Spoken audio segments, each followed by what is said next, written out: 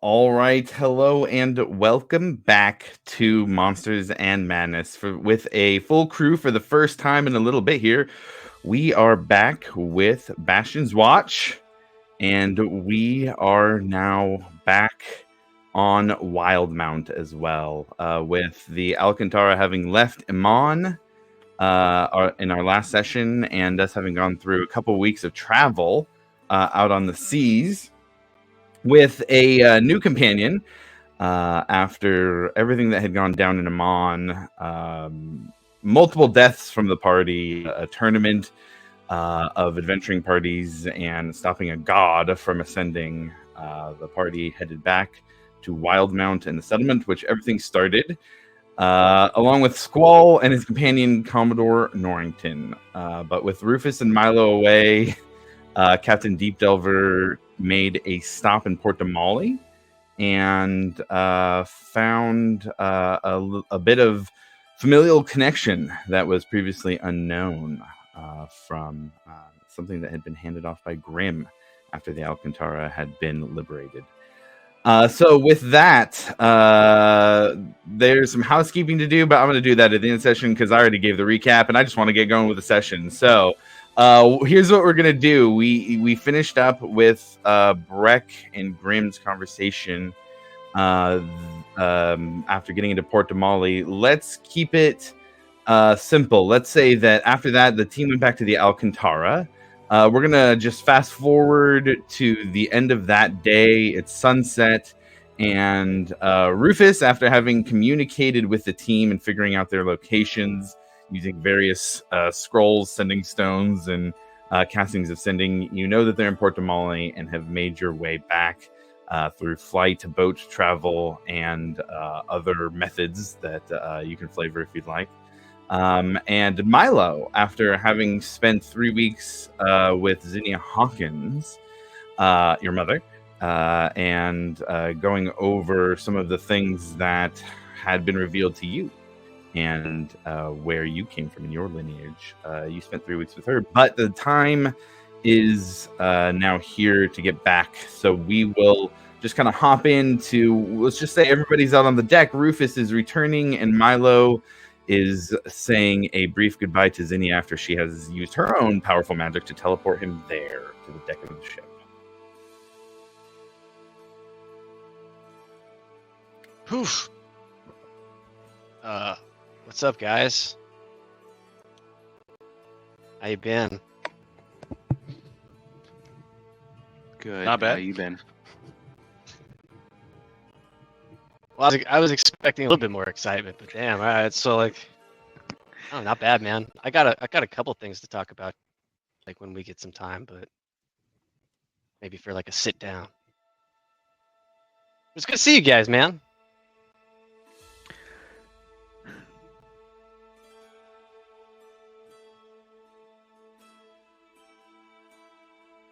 How was your vacation with Mom? Not bad. I actually took up jewel crafting. No. Not sure really why, but I kind of had an inkling, and so I just went after it. Man, it's oddly cathartic and peaceful. Takes my mind off stuff. What about you, man? Where exactly are we again? We're in Port Damali. Dude, that's awesome. What are you doing over here? I believe this was the closest place to dock the ship. To settle. So like, that was it? Alright, yeah. So is that maybe the next step is just heading inland, or what would you guys have in mind?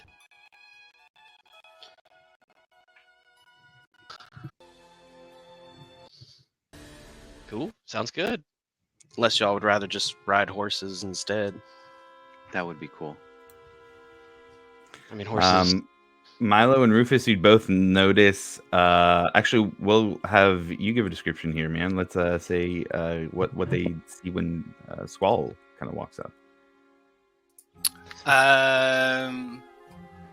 Just your average sized elf. As I said before, he's got a athletic like swimmer's frame. Wearing very standard stuff, nothing too crazy. But he does carry seems like a container of water on his back, like on the belt, and then he has a scroll that's attached to his back. He's got, as you can see in the picture, light, like turquoisey kind of hair, and he's got an otter. Currently not on deck. Hey, I know I've been gone for a while. What happened to who is this? I am kind of wondering the same thing. Yeah, as we were leaving him on, him and another buddy we met with, we offered them a ride here. Oh, awesome. That's. Can I We touch your skin real quick? Is that? And he like leans in with like What? a index finger. I just want to. No, that's fine. Just curious. I would not do that if I were you, if that otter's around, by the way. Yeah, you guys keep talking about an otter. Oh, Oh, wait you till haven't wait seen till you any- meet Yeah, him. oh, wait till you meet this otter, dude. Whoa. The Commodore. Just wait. kind of see like Blot like perk up and kind of get curious and like look around too. Yeah, go ahead and roll a perception check.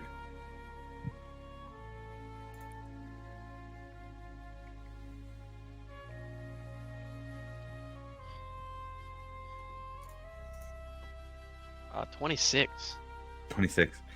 I would say at first you don't really see anything, but then maybe 15, 20 seconds later you see just a little bit of a ripple in the water moving towards the dock, and you see a small creature about the size of maybe a small fox or otter hop onto the deck, and you hear just like a little as he walks up the ramp. And you turn to see a small sea otter with a little bit of clothing on them, but it's kind of like ragged and torn to shreds already. And they kind of sit back on their legs and look between Rufus and Milo, and between Rufus and Milo. And then runs over to Breck. Captain, pulls out a dagger. I see we have interlopers on the ship. Are lethal means necessary here? Milo's gonna try and subtly lean over to Rufus. Oh shit, man, it talks. I'm just gonna stare at it like, what? Well, hold on there, Commodore. These ones are friends. Commodore. Are you sure, Captain? I've told you about the potential of pirates on board. They could be part of that. We don't want a mutiny on our hands. It could be an entire conspiracy reaching to the top of the power structure here in the Clovis Concord. I'm just gonna lean over to Milo. Like, do you think Varric knows about this? Oh, dude, no, definitely not. Commodore, and like Milo like snaps to. Private Milo Hawkins reporting for duty, and he like comes up with the palm outward salute. He runs over and kind of circles around your feet and takes his little dagger and just kind of stabs a little bit at your legs. Not hard enough to pierce, but just kind of stand taller. Ship. Come on now. And that's First Mate Norrington to you. Fixes his Wha- posture wha- and tries to stand taller. While he's like doing that, I'm just gonna kind of nudge him with my foot, and, like, stop poking him. How dare you? And he takes his dagger and he tries to Do what he throw it at says, you. man. And like he's not good at it. It just like hits you and falls off. It doesn't, actually do anything. But he goes over and makes an attempt to bite your leg, which I don't think an 8's probably going to hit. No. But he kind of Get some feathers. yeah. I'm just gonna push him again. Stop. Kind of scoots back a little bit. Then sees Squall and runs over to him and kind of jumps and crawls up the scroll on his back and curls around his neck. He says, "These people are savages on this boat." We'll be fine. Well, if everybody's ready for their orders for the day, the first mate is ready to give his assignments. With the captain's permission, of course. As he kind of bows his head to Breck. I was gonna give everybody the day off. Crawls down Squall's back and kind of goes over, crawls up, or goes to start to crawl up Breck, but permission to board, Captain. Permission granted. Thank you. And kind of crawls up. You feel him like scratching up and crawls around. Captain, I think a day off would lead to a bit of laziness in the crew. It was already dire straits on the way over here. This ship was practically falling apart. A day off would leave things far, far behind. Well, then what would you recommend, Commodore? Well, I've heard of a few things around the docks here in this excuse of a port. But first thing, there was a drow who was around looking for help in retrieving his prized moorbounder. He's from the Dynasty, recently set up shop here, looking to expand his business out of Visarius. But two gnolls have stole his prized bristled moorbounder, and he's offering free accommodations and travel if somebody were to return it to him. And then let's see, what else did I see? Yes, there was a dragonborn around town. He had been reporting that there was a temple dedicated to Bahamut. The people who were supposed to be there are gone. Blood in the temple, violence, signs of odd magics on the wall. Might be, a bit of combat. Keep the crew on their toes. Let's see. Oh yes, of course. This one I think would be the most fun. I'd obviously tag along for this one. There was a group of divers that lost two of their crew searching for an underwater treasure scattered around a sunken ship. There were some sort of creatures they weren't expecting down there. I didn't catch all the details there, but there was rumors of a map to a very powerful weapon.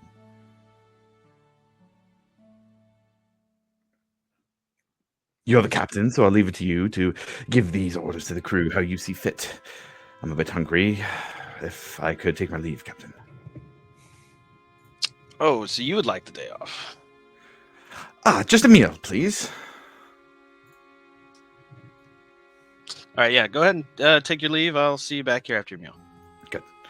And before he leaves, he climbs down and scrambles over to Rufus and takes out a couple of shells that are just kind of like tucked into his belly fat. Like you couldn't see him before. It's almost like a belly pack. And he just kind of throws them down to your feet and they shatter and he just...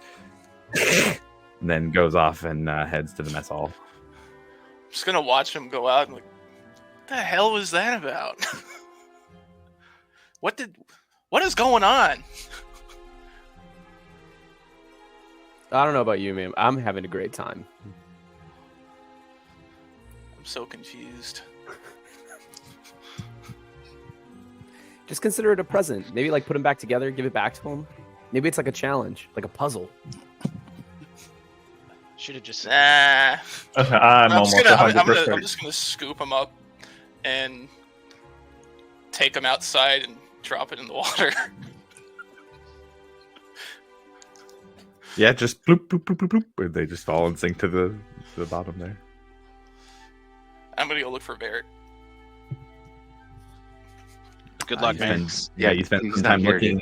Yeah, you spent some time looking, and Varric is not there.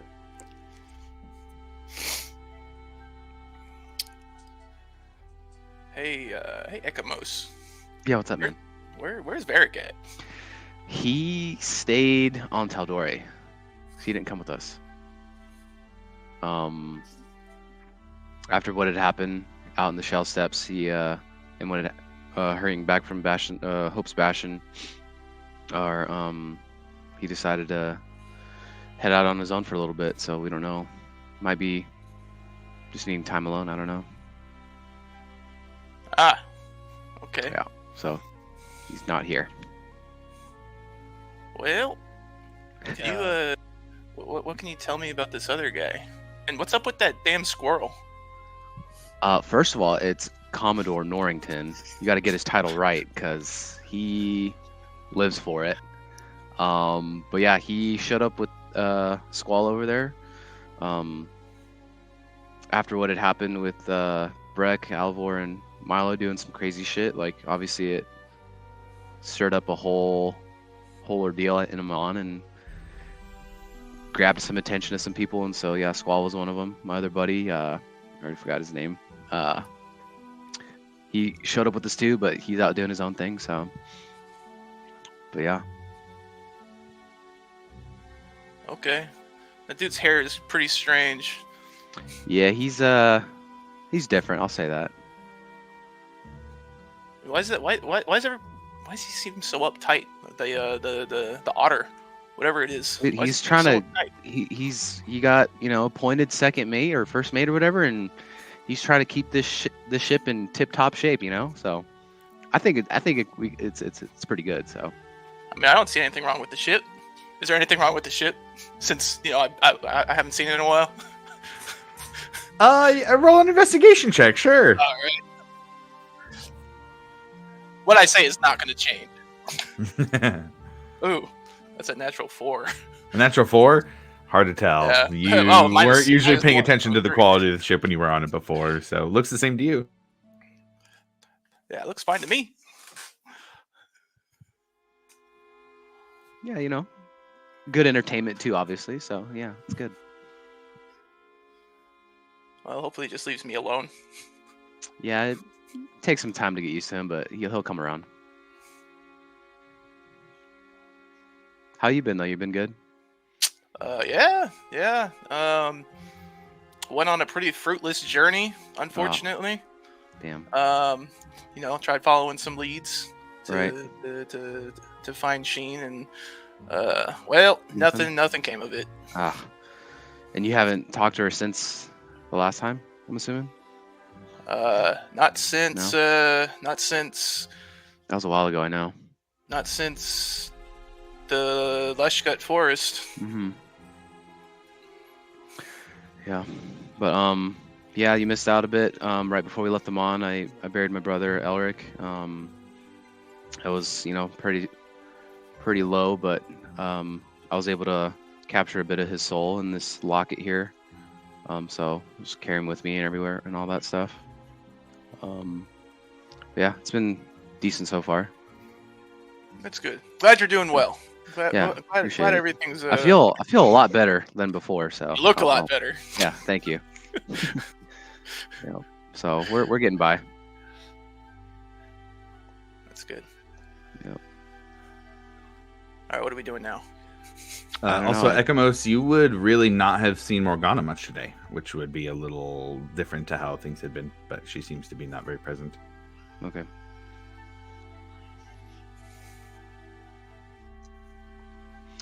Yeah, let's see what Breck needs us to do, and we'll go from there, I guess. Cool. Sounds good. Cool. Any of those jobs sound good to you guys, or you guys just want to get back to the settlement?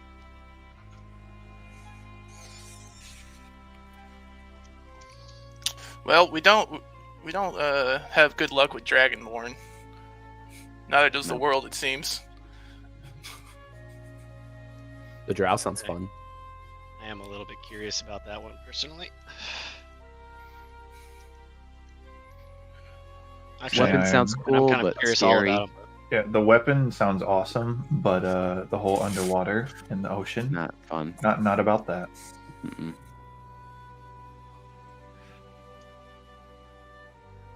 Personally, I think that sounds amazing. Of course it you does. I second It that. makes sense. do. God damn it! Not a huge fan of water. I'm with Don't like Rufus getting on my this one. feathers wet. I just don't like not being able to breathe. That too. I like where Alivor's head is. I also too like to breathe. Yeah, I don't think I could do what I used to do, so yeah. Milo, go ahead and roll me an Arcana check. It's not a huge DC on this one. 13. 13. Potions of water breathing exist. There's many magical ways to get over not being able to breathe underwater. I was just thinking that there are spells like that, but I can't do it. Mm. There's also potions Yeah, out but- there, but But how long does that last? Like, I'm not trying to be underwater and then boop, there I go, and then now I Yeah. can't breathe, and we're so far underwater. If Yeah, I I find would ending guess on would maybe land. be an hour, but we would probably have to ask somebody. So, Josh, I actually did have a question about that. I can prepare that spell, but does that give anybody a swimming speed? Hmm. If it doesn't say so in the spell, then It the does swimming not. speed would be half your normal speed. It does not say anything about a speed. So everybody would still have a swimming speed. It's just half your swimming speed unless you have an item or effect that does not reduce your speed for being in the water, which I think might be the case with a couple of you. Yeah. Up to 10 creatures for 24 hours.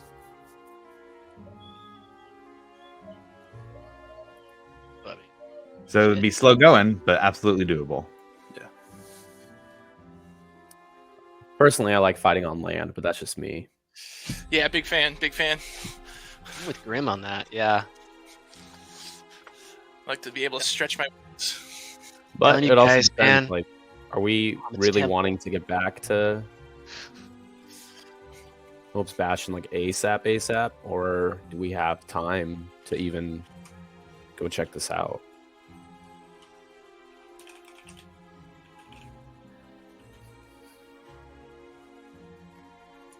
I don't think there was any, like, of course, other than like super pressing matters. I mean, everyone's dead anyway, so. Nice. Real nice. Well, not everyone technically, but a lot of important people are. So Just the you know, important that's cool. It's great.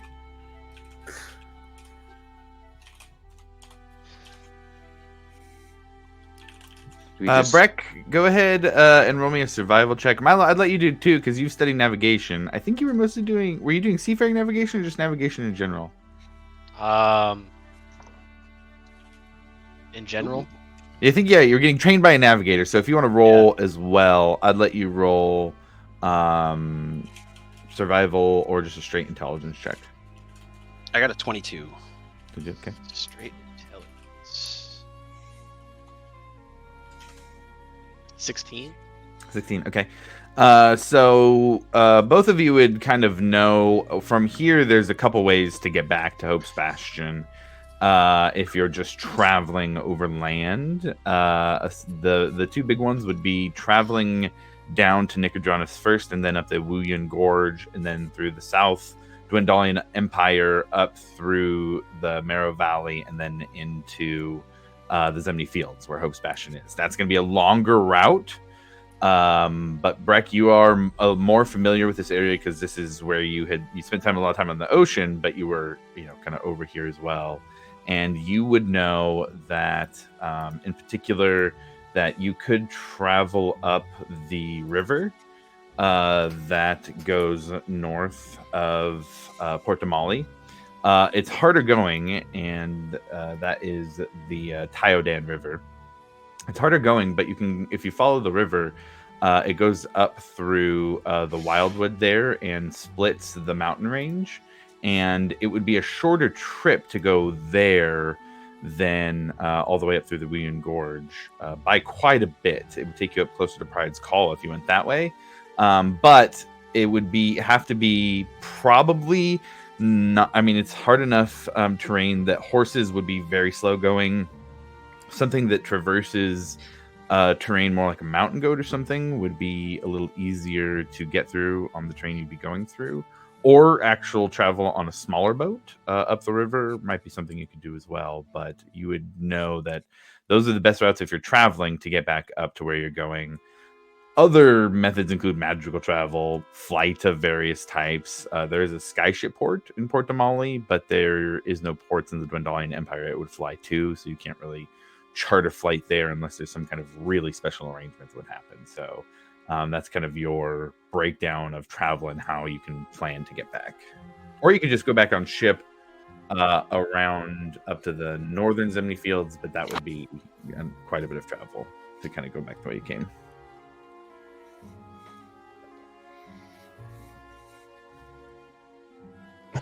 Is Venture's business, is that in Nicodranus or is that in Portamali? I would say I believe it's based in Nicodranus, but Venture would be doing business across the coast. Right. Yeah.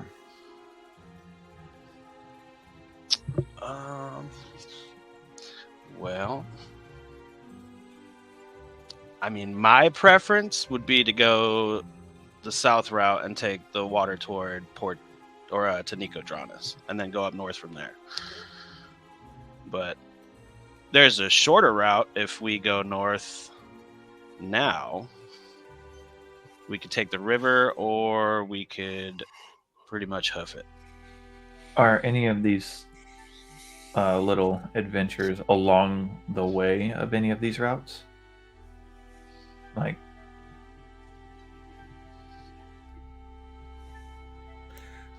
generally speaking, I would say that the only one that wouldn't be along this general route is the water one, because you're going opposite of the water. So if you're going north, you would be, I mean, it's not super far outside of the city that these things are going on, so you could definitely run into those on the way.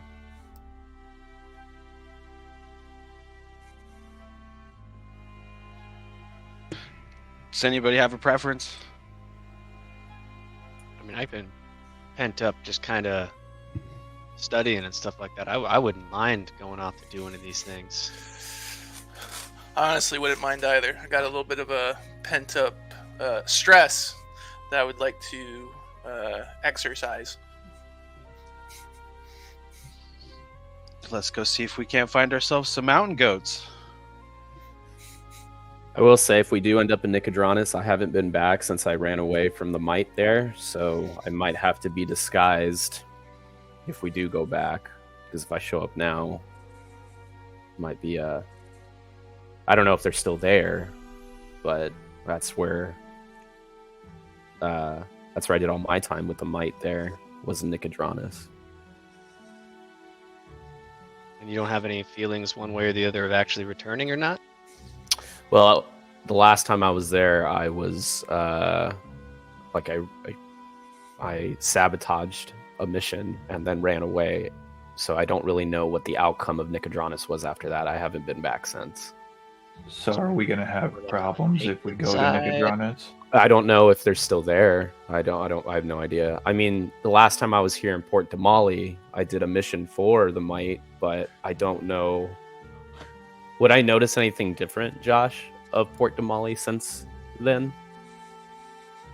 Not in particular, not relating to the things you guys did. No. Yeah. It's hard to say. I don't know. I mean, there's a chance that they left. There's a chance they didn't. I don't know. I'm down to risk it. Like, at this point, they already know. I mean, we've pretty much, shit's already hit the fan. How much worse can it get, you know? And at least if we do run into trouble, or if we have any semblance of trouble, I'll be disguised so they don't know what I'll look like, based off the last time. And then on top of that, I guess we can get a lay of the land to see, like, if they are still there, we can see how much they control and give us a little more insight of how much they've expanded, if they have at all. But maybe I could see if I have old connections there in Nicodranus. I could see if I have connections here to see if we can get more information if we need it, but this is the closest I've been back in a long time. So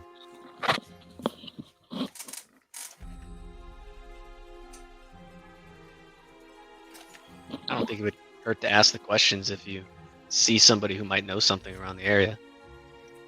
It's definitely something to keep in mind.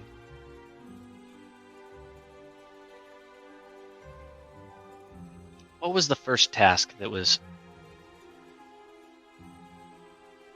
stated to us? Retrieving someone's something, prized something. That's all. it was like the drow, right? And then the gnolls have it or something. We got to retrieve something from the gnolls. It was the Moorbounder. Prized bristled moorbounder, and So y'all are gonna have to explain that to me. they offered help with travel if it was returned. Well, see, that's free travel right there. That is free That travel. I actually like that one. seems in line with our. So that might be the go-to. I vote the drow. So I'm what's gonna- what's a moorbounder? Roll a nature check, or I'll give you nature or history. I'll let you choose between the two. Nature or history? Oh, they're I both the think you same. guys So we're gonna Yeah. roll a history. I mean, Did we- 16. Did we 16. watch a druid turn into a moorbounder at one point? So there you go. I was actually just thinking Ooh. if you guys had interacted with one, you had seen somebody polymorph into a moorbounder. 16 is enough, Alivor. You remember seeing, I believe, the Drow wizard who you guys killed their friends, and the bugbear who was there is with you guys now. She turned into a moorbounder. It is a panther-like creature, except larger, has round curved tusks and fish eyes. They are quite large, very mobile, and they come from the Kryn dynasty, or at the very least, Eastern Rhinandir. Okay. Yeah, I'm down for that. I like that. Let's go capture us a creepy looking fucking thing. Little fish dog thing. Yeah, fish dog. There we go. The official name, fish Let's dog. go get us a fish dog, Okay. Captain. I'd love some fish, dog. Yummo. So with that, the party heads off of the Alcantara and into Port Damali, which is a very, very lively place. There are market stalls everywhere. There are very nice buildings that are made out of mostly clay type materials. Definitely a different type of construction than is seen mostly in the Gwendolian Empire, where timber and lumber are the vast majority. The vast majority of things that are built there, and the larger structures are more stone than anything else. But you guys go through the dock and up through Port Damali. And Milo, I need you to do something for me here. Is there, Give me an Arcana check, please. it's a 19. 19, that's pretty good. While you guys are walking down the street off the docks, probably about 10 minutes after you guys have left the Alcantara and you're moving through the crowds in Port Damali here, you get the sense of that fire pillar again. Much, much, much smaller. Much, much less powerful. Probably about 40 to 50 feet away from you. In the crowd, if you wanted to roll a perception check, you can see if you can see who it's coming from. Yes, definitely.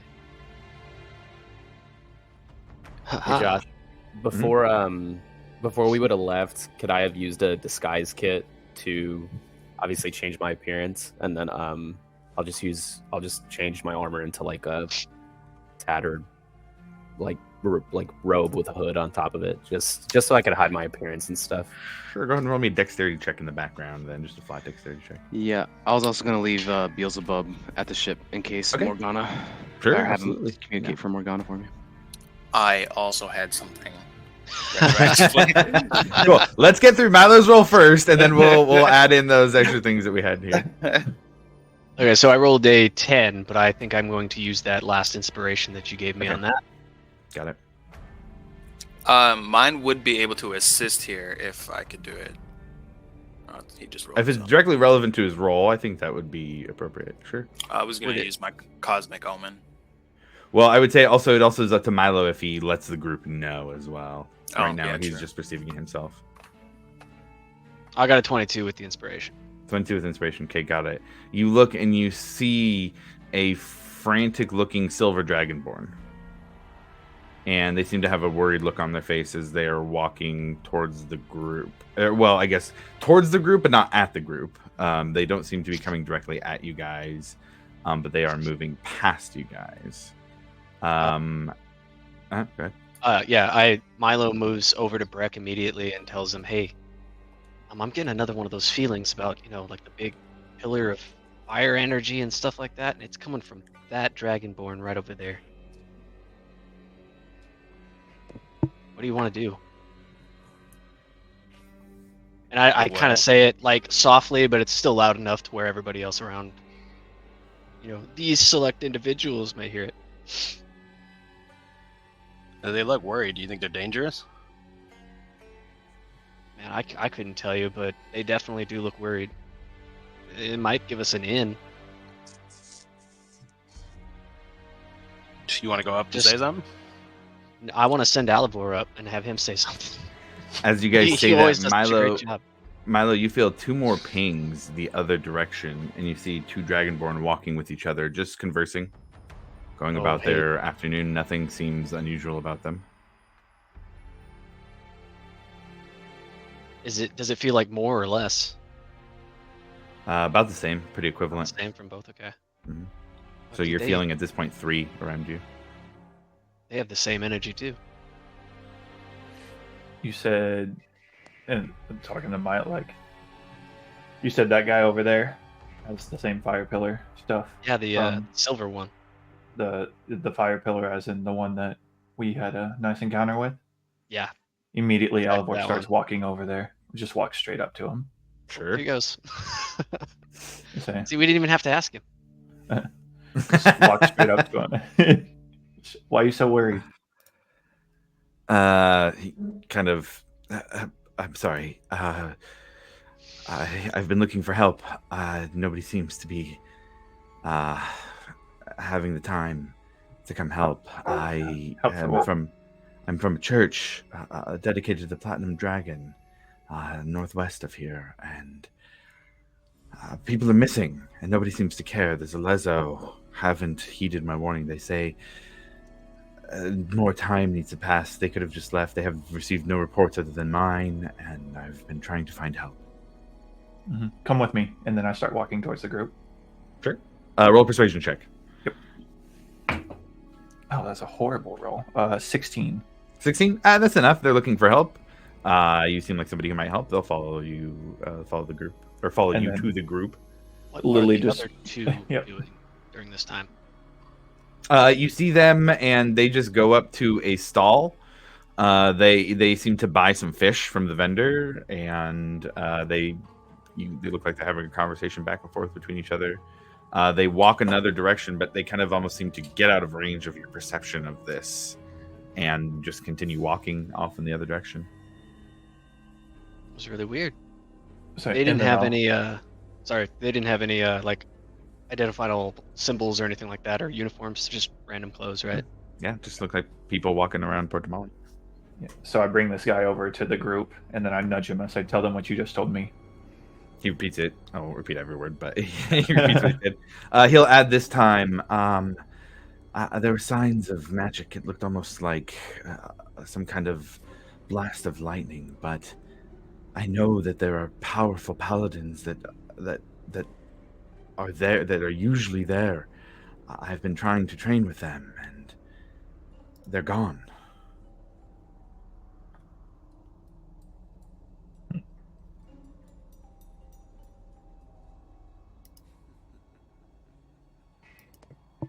Were these people taken from your temple?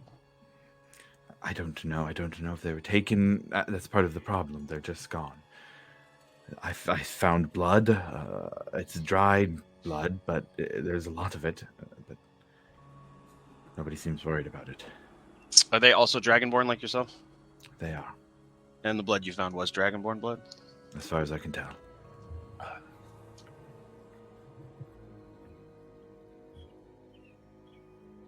What's in it for us if we help? I'm a novice there. I don't have any kind of powers or blessings I can give you. I can't make any promises on behalf of the church. But perhaps favor from Bahamut for doing something in service of him and his followers.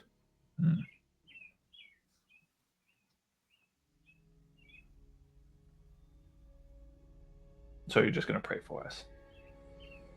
It is all I can Hey do. man, sometimes that shit's really powerful. Don't be coming I at you just, like I just look at him like, okay. Are a lot of the Dragonborn in this area, are they do they all follow Bahamut?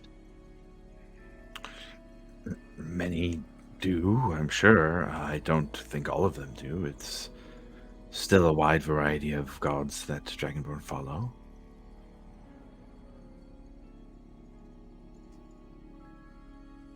Sorry, what was your name again?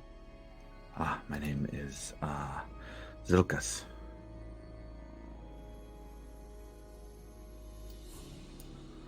Nice to meet you, Zilkas. You as well. My name's Please, I don't mean to Milo. be a bother. I just... Yeah, nice to meet you, Milo. I don't mean to be a bother. I don't have any connections here in the city, and I feel rather helpless at this moment. Well, gentlemen, are we going to help this individual, or are we going to carry on our merry way?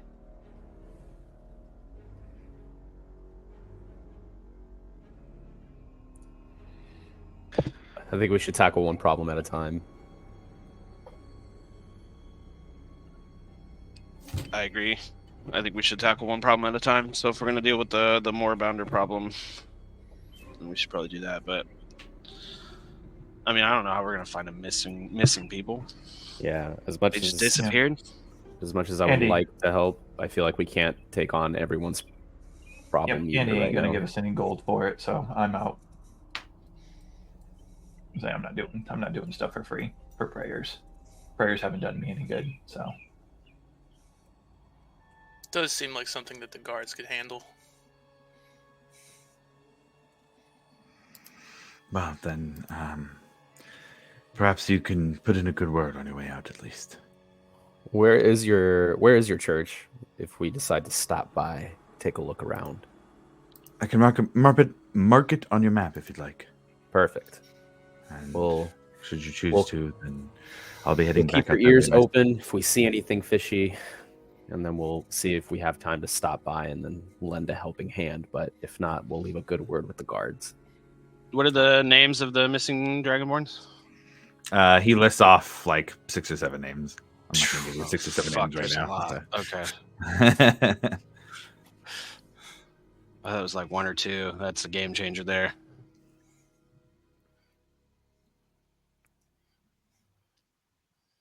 Good luck.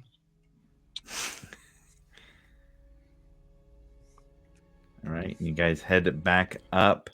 For the sake of brevity here, we'll say that you guys travel up through you're in Port Damali. You travel up through Port Damali, going through, you guys were in the Larboard Light, the dock district, going through the Gilded Esplanade and the Crescents, making your way up to the path northwards out of town. You guys get to the edge of town and are able to easily make your way. It's a very kind of foothillsy, there's some farms outside of town as well. It's a very kind of idyllic, shirey-like setting right outside of town, as you have the ocean behind you, and you can still hear the waves crashing on the beach and hear the bustle of Port Damali. As you travel, anybody doing anything in particular? Heading out to the area where you guys had, where rather Commodore Norrington had heard the drow pointing to where they might be. I just I rolled a 31, Josh, for the disguise kit. Ah, sure. Yeah, you don't look like yourself with a 31. Absolutely. Other than that, no. I'm Because just, this I'm guy's just Wait, following that's a straight dexterity check, though. Oh, my bad. Straight dexterity would be 26 26. You have a +6 in dexterity? plus 8. In dexterity? Mm-hmm. Wait, What's your... why do I keep looking at the wrong number? I'm sorry. 23. 23, I okay. know That sounds doable. I got the wrong one. Sounds doable with a dex check. Got it. That is still leaving you disguised for sure. Johnny Flimflam is walking through the streets of Port Damali. Love that. Just Flim for short. Johnny Flim, got it. Johnny Grimm, Johnny Flim. All three go. I'll just keep my eyes out to see if I see anyone like familiar that I ran into in the past, whether it be like an old contact or an old target, an old whatever, like any familiar face at all. I'll just keep an eye out to see if anything looks familiar, sounds familiar, stuff like that. I think in this case, Portamale is big enough, and there were specific enough things in a small enough time that you were there overall that I wouldn't make you roll for something you couldn't do. Completely unfamiliar Portamale in terms of like, there's nobody that you recognize. You don't catch any prying eyes or see anybody that would be related to the promise here at all. Okay. Instead, then I'll just make sure I'll just take a look to see if anyone's tailing us. So I'll just every once in a while just make sure, like, see if anybody takes a keen interest to us more than just asking for help. Yeah, go ahead and roll a perception check.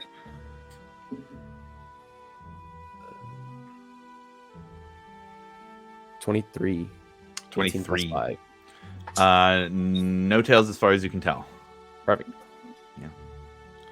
Milo, I will note, as soon as you guys get out onto the road, there is a small caravan.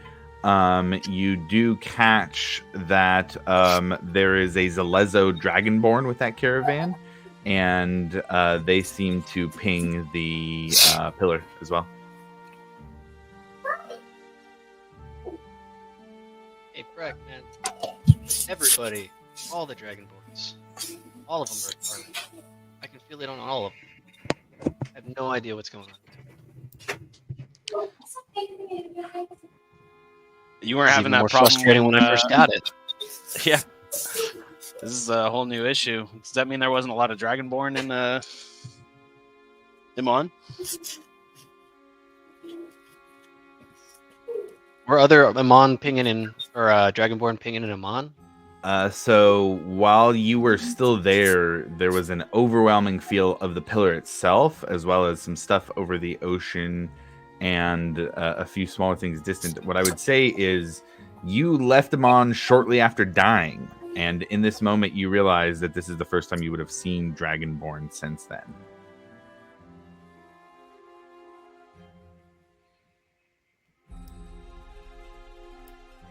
I mean, it is kind of the first time I've sensed it since, kind of going dead. Do we notice anything about Milo every time he says this? I'll leave it up to Milo and Breck if they're trying to have these conversations super private or just talking about it openly. That's fair. Yeah. I wasn't trying to be really that private. I mean, I'm talking to Breck, so if Squall's standing right there, he's hearing it. Do I notice anything odd about Milo when he's saying stuff like this? Anything magical or arcane or... I see, because Squall wouldn't know a ton of things. Yeah, I guess you could go ahead and roll an insight check, and Milo, I'll let you kind of guide what Squall would see based on that, if that works for you guys. And how much you're trying to like hide it or just have it be on your face. Yeah, Breck, why is he looking at me that way? He was investigating the shale steps, and I'll leave it at that. Yeah, that was just an 8. Nate, yeah. Hard to tell then.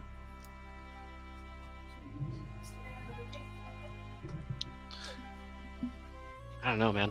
I was kind of thinking that maybe it had to do with whether they were like devout to a certain deity or something like that, but I don't know.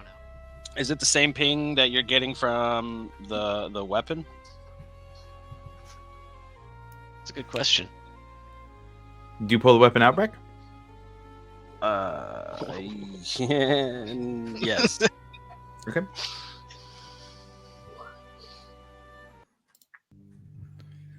As you pull the weapon out, Milo, you feel that same sense of fire coming from the weapon. Yes, definitely. And also now with Breck holding it, directly wielding it, coming from Breck. But it's different in Breck than it is in the others. It seems to be almost funneled from the weapon into Breck, where the others have it inherently. And also feel it in you when you're holding it.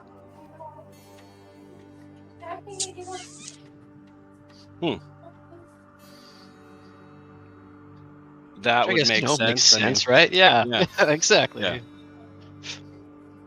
I don't know, man. Guess we just wait and gather more information as we go. Yeah, that's kind of what I was thinking. Breck, the familiar voice from the war pick, enters your mind. Action leads to answers.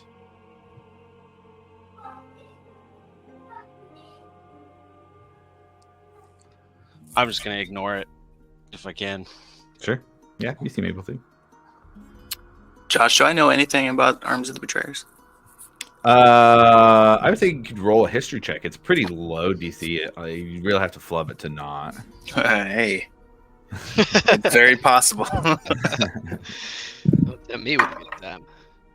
That is actually a natural 20 for Natural 20. Then, 24. you're pretty well versed, especially given some of the associations you've had. But absolutely. With the 24, I would even say you would at least recognize the iconography on this one enough, as they have pulled it out, to see like Tiamat's iconography all over it.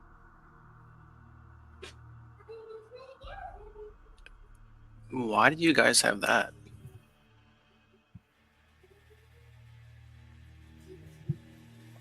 Commodore Norrington kind of pops up. Why indeed?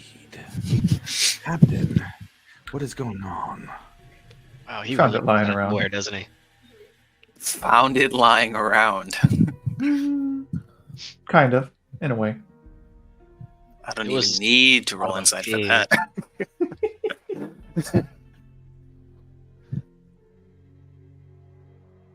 Yeah, I mean, you guys do realize how dangerous that is, right? I got a pretty good guess.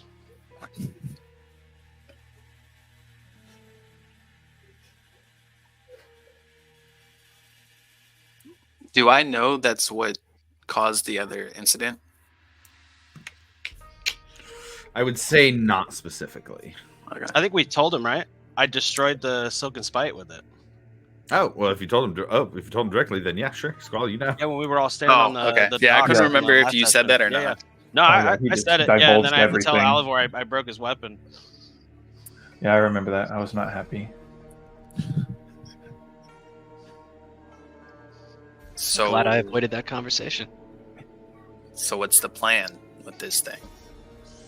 Well, right now it's hold on to it so that nobody else can have it.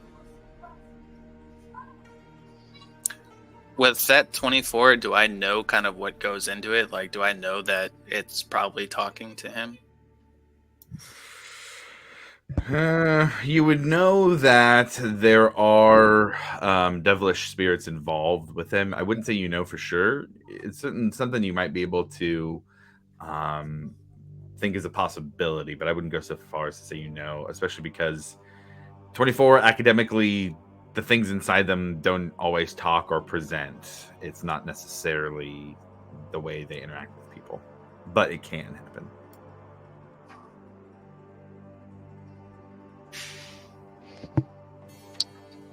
I have been tasked with destroying this. I just don't know how.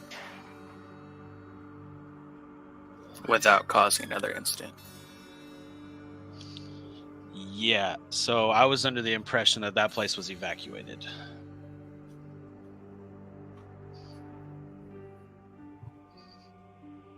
Well, I guess until we find something, we just be very careful.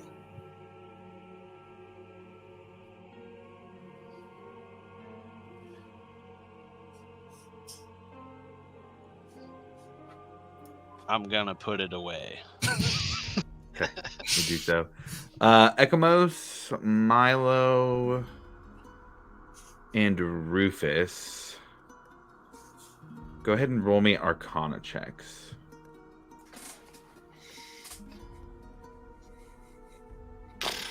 It's 18 for Milo. 17 for Ekamos. 12 for Rufus. Okay.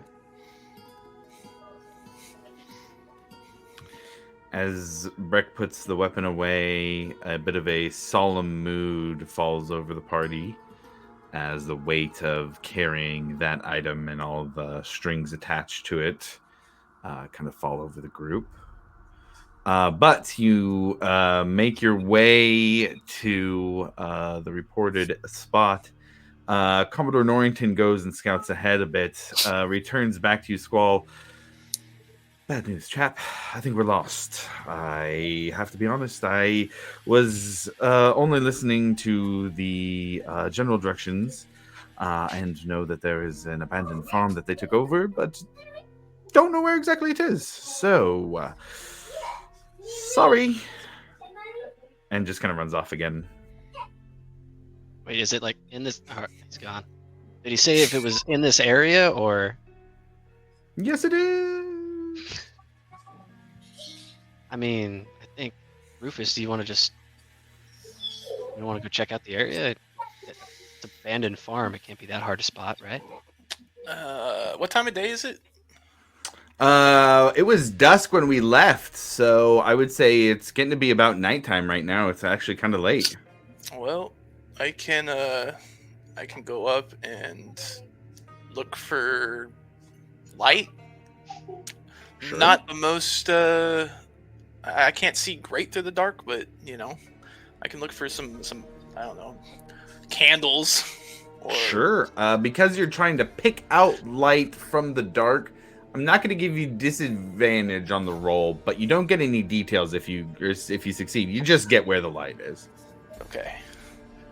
Would I have disadvantage as well? I mean, it's 60-foot dark vision, right? So 60 foot for dark vision, yeah. So I would say if you're trying to do it with Blot, either or yourself, that you guys could either roll separately, straight rolls, or one of you can roll with advantage. Hold on, before you guys go looking, if you haven't already, we're I like, can give you eyes. Right about to jump up in there. I can give you Eyes of the Night. Don't move. Oh, here we go with the Twilight character stuff. Yeah. Do you guys want to do that? Yeah. Sure. Subclass is broken. Absolutely, if it helps. All right, and I'll flavor up Eyes of the Night, and it'll be like a blue orb that I like cast over their eyes. Oh, shit. And it kind of falls over your guys' eyes, and Rufus and Milo have glowing blue eyes, and I believe that's at 300 feet. Yep. Sheesh. Yeah, you guys now have 300 feet of dark vision here in the night. Oh my god. So I'll give you both advantage on the roll. That's a pretty generous offering, but he's burning some resources for that. My man. Those eyes are like Coke can size, pretty much. It's See it now. like this. Oh my god. So that's an 18. You said we get advantage now? Sure. Yeah, 18 for Rufus. 18 for Rufus, okay. 23. 23. Okay, so Rufus, you spot the campfire first. Milo, you go up a little bit higher and get some of the extra details. We'll say you guys are, you kind of have to fly around to find it, but you guys currently are about 600 feet away. When you get into 300 feet of range, you see where they're at. You see that there are two gnolls kind of patrolling along some broken buildings, a little bit of a wall, and some large creatures with them. Question: how long do you think that would take for them to do all that?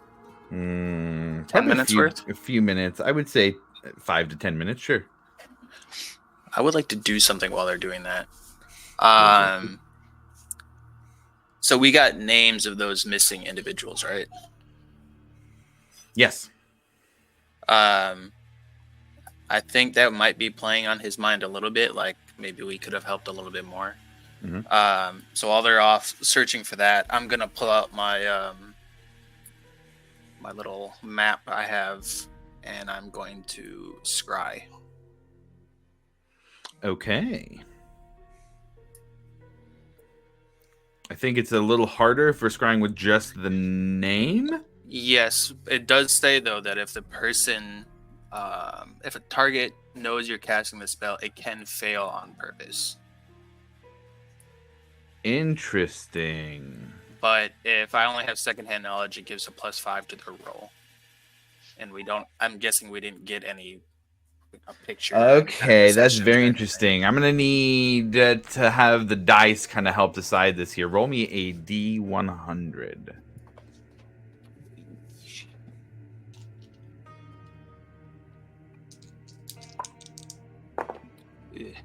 24. 24. Okay.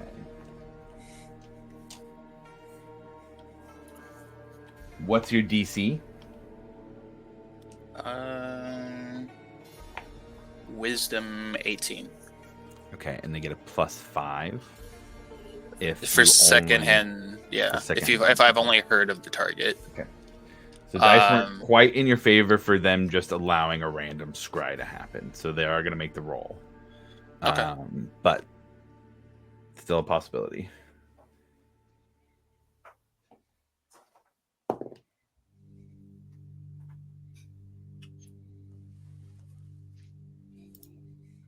You said +5? Yep. They are just under by 1 with 17. So, on a failed save, the spell creates an invisible sensor within 10 feet of the target. I can see and hear through the sensor as if I was there. Okay.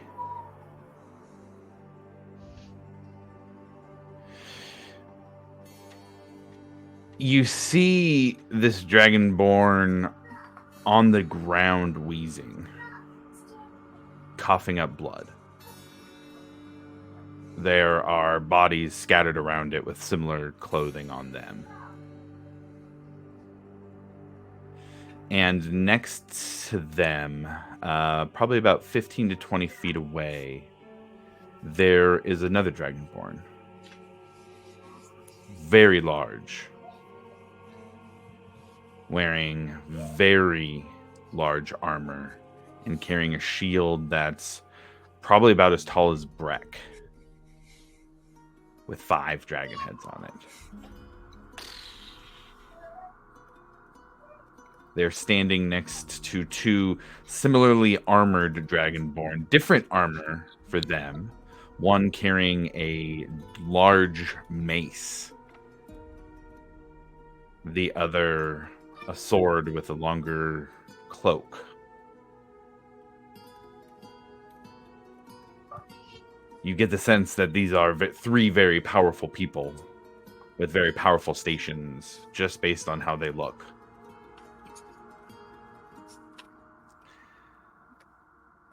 And Squall's new to the group, so these are new dragonborns to him. Do I hear anything? Roll me a perception check.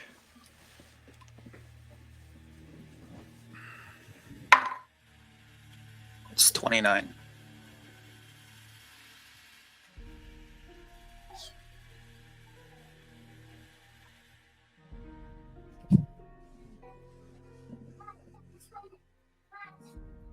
Give me just a second here.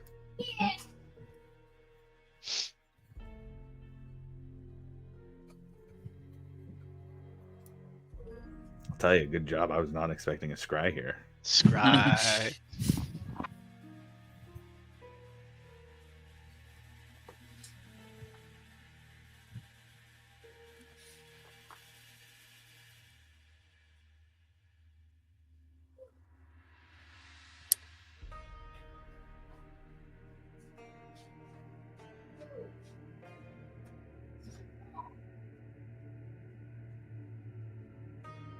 This silence is brought to you by. Also for like flavor, if like anybody's looking at him, he definitely has this.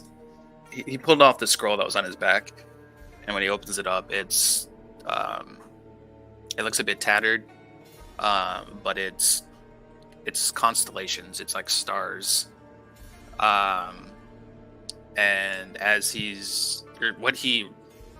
rolls something as well, but it's basically like the stuff that Calypso uses in Pirates of the Caribbean.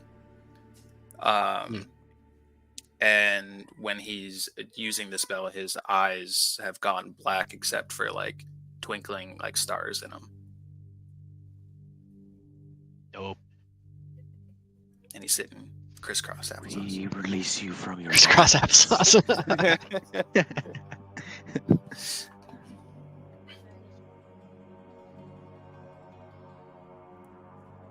Squall, you hear Nelsrad is still in place. I do not think he will be able to gain the pick back now. But if they take the bait, we may gain an idea of how strong they are.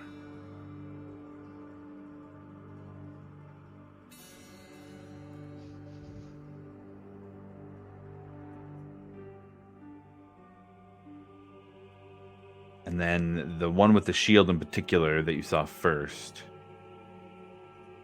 they have a large axe. And they kind of take it out and start swinging. And the size of the axe is huge, but they're swinging it effortlessly. And they say, I will not be bested by them again.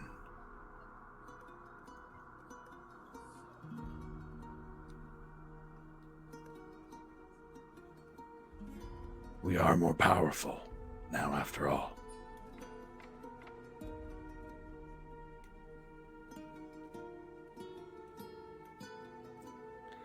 And that one goes and walks off out of the censor's view. And the other two stay there quietly.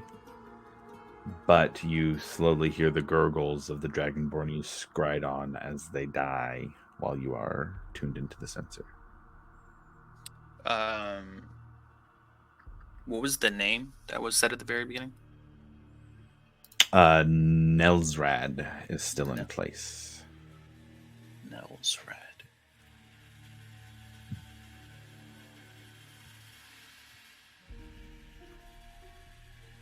Also, I would like to point out that if there is anyone there that can see invisible objects, I can see it.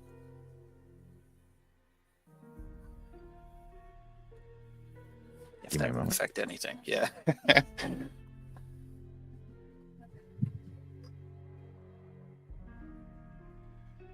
It says it would see a luminous orb about the size of a fist. I would say for the sake of this, you can't tell that anybody can see anything if they do. Okay. So yeah, it only lasts for 10 minutes. Okay. You don't get much on conversation besides that. Okay. It's just them. You would see that it is, I guess I'll give you some kind of extra information here. You could see that it's a rocky landscape. It doesn't seem to be soil, dirt, grass, trees. It's more rocky cliff type. No defining like landmarks or anything. No, not within the area of the sensor.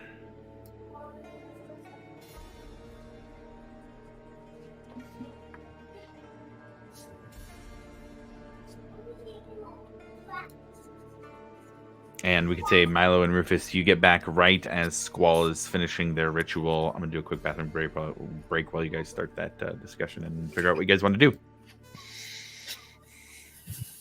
All right, guys, you wouldn't believe it. We're looking, the shit that we're looking for is right over there. Yeah, we were pretty close. I thought that was pretty good. There were two large creatures or figures out there. But other than that, it looked like gnolls, right? Yeah. Knowles and probably those more bounders. Oh, I was kind We'll of see. thinking. Look like they messed that place up though. Yeah, it don't look too good. Hmm. I think the only thing that's really doesn't have a hole in it or anything is the outhouse, which, I mean, that's good, but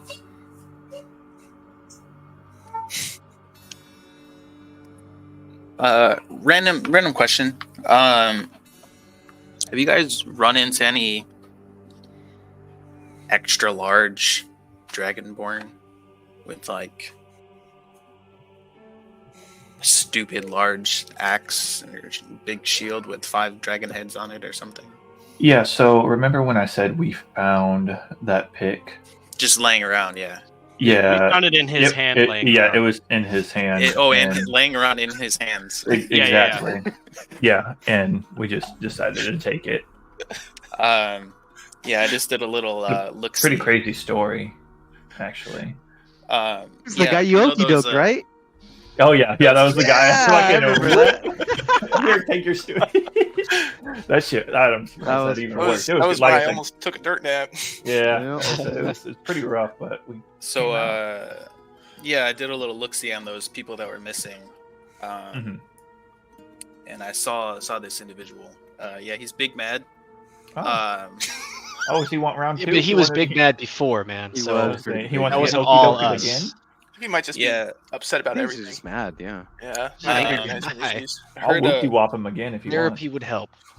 heard a few things. Don't know if this rings any bells for you guys, but he says Nell's Red still in place. He mentioned the pick, that he's baiting you guys. Oh. Wants to see how strong you are, and that he is more powerful now. Doubt. All I could see was- who's Nelsrad? Yeah, does that name ring a bell to anyone? I look directly at Milo because I feel like he'd be the one to know. Milo, you're the only one I'm going to give this roll to. You can roll a history check, but it's high as hell. History. So am I. Guidance. Guidance. Hey, wait a minute. Can we stack it? No, How do we get Guidance, that chest? What bardic was the combo that we inspiration, got that chest of? everything. I know. Way too early in the campaign. Setting my DC's way higher That in is- the campaign now. Cold hand The right history, away. right? That was amazing. I know. I know. You did say history, right? Yes, sir. Well, I ain't gonna cut it.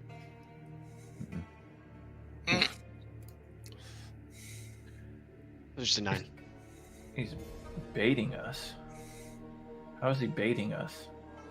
Oh, the whole missing people. Those fuckers that said we need help. So That's who. oh. Yeah, that's who I scryed on. We need So to if kill him. If Are they we would doing go okay, there. Oh no. They're They're dead. Oh, Oh, good. that Then sucks. fine. Problem solved. Looks like we Off don't we have to go. go there anyway. I just want to point out I wasn't. that was a with really good the group. choice. Yeah. I wasn't with the group when this whole thing happened. So somebody just bring me up to speed of this guy. With This the is big- where we met you. Yeah, in it's the like cave. about Yeah. 5 Found you in the minutes. cave. we're Yeah, the tunnels man. with That's us. what you guys were doing. Yeah, That's where we yeah, were running yeah. away No. from. yeah. Yeah. Oh my god! It all makes more It's all sense. coming together, dude. Oh my It's kind God. of nice to have like, yeah. Wow. Look at that. I would had I just been a little faster, I would have joined in all the action. I don't know. That's some action. That Might you have got might not tossed wanna- around the room a little. Yeah, I might have a little bit. Yeah. It wasn't a great time. You know that. To say There Rufus was, fucking there was died. zombies everywhere. Yeah, wonder yeah. you- We don't talk yeah, about that yeah. though. You know? No You wonder remember that guys like were big so, fuck off like- demon thing too? That thing was crazy. That's when as you got well. bit too, right? Or what? It was- Was that before? right before that. No. Yeah, yeah. Milo creeps next over to Squall and he's like, so you could just like see people really far away, or what's going on with that? Yeah. I mean, it's not as simple as that, but yeah. Guys, That dude, one you wasn't could just- particularly easy due to the fact that I don't really know them, but I don't know, man. It seemed like it worked pretty well. You're not like watching us. with me, Yeah. You don't like try and watch us. I mean, that'd be a waste of a spell. I mean, you're right here. Yeah. Good. Yeah. Plus, I have Nori that probably watches you. That's damn right. You guys hear the voice, but don't see him anywhere. Commodore knows our every moves. Also, Josh, I did do my Cosmic Omen just in case. Okay. I rolled odd. Remind me the mechanic there. So every day after every long rest, I get to roll. It doesn't say what die to roll; it just says roll a die. But it's either even or odd.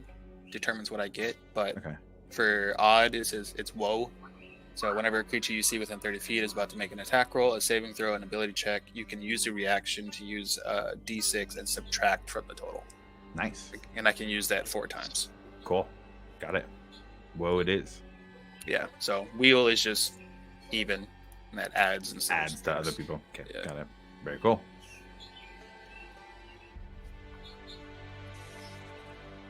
But yeah, I'm capable of doing that. Only a couple times. So now, knowing what we know now, everybody's caught up. What are we doing?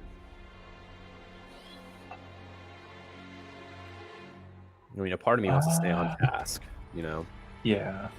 I mean, do we we have can't any save reason to dead go over people, there and so- fight him? Yeah, we know the whole so, right? saving missing people is It's a ruse it's- type yeah, thing, it's not real. So Yeah. I mean, it We just- was. It sounds to me like he was just really killing those people. I mean, Yeah. yeah. No. so is he there's just- probably no people to save then. He's just killing people until we show up. Just to get us out there. Yeah. Yeah. That's fine. So, I'm okay with Then that. we should Like, stop him. One thing Uh, at a time. yeah, We're here now. They'll be all right. I'm sure No, he's no, probably they almost died. out of. Not out. He's probably almost out of people to kill anyway. So I don't know. I don't think Port that's how that Molly's kind of big. Think about that I'm math. sure This is a math. somebody will eventually notice that people are disappearing. right, yeah, they'll send Who knows? The somebody. problem might solve itself. I say we get our Moorbounder first, and then if we feel like it, we can go. Play the good guys or something. I don't. Were all the people that got killed Dragonborns? Like every single one of them? I would say that there would have been one half elf in the group, but most were Dragonborn. Would it still qualify as a hate crime?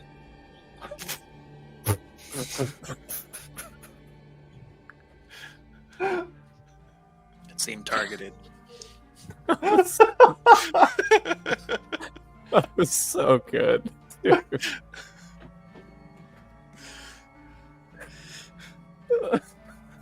So these more bounders. So you guys got a little bit of a lay of the land. There is a old silo, an old beat up silo that is on there.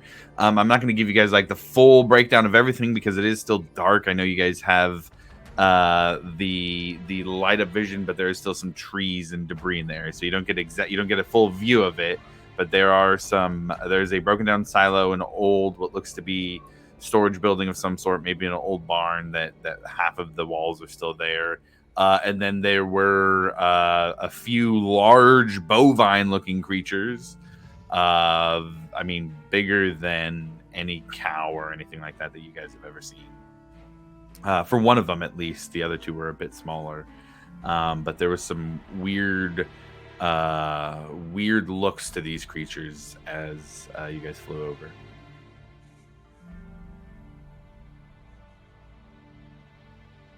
Also, I guess you would see a two different spots of purple flame on top of a campfire as well 2 spots of purple. that were moving around.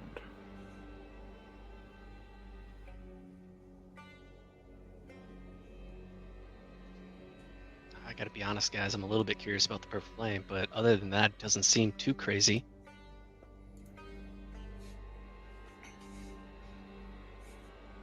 And it's just 600 plane 600 together. feet over there. You guys are close, real close. Okay. maybe Question: try How are we diplomacy. gonna restrain this Moorbounder? Is it like gonna come willingly, or is it gonna try and bite us? Do we know if it's like a beast or? A Moorbounder? Yeah. Yeah, it's a beast. Okay.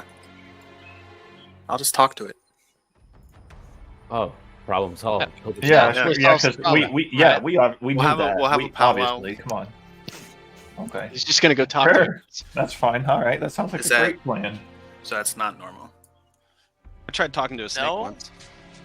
How'd that Yeah, it didn't go well. Not as well as you might think. He bites Yeah, hard Oliver, as how'd that hell. go? Yeah, he bites hard as hell. You get poisoned from that shit too? I think I did a little bit. It was not a fun time. Turns out Yeah. That snakes day all around.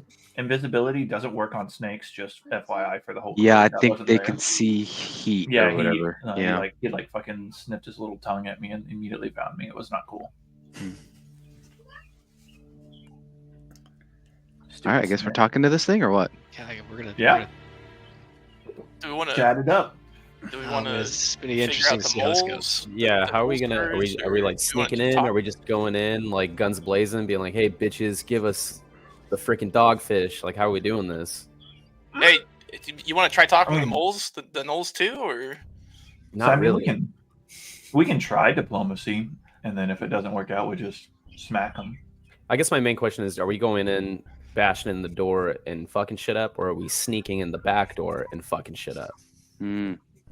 I mean, you're the kind of the sneaky guy, man. Do you want to sneak in the back door? I'm totally. I think that would be I can awesome. sneak with you. You wanna? I do prefer the back door. So I know I try Brett to is avoid more of a roll front back door. doors. Look, I'm all for going through the back door, right? It just really just depends on how softly we go through this, or like, you know what I mean. If we just kind of slowly venture in, do we Nah, wanna I'm a hard go- and fast type of guy. Yeah, like if we want to just really go at a rapid pace, or if we want to go gently through the back. I mean, we. Are you No. gonna knock Yeah, and you let have him know to- first, or No, we're just This is gonna be jamming. a Are we gonna surprise. discuss Co's words? Will we be using tools? Code word would be cool. Like a safe word. Yeah, something like that. Almost Yeah, exactly. Okay. like yell it out if we're going too fast. Mhm. Slow down. What's a good safe word for it? Hootie who. Pineapple.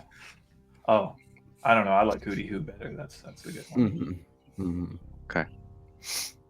Totally up to you. I can go into the back door all day. So are we going? Are we attacking it from both ends? One going the back, the other going the front. Because I know Breck's more of a Two-pronged front attack. door type of person, and then you guys can go in the back door.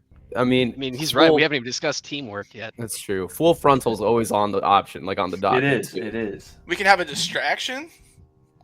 Oh, you know First, I'm down for a Ruse. distraction. Like a hey, we're here to deliver pizza, but we're We'll not. give him there a to nice deliver little pizza. trick. Yeah, we could definitely. We've done a couple of those and they worked out in our favor. So Ooh, Trick him yeah. and just bash right in. yeah, something's over here, but we're really over here, type of thing. You know? yeah. I love the pizza idea. What's a pizza? An extra large pepperoni pizza. With You're already in a extra- disguise, so you can show up like a delivery guy, like a parchment deliverer, right? Oh, And then there you I'll be go. off to the side in the shadows with you. I don't know.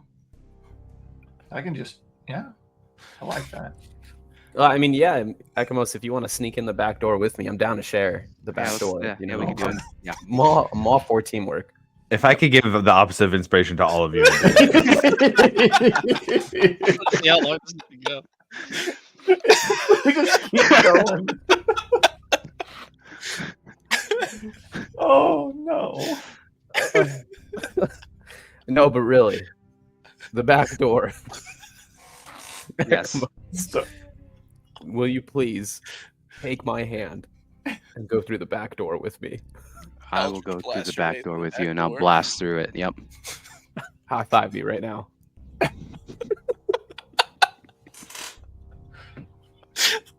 That was the last one, I swear. That Okay. was All it. right. so are we doing the Pizza, the pizza room. the pizza roofs? You're already Commodore, what do you disguised. think? Yeah. Yeah, Commodore. Yeah, Commodore. Here we go. Who's doing the ruse and who's doing the back door? Oh wait, are we doing back door and ruse? Like I am confused on where everyone's going right now. Are we knocking on the front door while they'll sneak in the back door? That's what I thought. Like we go do the front door ruse while they go through the back door. Me, Ekamos, Mhm. and whoever else wants to be sneaky. I guess we could do one more person. I'll go with you guys. Perfect. don't So do the three of us will do a backdoor assault, Okay. while everyone else Okay, we'll take on the front. Three of you in the back door? in the back door. I think will they be fit. fine. I think Wait, they can fit. we'll make it work. We'll make it work. Okay. Everyone else, full frontal Okay. assault. Yes. You guys are Assault, absolutely not you will. concerned about their well-being. Assault so no pizza ruse, just straight up assault. Just straight. Yeah. I mean, you could do the pizza ruse if you want, if that's what you want to consider, like your full frontal attack. That could be part of it. I start off nice and slow, you Like, know. oh, we have Yeah, a parcel yeah. for you or something, you know, and then And then we'll just be get on right the- into it. yeah. you could be the deliverer you- or something. Yeah. Do you think there's any any other ways in? Hole in the box. Hmm. Do you plan on hiding, Breck? Or are you just gonna go No, walking right up I'm there? gonna walk in the door. Yeah. So if you Yeah. guys wanna walk in the back door. Milo's gonna summon Silstein. Follow Breck while he's going to do his thing, please. So we're just jumping right in. Yeah, Like I'm we're just in. going with Breck. I usually just follow Breck on these things. Figure Sounds if we good. give you guys a head start, you want to do your backdoor assault, and then we'll come Yeah. up afterwards and Yeah. Well, after you guys and, like and be get the main started- diversion, and then you can continue.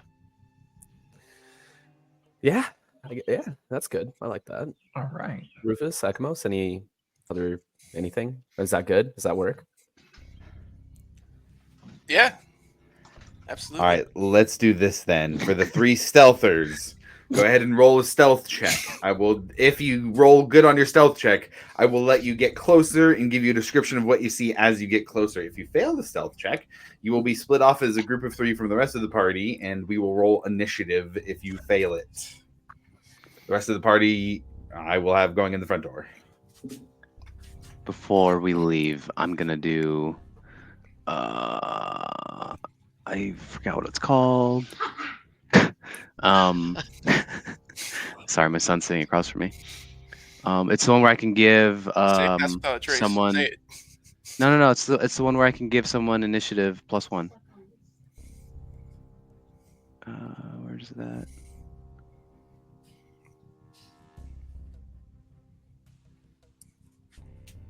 I cast Pass Without Trace. Vigilant Blessing. There we go. Wait, did you actually? Huh? I can. If you already rolled, then it will not apply to your roll. Only rolls that have not happened. Yeah, this is for. Cannot I'm gonna give it to Greg. retroactively add the spells. Has anyone rolled? I did. Wait, Well, never mind then. I'll just And Ekmos, what's the vigilant blessing? As an action, I give one creature I touch advantage on the next initiative roll the creature makes. Nice. Who you giving that to? Giving that to good old Brecky Breck. Breck, you get advantage on initiative. All right. So it's Squall, Rufus, and Grim going stealthy. And me. I got Oh, and Ekamos? We got 4 on the stealth team? Ekamos, I'll Grim, stay. and I'll stay in the Rufus. front. Yeah. Okay, got it. Okay, so swaps Squall and Ekamos. Squall is on team full frontal. Mhm. Yeah. I'm not. Stealthy. Ekamos, Grim, and Rufus backdoor assault. So I'm having some technical difficulties. My computer's jacked up. All right. Let's get the Rufus. What was your stealth check looking like? 11. 11. Oh, 11. Oh, Grim and Ekamos. What about the 2 of you? I got 18. Oh. Breckamos. 23. All right.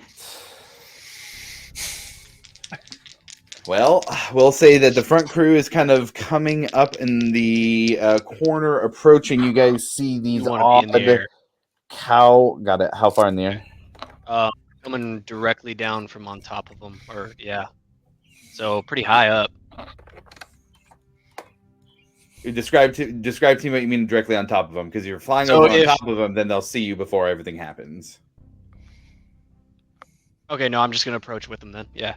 Okay. Yeah, I mean, you I'll can be flying. I'll be like You can be flying with 30 them, but if you're yeah, flying over yeah. the top of the guys, then they'll at least have to they'll have an opportunity to roll to see you. Yeah, we'll just do like let's say 60 feet above Breck. Okay, 60 feet above Brett. Are we in darkness?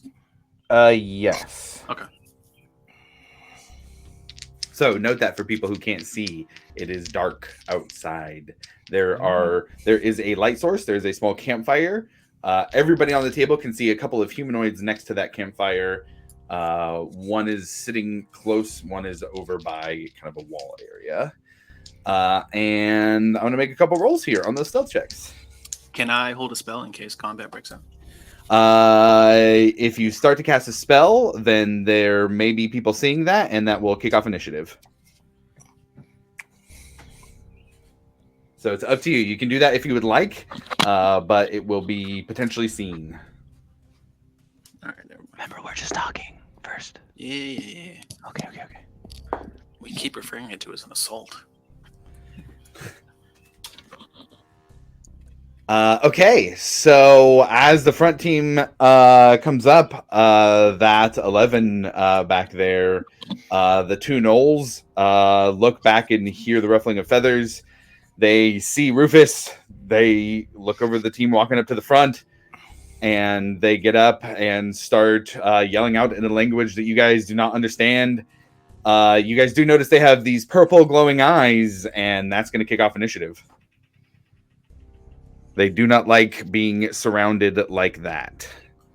Oh. You know, this is almost exactly how I thought this was gonna go.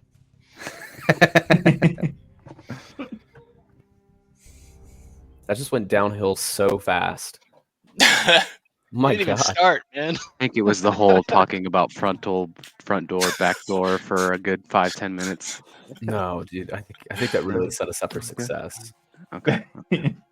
Honestly, this is probably the best thought out plan we've had the entire time.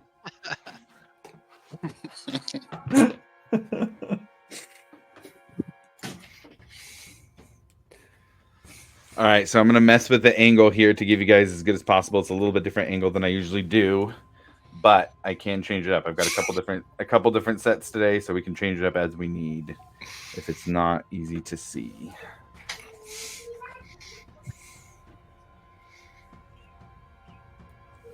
I don't think I'm going to be using this die anymore. Straight to jail. Straight to jail. Okay, so it is nighttime. I think if we leave it just like that, Oh, look at those cool. Look at those fucking. we things. can see most of this. Is that like a felt? Oh yeah, I got new stuff. I got a little bit of upgrades here. Trying out some new upgrades. Dude, that looks great. Ooh. So give it a little bit more of a feeling of a full grassy area. I'm gonna point some That's things out smart. here. So back in this corner over there, we have one of the knoll creatures. We got the other one that was closer to the fire. This is the silo back here. Goes up that way. I will say you guys can see what looks like tusks coming out of that. So that seems to be the area where Moorbounder is. I'm just going to give you guys that one as you guys approach. There are some goats randomly about, but there are two large bovine-like creatures over here. One gigantic one over here looks more like an auroch than any kind of cow of any type. Also, two horse creatures that have purple flames coming from their heads. To give a description of what you guys see here. So I did not have the encounter up, so I apologize if you guys already rolled initiative. I'm going to call for everybody's real quick, though. Milo. I did not roll yet. I Sorry. didn't. Oh, go ahead and roll initiative then. If you have not, I'm not late then. Damn. An 11 for Milo. Okay.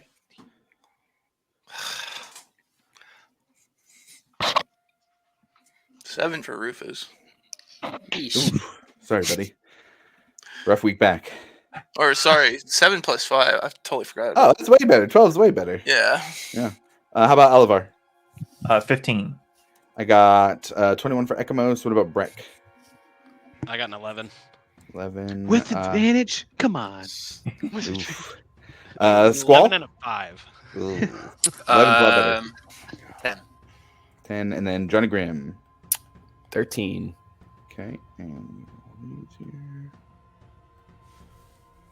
Ekamos, you're going to start us off here. You are up at the top of the screen there with Team Backdoor. You guys did not have consent, and so you were stopped well before getting there by the gnolls who were here, as you should have been without consent. No backdoor assaults happening today. We have Ekamos. What are you doing in the situation that you see on the board? I'm going to cast Darkness, and I'm going to put it kind of in that triangular area that's like would be 30 feet in front of us. Like kind of... Okay, give you a little, just like a little Little wall of darkness, basically, Yeah, yeah. to block you. Okay. So like in between like that tree in front of me, and then there's that bigger tree to like the top right, like in that area, I guess. Okay. So a little bit closer to the buildings and stuff. Yeah, so like to the right of the bigger tree that's next to the building, and then I don't know what your position is, but like for screen above the skinny tree in the middle I'm there. down here on the bottom. Oh, okay, gotcha. So yeah, to the right of the building, and then in that triangular area where the trees are. Okay. And darkness is 15-foot cube? I think it's. Let me see. Sorry. Or 10? It is 15 feet circular or spherical, I guess. Radius? Yeah, 15-foot radius. There we go. Okay.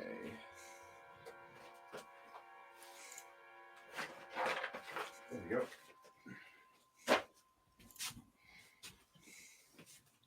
So we're talking over here. Yeah, a little bit more to your right. And then up come towards me more, I guess, my character. Yeah, right there. Perfect. Yep. Got it. So you guys have some darkness in there. Are you trying to block off from both of the knolls? Is that your intent? I'm just gonna use it as like a buffer, and I'm gonna run into it. So.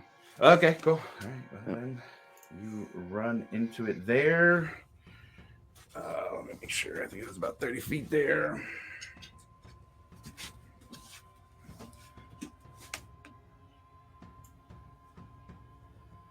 For you to get into it, that's 30 feet at that red mark right there. You'd Okay. have to dash to get in. If you moved it back, you can get in there, though, if that's what you're trying to do. Yeah, I'm just trying to get in there. So yeah, I guess move it back. Sorry, I'll move back. didn't know the Okay. exact measurements. I don't have a grid on there, so Oh, yeah, you're I good. don't blame you. All right, cool. that's You fine. are in the darkness. And that'll be my turn. Okay. That is going to take us next to Alavar. You are down there on the bottom of the screen under Milo. What are you doing? Where are the two meanie boys? You're there. The two gnolls. You know, that one there, and the other one's a Okay. little far from my reach. It's that one there. How far away are they from us? Oh, quite a bit. From you specifically, Yes. we're looking at 95 to the closest one, Damn. about 120 to the farthest one. Holy shit. Damn, I can't even touch them. I am going to. Can I get to this tree that's like in the middle? I don't think you can go quite that far. That's about 60 feet from you. Damn. So I'll leave the stick out so you can see that's 60 feet of measuring stick there. Oh, wait a And the minute. red mark is 30. Okay. Hey, Breck, do you want to get right up on these guys? I do. Yeah, that'd be pretty sweet. I go over, I grab Breck's shoulder, and I dimension door the both of us right next to the guy on the left. Well, shit, that's a good use of a 4th level spell. Both of you go and pop out right. Oh, damn it. We lost Milo, guys. He's dead. Oh, fuck. And pop out See you in a couple Right. of days. right by the knoll on the left side. It's a And- solid move. And then I am just going to take the dodge stance and You already used your action to cast Dimension Door. son of a. Yeah, you should have a bonus action, free action, and reaction left. Bonus action. You'd also have most of your movement. You only No. really needed to move about 5 feet. Oh, dash dish. Oh, okay. But you are in range of the knoll right now based on trying to get up close to him. So, like, if I move away, he'll get opportunity attack. Yeah, you're looking at opportunity if you're trying to move away right now. But Okay, that would well, then bring I'm opportunity. gonna use my bonus action to disengage then, Okay, yeah. and kind of position myself to where Breck is in between me and the bad people. Sure. Yeah, absolutely. You step behind Breck, no problem. All right, and that'll be my turn. Okay, Hit him, buddy. that is going to be the Knowles' turns next.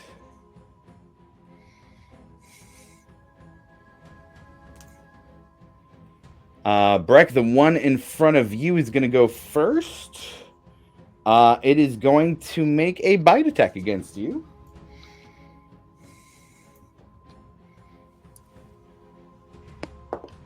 That is a 18 to hit. No. Yeah, got it. It has a couple battle axe attacks as well. It's going to use its first one against you. That's a 10 to hit. No. Seeing the situation and how it is playing out, he does have another target here. He's going to move in range of Alivor. I'm gonna Standing burn on my the- reaction for protection to impose Okay. disadvantage. Disadvantage on the attack. Okay. All right. So because he's attacking a second creature in his turn here, that's going to activate his ability Harrying Attacks. Breck, that is going to give you disadvantage on your attack rolls until the end of your next turn because you're the first creature he attacked after attacking more than one. Disadvantage also on the attack, which is a 15 to hit Alibor. Ooh, meets it, beats it. All Got right. me. There's a 15 and a 24. Oh, So that one is going to, I didn't call two-handed, so that is going to be 6 points of slashing against Alivor. okay. They use their 5 feet to get to where they're at now. They're going to bonus action disengage. They can do that also. So 5, 10, 15, 20. We're just right outside there. I'm going to measure that just to make sure I'm good. Right there is not that much. We're going to move a little closer. But taking a cue from Alivor, they're going to get closer to this cow creature that's next to them and back up to it so nothing is behind them. The other one's going to go next. It's pretty far away from anybody for melee stuff, so they're going to, seeing everybody over here, I think they're going to run this way and dash towards the front crew. Johnny Grimm, you're up next. Oh man, I will move into the darkness with Ekamos. Okay, you cannot see while you are in there. I have blind sight. Oh, blind sight would allow you to see. Mhm. Within how many feet? 10 feet. So I You can. can see 10 feet around you. Yep. So I use my movement. I will use.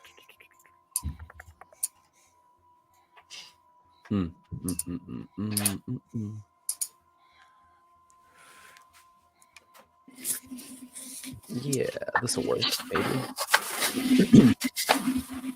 I will use my action to move right to the edge of the circle. Okay. So I'll still be in the darkness, but I can still see out of it now. Sure. And then I will use my bonus action to conjure my echo 15 feet ahead of me.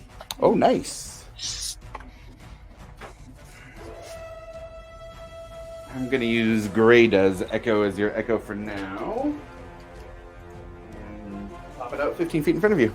Perfect. And it does not cost an action to move my echo, because I can just mentally command it. So I'll move him just 15 feet ahead, so that he's within 30 feet of me. More towards, literally just straight ahead, more towards the I gotcha. the more bounder. Yeah, we're beelining it. There we go.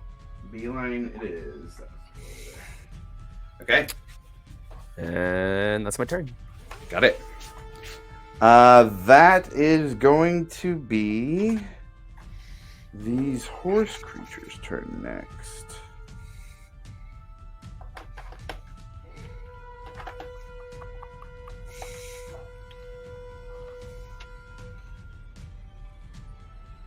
And let's see, what can they see right now with all this darkness? They do have a little bit of purple light around them also, but they are going to quick. Milo, you said you're 60 feet up? Yes, I think that is what I said. 90 feet over and 60 feet up. I don't think that's quite within their range, though. That is, and they can still see Rufus. Yeah, that one can still see Rufus. So that one is going to go first down here. And you guys see this horse creature kind of lift up off the ground, and rather than use its hooves, it flies the 90 feet needed to get to Rufus.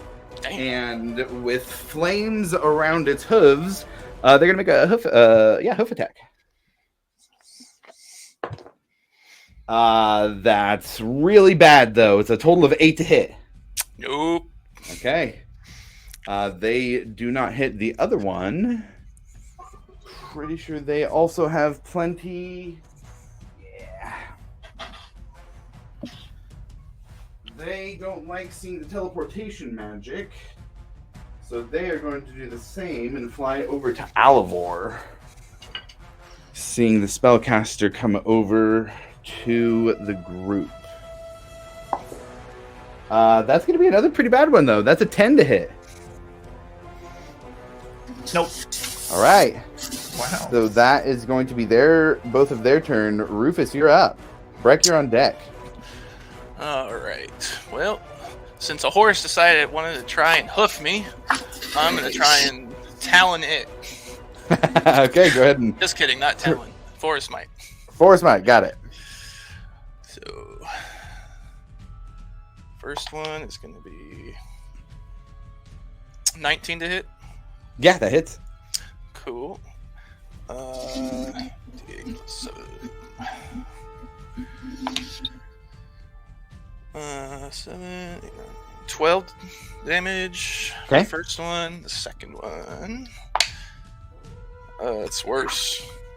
Kind of 11, 17 to hit. Yeah, still hits. Sick. 9 damage. Okay. And I don't know why I didn't try and do this before. Actually, I'm just gonna do flurry of blows. Fuck it. Yeah, flurry of blows. Okay, so that's gonna be unarmed. First one, 14 plus 9. Was that 24? Still hits.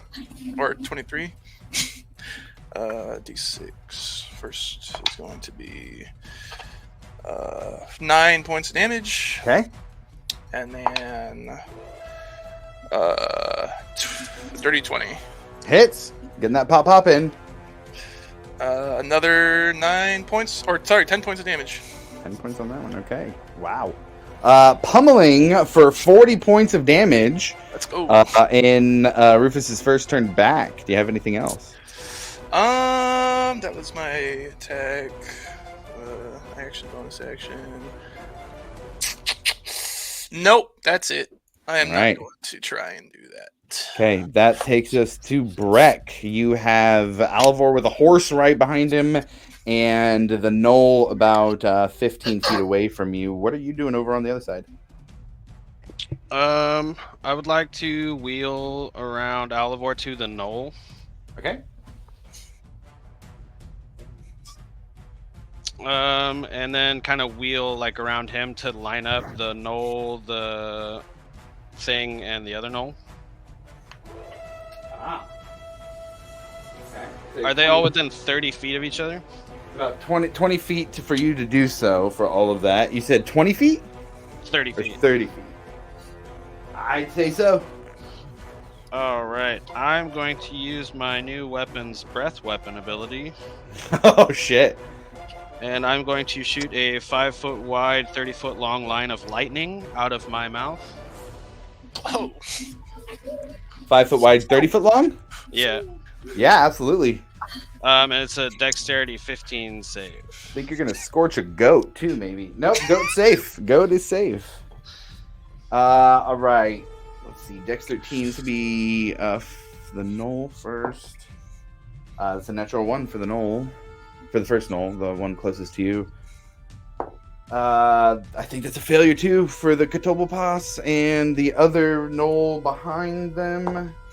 That's a natural 20, so they will save. So that one saves, those two fail. So the two that failed take 17 points of lightning damage. And then Nice. that's halved for the one that made the save. Okay, got it.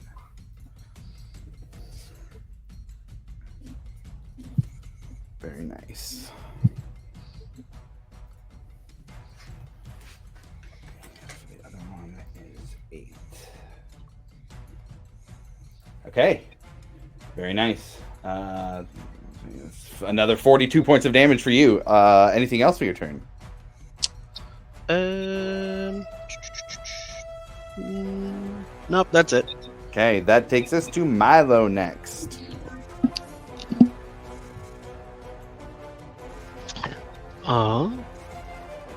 You said that there was like a purple energy flame coming off of a few of these. Yes, sir. Which ones were they? The horses. The horses, not the bulls. No, sir. I'm going to fly 30 feet towards Breck's area. Okay.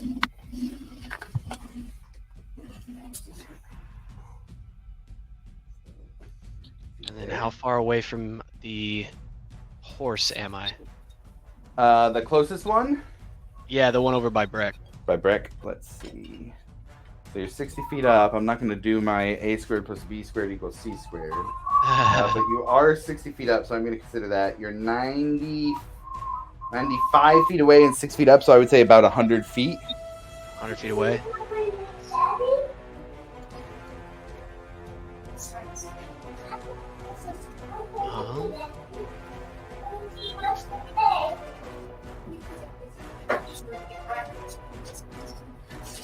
Does change things.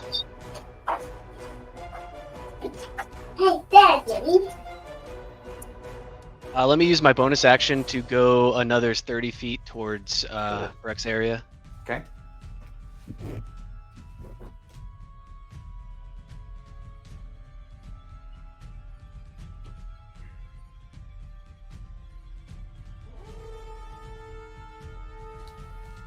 And then Okay, I would 60 like feet away, or sorry, 60 feet up in the air, 70 feet away. We'll call that, you move 30. For the mechanic's sake, we'll call it 70 feet away. You're 100 feet away. from Breck, right? Yeah, from the horse. From the horse. Okay, You're a so little how closer far? to Breck. Okay, cool. How far away from Breck's area? If I wanted to drop a magnify gravity on that group, how? You're 60 feet up. If you're dropping it on, like, centered on the knoll in that group, you're about 50 feet away. So I'd call it like 60, 65 feet. Okay, so I still couldn't do it then. All right. I am going to take an action to move another 30 feet towards the horse. Okay. Towards the horse.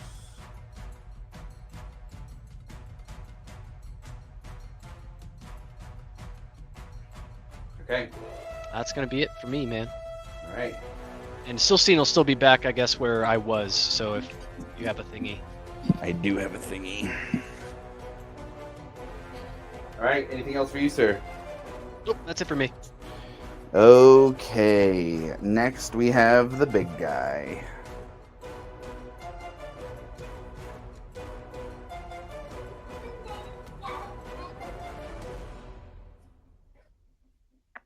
And I think they're going to make a reckless attack. Oh man, Oliver, you are closest to it, but Breck, you are hurting its dude a little bit more. Both of you roll me a d6, please. Both Alvor and Breck. I rolled a 6. Okay. I also rolled a 6. Reroll. Damn. I got a 5. I got a 6. Okay, by 1, that is going to go for Breck. So it is going to go recklessly towards Breck. You guys see this giant hole of an Auroch-like creature turn and kind of stamp its feet towards Breck. It is going to move at least 20 feet towards him, which is going to give him his trampling charge. And he's going to push through and make an attack against Breck.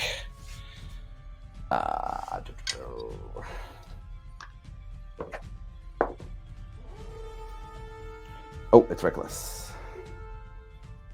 Thank God.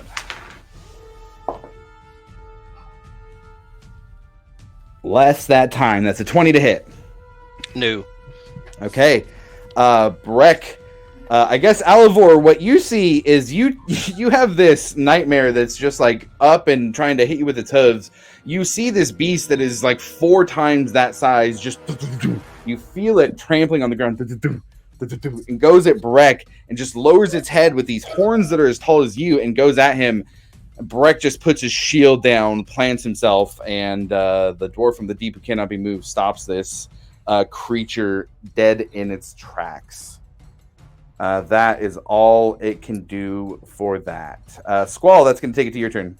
Literal fucking brick wall.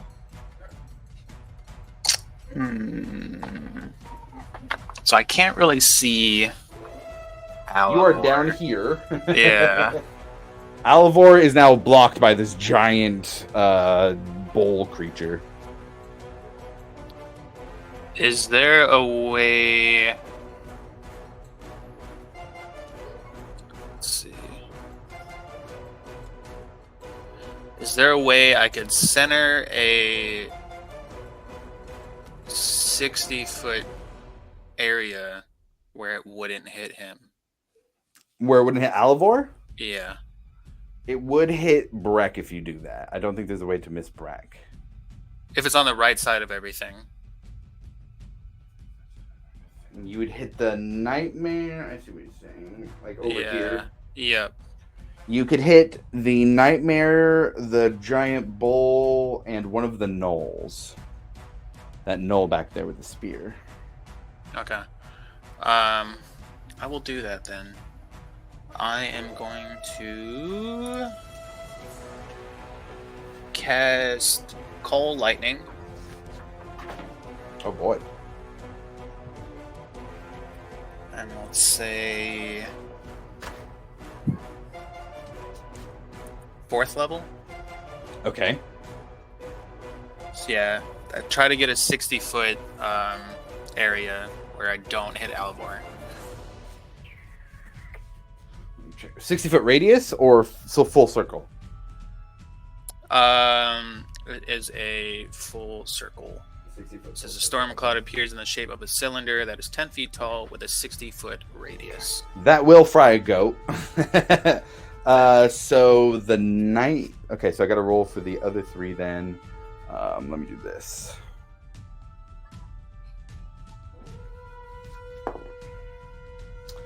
So the Nightmare fails. The Big Bull fails, a 1 and a 2. My dice are just shitting on me today, guys. Just so you know, by the way. It's a shame. This dice set you guys got me has been cursed. That's Then, unfortunate. yeah, the Gnoll back there. What's your save? 18 dex. 18. Oh no, they definitely failed too. And the goat, just for good measure. Oh well, the goat saves. They got a 19 naturally. I have a feeling it's going to be more damage than they have anyways. So Yeah. So everyone fails besides the goat? everyone fails. Yeah. Alright.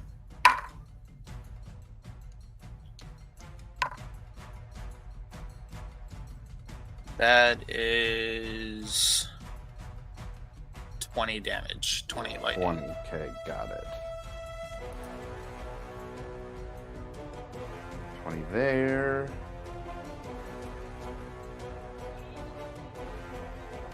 20 there. Suddenly the sky's got more treacherous. Yeah, no Yeah. joke. And then big guy too. 20 there and dead fried goat. Start smelling like euros. Anything else for you, Squall?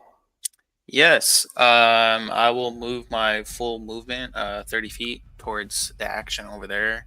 Got it. This is where the broken stuff comes into play.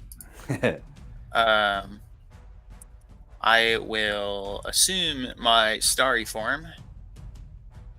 Give me some flavor for what that looks like when everybody sees Squall. I'll do that.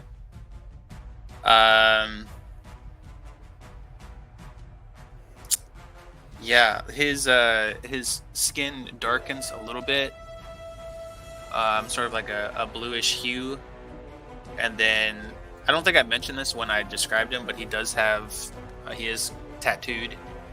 All his tattoos start to glow and kind of form what looks like a constellation on his skin.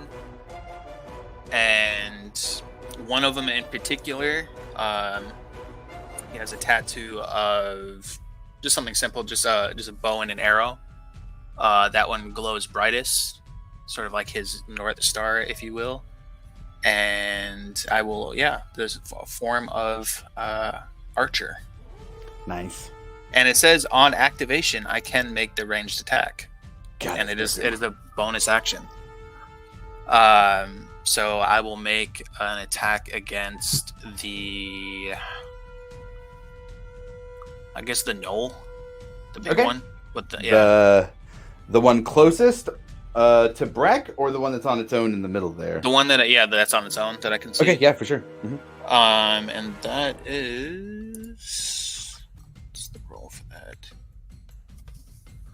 Plus 10. 19.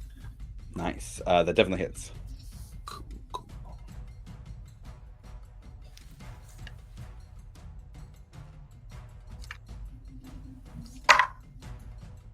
Nice. That's 14 points of damage. Okay, very nice. Radiant. Very, very nice. Okay. Anything else for Squall? That is gonna be it. Okay, so we have these really weird looking creatures. And their keepers are being attacked, so they're pretty pissed. So, let's see what their distance is going to be here. Within 30 feet. Okay.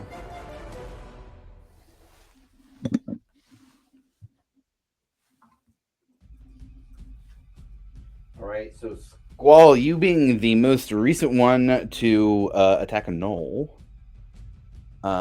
this one is going to go first. And it's going to move closer to you. For sure.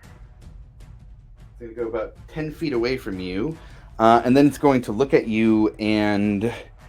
it is going to, out of its eyes, you see this sickly green color. It's going to use its Death Ray attack on you. I need you to make a Constitution saving throw.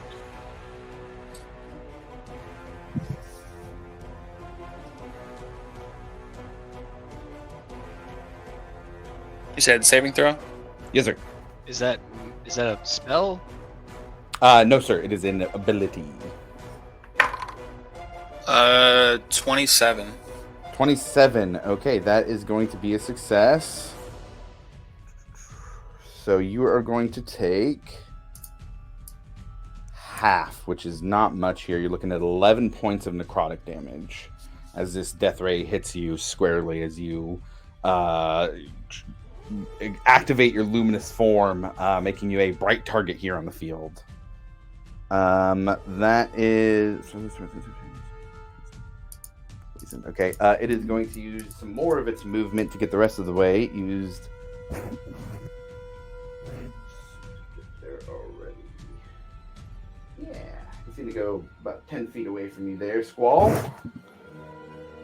And then the next one's going to go. That one has been hit already by Breck's Lightning Breath. It's going to turn.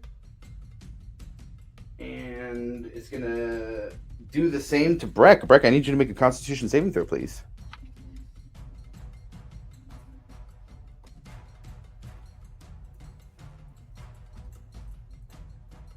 I got a 9. A 9.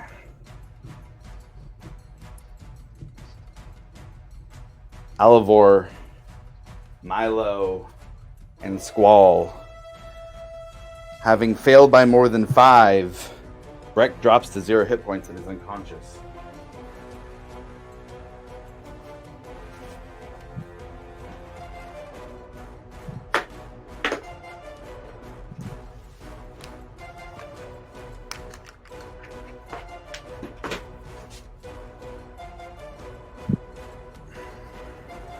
That is going to be the end of that one's turn. It's going to stay in the fray there.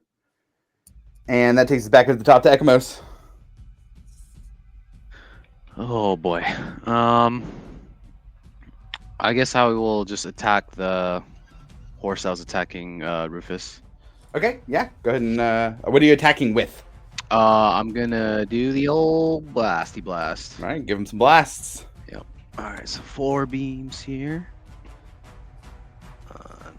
11 for the first one. That's going to miss. Okay. Second one. 25. That'll hit. Okay.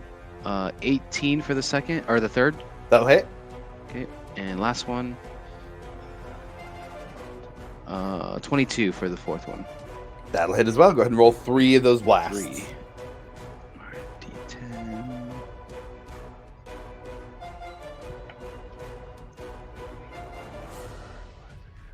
Nine for the first one. Okay. Oh man. 7.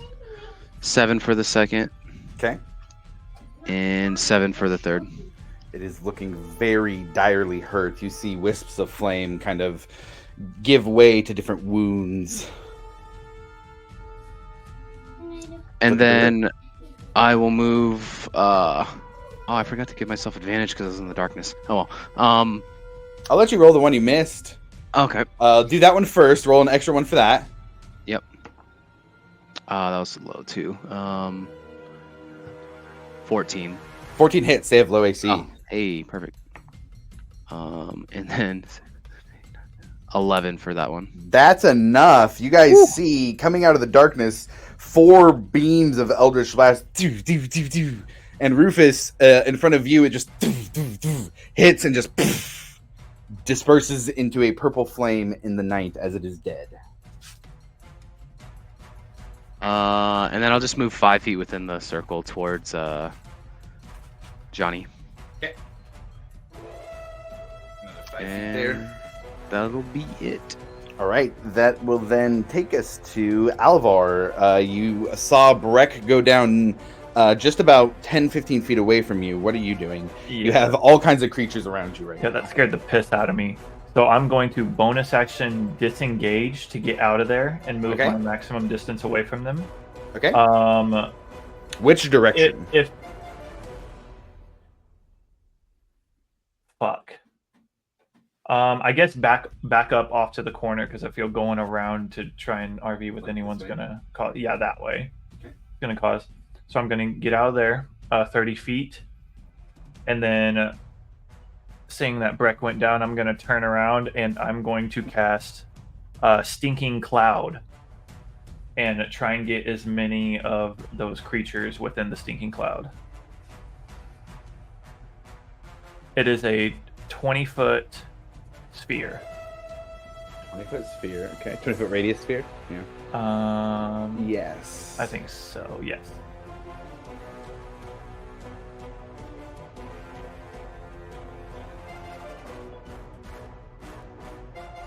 Oh, nice. Okay. So I guess I'll say Breck would automatically fail the save, Yeah, well, being I'm not, unconscious, so- but it doesn't deal. No, it doesn't deal any damage. No. Very interesting. Okay. So, poison. Action that turn, retching and reeling. Very interesting. Okay. Is that the one that stops him from doing the actions? Yes. Yeah. Hell yeah. Very So yeah, interesting. Okay. all of them are going to have to make a con 17. And you said 20-foot radius. Let's see Yep. what all you can get in there. I think that's actually going to be a lot.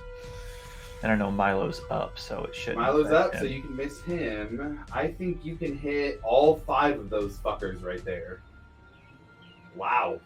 So yeah, so at the beginning of each of their turns, must make a con saving throw against poison. And then on a failed save, the creature spends its action that turn retching and reeling. Holy hell. Each creature is okay. Especially in corners, each creature's. Okay, nice. So they don't even make it right now. They do it when they come to their turn, and if they Yep. fail, then they don't get their action that turn. Yeah, Very they don't nice. get to Okay. do anything. I'll leave that down there because they're all going to start their turn there. So, and say there's a stinking cloud around Breck and all of the creatures around him. Good move. Anything else? I'm just going to yell up to Milo, can you get him out of there? Please? Yeah, I got it. Sweet. And then that's it. Okay.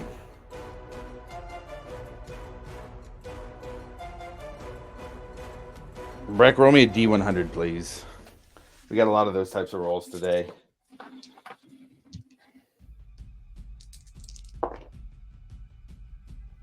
$84. 84. That's pretty close. All right. So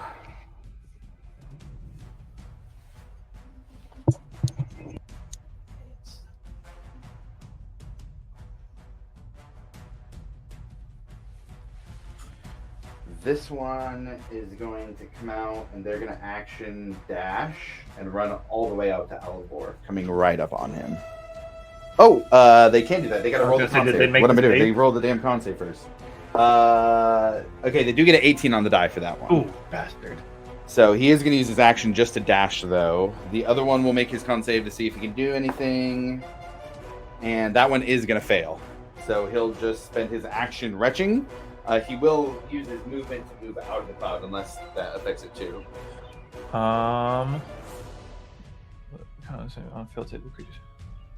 It spends its action that turn, retching and reeling. Okay, Yeah. So he will. Actually, it's not gonna go. He's gonna go this way, like this way. So he will use his movement at least to get out of the cloud. And then the other one will do that. Grim, that takes us to you. Ekimo, should I go straight for the dogfish or do something else? That's up to you, man. Go for the dogfish. I got you. I am going to move to my echo right up on him, so the 30 feet. Okay. And then I'm going to have my echo move 30 feet up towards, because I don't want to, I'm assuming I cannot see the dogfish through that wall. I'd say you can see that there's tusks over there. You do know that they're over there. Oh, okay. Well, Yeah. That was a description I gave that's given you guys know they're there. Okay, cool. Is it, so it's open from the top?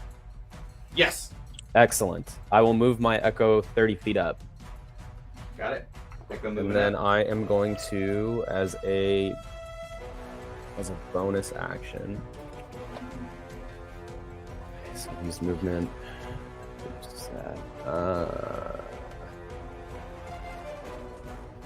Yep, as a bonus action, I'm going to swap places with it. So I'm going to be in his place, and then he's going to come back to me. Okay. And then I'm going to use my action for more movement and work all my way up to the wall. For another 30? Yes. Oh, hell. Ah! I knew that was going to happen. The entire world There it explodes. Explode. Holy hell. There we go. I'm going to do this here. Let's move in a little closer now that people are moving in. We're going to drop this too. It's like the movie Cloverfield, dude. It's like the Blair Witch Project. Right. While we're on that note, upgrades coming. Keep a lookout for those. It's Upgrades coming 15 shortly. feet, Josh, because I can teleport, but it's at the cost of 15 feet to my movement. Ah, I see. Got it. Okay. And then that is unfortunately my turn. Okay. Lots of movement. You got well up there. Let's see. We have the other nightmare next. Alivor, man. Oh, it's got it. Nope, it's got to do the con save. There's a big con save right here. The Stinking Cloud concentration spell. Yes. Okay. They are going to fail their save with the 7 on the dice. Oh, let's see. Cost an action for them to do that. So they can't do that. So they are going to fly out of the Stinking Cloud and get on the other side of Alivor so that you are now flanked by a Knoll and a Nightmare. That takes us to Rufus, back in the corner. Okay. How far am I from the beast that that Squall is fighting?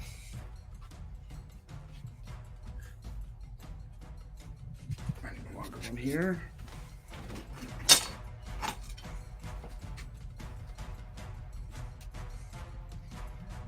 You, sir. That's 1690. 105?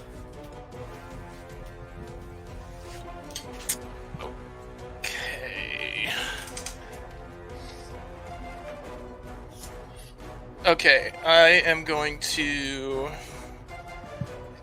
use my movement and step of the wind to get 100 feet. So, what? 5 feet away from it. Yes, sir. Just in its ass.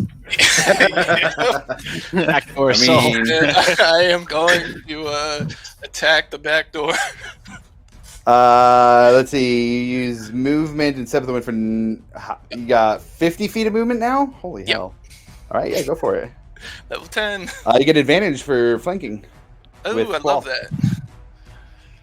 And now that you're over here, I can move this way. Finally get some of that backdoor action that we were talking about. All right, Forest Smite. The back door. Holy shit. 29. Yeah, it hits. The first one. That's 8. Damn. 9 points of damage for the first one. Okay. 9's 9. And then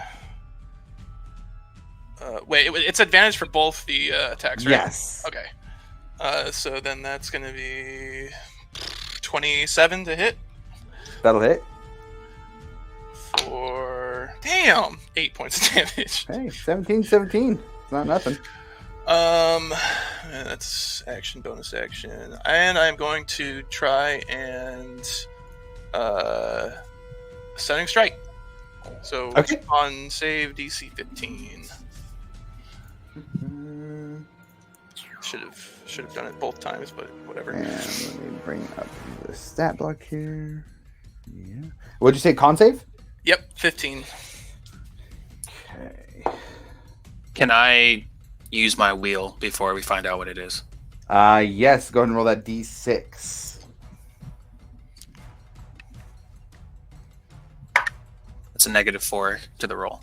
They had beat it by 1. That takes it from a failure, or excuse me, success to a failure. Let's go. So they are officially stunned. Wombo combo. Until the end of my next turn.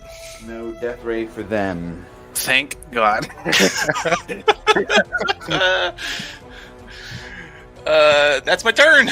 All right, Breck, you are down unconscious, sir. I need a death saving throw from you.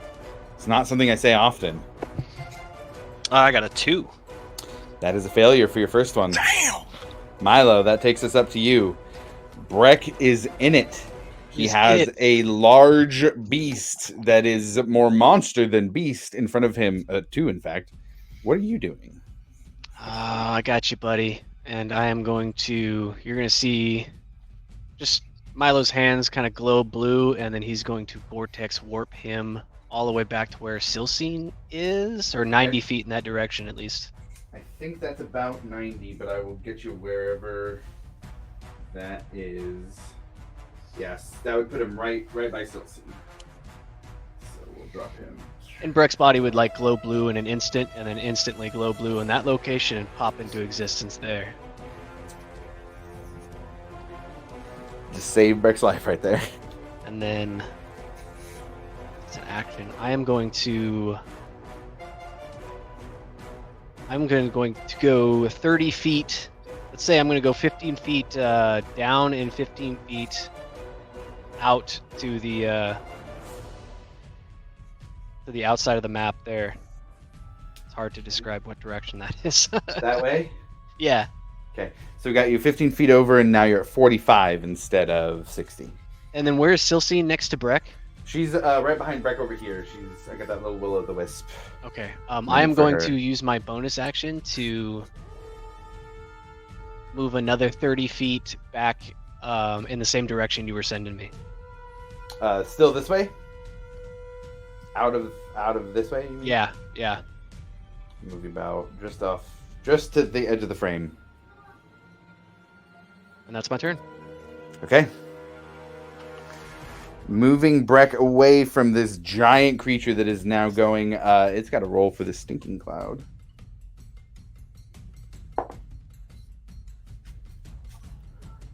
It's Khan, you said? For the stinking cloud at Alavor? Yes, Con. He's pretty constitutional. That's a total of 17. Ooh, he barely beats it. Okay.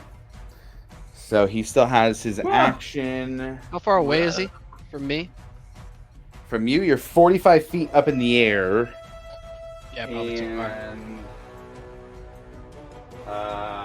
50 on the ground. God, with so much flying, we have to do math. How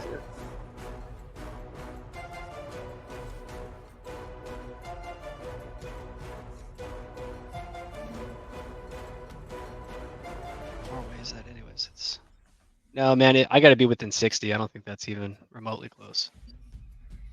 So based on square root of 4100, which is a squared plus b squared, you're looking at 64.03 feet. You are just out of range, sir. I'm sorry. Appreciate it.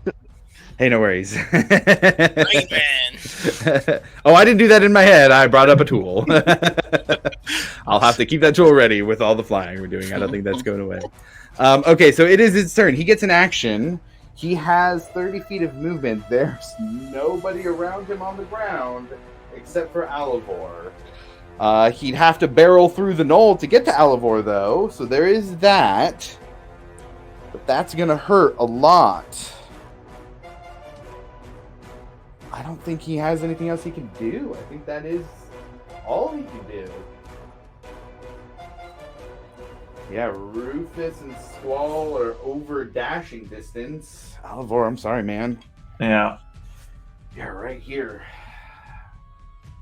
That dimension door was solid. Yeah, I'm paying But for it it put now. you right up in it. So he's going to charge. So here's what I'm going to do. I'm going to have him hit the knoll also. So there is that. So if it hits you, he's going to hit the knoll. But he is charging at you, and it's a pretty big charge. So he is going to attack recklessly again. And we'll see what happens. Oh, I think we know what's going to happen. Schmack. It is a 23 to hit. You goddamn right it does. All right, I need a strength saving throw. That's my worst stat. I know. Please make it. 16. A 16 beats it by 2. Ooh. You do not go prone and give it an extra stomp attack against you. God. You're only going to take 31 points of piercing damage. Only. Good God.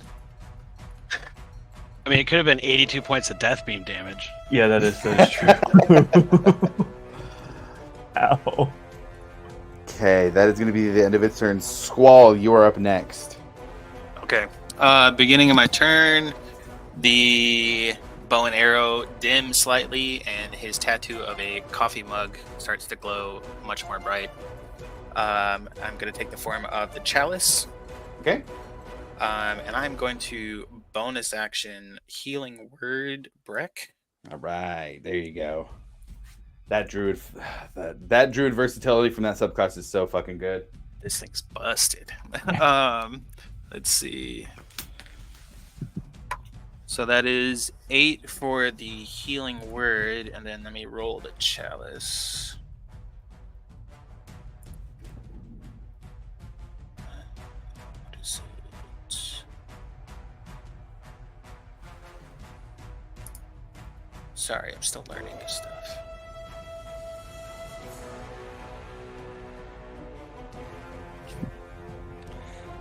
While you're looking at that, I do have to say, Alivor, you channeled Breck there a little bit. You got 3 things around you, and you just stood up against this thing that had horns as tall as you. So, Listen, I look up to my heroes, you know.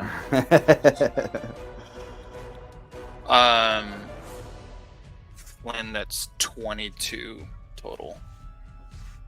That's a really good heal for a druid. That's off of first level healing word. Yeah, busted.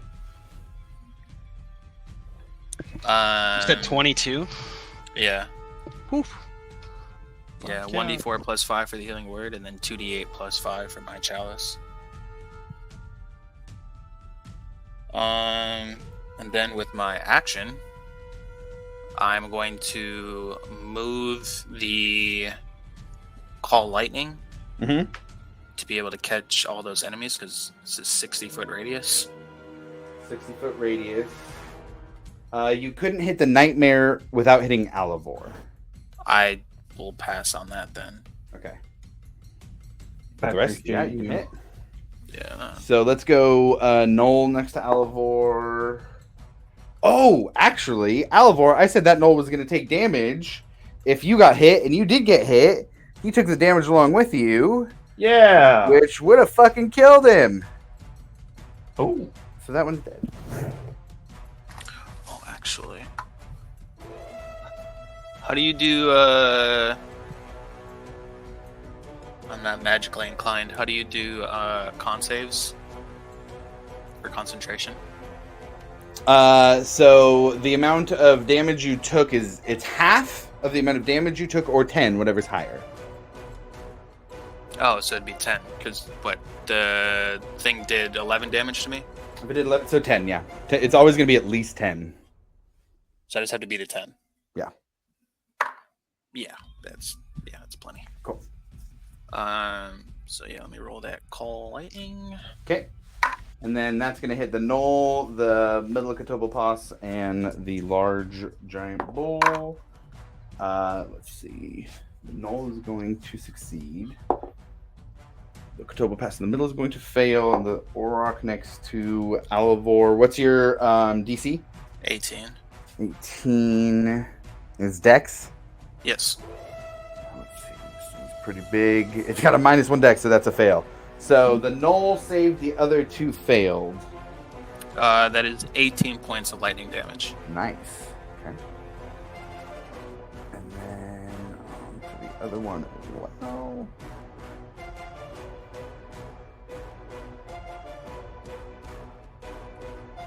Is it half for a fail or for success? Yeah, I believe so. Okay, so then I'll do 9 to the Knoll. Nice, pretty good. 45 points of damage. You guys are consistently throwing out 40 points, over 40 points a turn. Yeah, half if they fail. I'm gonna use my movement to get behind Breck. Okay. The one in front of you stunned, so you can do that. Yes. Okay, got it. All right. Next, it is going to be the Bristled Moorbounder's turn. Perception check was terrible, so it doesn't really know anything's going on right now. It's going to continue to dodge. And then that takes us back to these other guys. So, first thing I need to do is roll to see if it's going to do the Stinking Cloud. That's going to fail on the Stinking Cloud. So he does not get to action. However, he does get to roll to see if Death Ray recharges at least. Nope. Not for that one. The other one is going to go... It's stunned, so it can't do anything. I'll roll to see if it gets its ability back, though.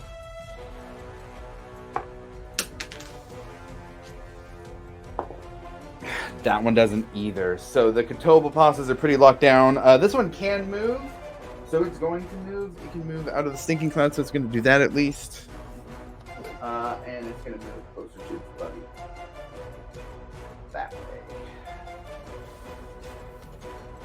All right, that takes us back up to the top of initiative with Ekamos over in the corner. What are you doing? Oh boy. The broody warlock in the darkness in the corner. Yeah. I'm going to, I guess, somewhat try to back up Johnny, even though he's so far away. How far can I get out of the darkness? If you're going full action and dash, you can get about that far for 60 feet. That's To the end of- 60 foot. At the end of the stick there? Yeah.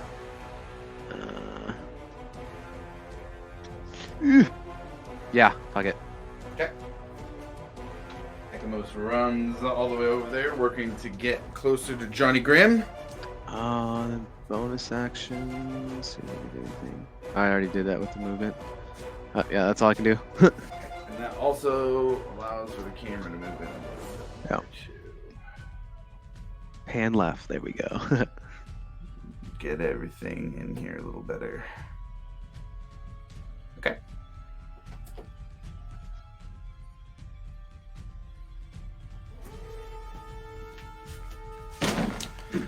All right. Ekamos is moving for the turn. That takes us to Alivor. You have a dead gnoll at your feet, a nightmare, the large, giant, Auroch-like creature. What are you doing?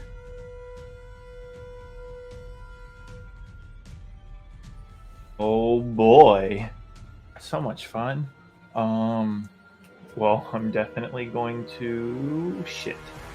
Oh, actually, did you say Stinking Cloud was concentration? Yeah, Yeah, so you need to roll a concentration check. and And for you, it was 31 was yours, so 15 is your save. Constitution saving throw. ooh, a con saving throw. Yes. 19. 19. Okay, so that would have stayed up when you got hit, so we're good. That's still up currently. Okay.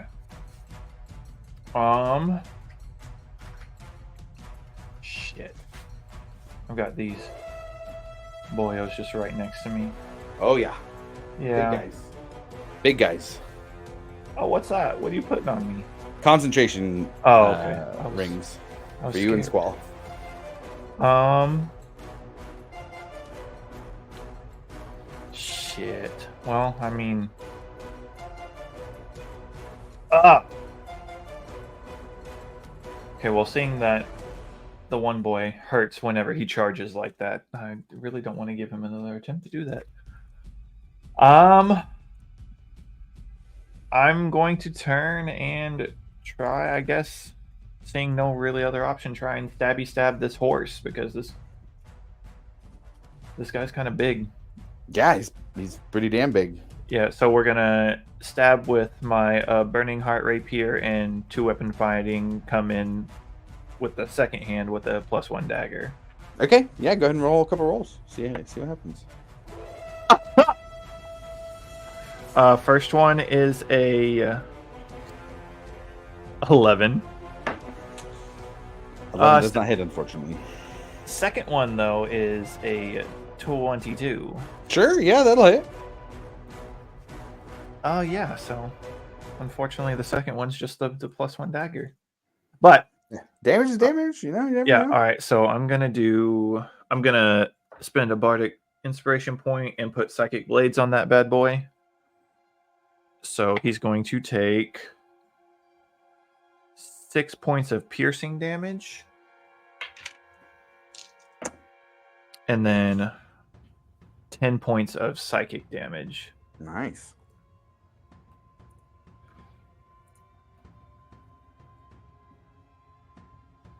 And then there's a gnoll around here somewhere, isn't it? The gnoll that's left is over here. There's a dead Oh. one at your feet that got trampled as that thing ran at you. Yeah, okay, that's fine. I'm going to fuck. I'm gonna disengage and get about. You already bonus action double attacked. You should. I hate it here. I did, didn't I? Sorry, sir. Damn it. All right. Well, fuck me then. You risk I it. guess. Yeah. No. Oh, I don't know, but I mean, it's a guaranteed attack. You know what? Fuck it. Let's try it. Sure. Run away. Okay. You're going to draw 2 opportunity attacks, one from each. Oh. Well, you It know. will burn their opportunity attacks, so there's that. Yeah, I mean, it's rather take a chance versus the guaranteed attacks they're going to get on me anyway. Yeah, So. yeah. Also, okay, so let's do the big guy first. They're going to try and gore you with their horn. Sure they are. 15? Damn it. Yep. Is it? Okay. So, this isn't good, buddy. Yeah, no. Just go ahead This is and not, put me this is not down. good. This is not good. Yeah, help. It's going to be a 27. Yeah, I'm down. Okay. The hoof attack will come second. Oh!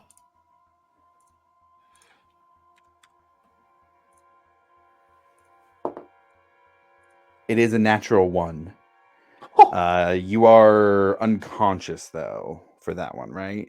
Yeah. Okay, so it is going to be an advantage, though. 13 to hit. No. Okay, so it's under. Wow. That one has a modifier. It was the same roll, but with a different modifier. So, your concentration will be broken on Stinking Cloud. Yep. And you are down. Sure am. Wow. No death saves yet, though. Yet. I think that's the end of your turn, then. Yeah. Oh, yeah. Okay, got it. Got a little bit of damage in before I went down. It's okay. Let's see. We got the other knoll next, and there's a bunch of stuff going on over here. So they're gonna run over into that, I think. Hey, Josh. Yes, sir. I just realized I goofed on my call lightning. What do you got? So the cloud is that big. I have to choose a point within. I have to choose a point, and everyone within 5 feet of the point I choose takes damage. Oh, so it's not the whole thing. It's Okay. not. Oh no. So, what was the last hit? 18 damage. 18. Okay. So here's what I'm gonna do. I'm going to heal one. I'm gonna heal. Let's see. The knoll made the save. The other two failed. So I'm gonna heal this Gotoboplas, just one of them, 18, and I'll leave the half damage and other damage on the other one, just to give a little bit of offset for it. But I don't want to like roll back everything. All right. Does that work for you? Yeah, that's fine. Yeah, my bad for. No, you're good. You're good. Shit happens, especially with a new character. So let's do 18 back. Okay, got it. Okay, so the knoll is going to take its turn there.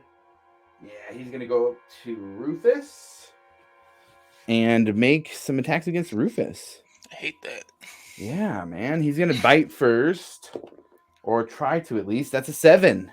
That does not hit. He's going to go for his first battle axe attack. He's going to go two-handed on this one. That is a 13 to hit. That does Not not even. hit. It's a 12 to hit, actually. One more battle axe attack for him. That Nice is a deal. 13 that time. That does not hit. That is a 13 that time. Almost got that one in the nick of time there, but don't need it anyways. You said it first, so I would have given it to you if it was a successful roll, but it wasn't, so I'll just let it ride. He moved all his movement to get there. I think he's gonna stay there. Johnny Grimm, that takes us to you. What are you doing up at the top? I'm gonna move my echo towards me the whole 30 feet. Okay.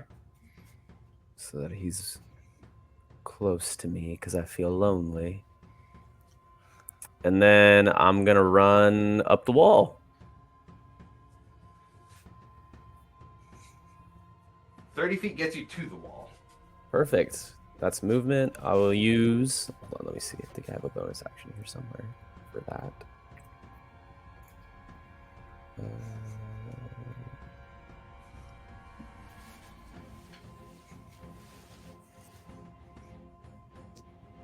Now that you're on the other side of the wall, you hear kind of a loud,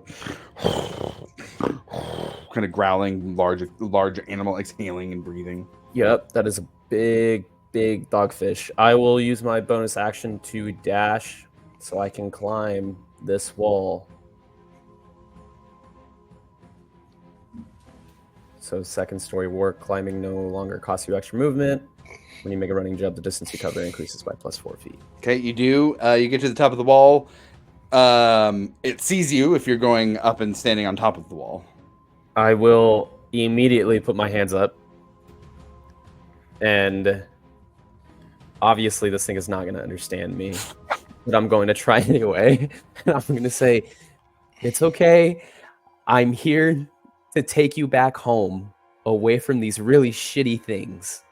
And then I will look around to see if there's like a lock or how he is enclosed here. Sure. So I would say roll an animal handling check. God.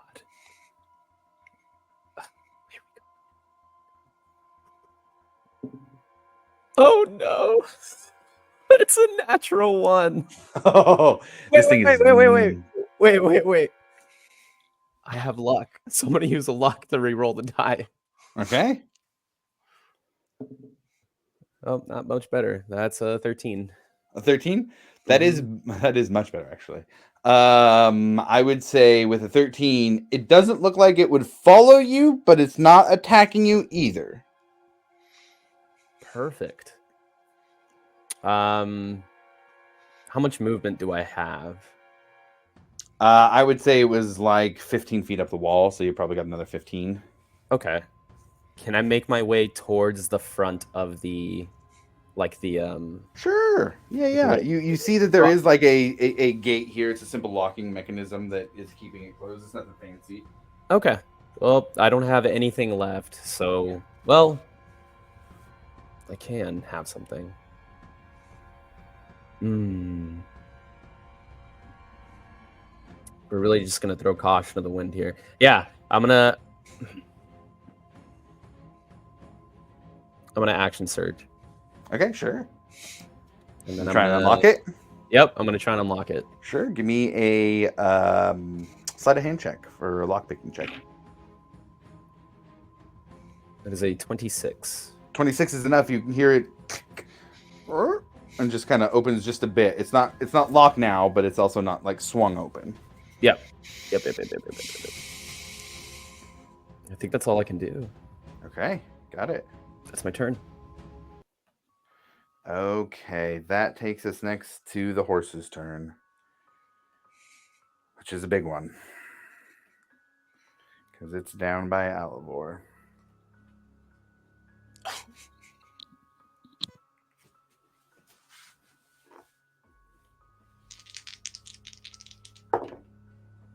Oh yeah, 25 to hit against Alivor. Round 2, baby. Yes, that hits. It's 2 death saves for Alivor. Sure as fuck is. God damn it. Bing, bing. It is going to trample you, and then seeing that you are no longer a threat, it is going to move away. It has a bonkers speed.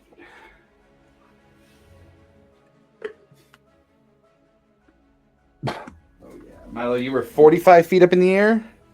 Yes, sir. You determined you were 64 feet from Alivor. Was that what it was? I believe so. Okay. He used his attack already, but Milo, this nightmare, is going to use just his getting fly started. speed to get right up in your face, up 45 feet in the air. Rufus, that takes us to you. The Katobapas that you were fighting that you stunned is no longer going to be stunned. At the end of my turn. At the end of your turn, that's true. I'll give you that. You will get advantage on attacks against it. You are now no longer flanking, though, because Squall moved. What are you doing for your turn? I've been deliberating this. That Noel really threw a wrench into what I wanted to do, but that's all right. I'm going to try it anyway. So I am going to bonus action go into my giant eagle form. Oh, nice. And then Pick him up and drop him. Yeah, I'm going to grab the that beastie, and how big is it? Is it large? It's big. It's real big. We're gonna have to look at creature sizes here if you're gonna try and pick this guy up. Yeah. Because this guy is not small by any means. What size are you as a giant eagle? Large.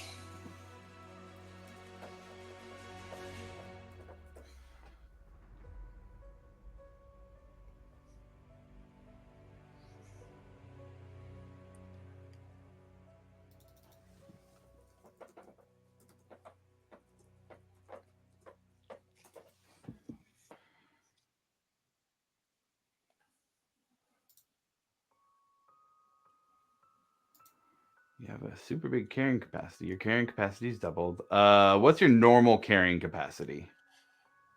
It is Should be your strength score multiplied by 15. like strength modifier or No, just your straight strength score multiplied by 15. Fuck. 1 second. No, we got math today. There's a bunch of math in our game today. We're getting into the higher levels. 210. 210. So 420 pounds is what you can carry as a large creature. It's doubled. One more or two medium raiders.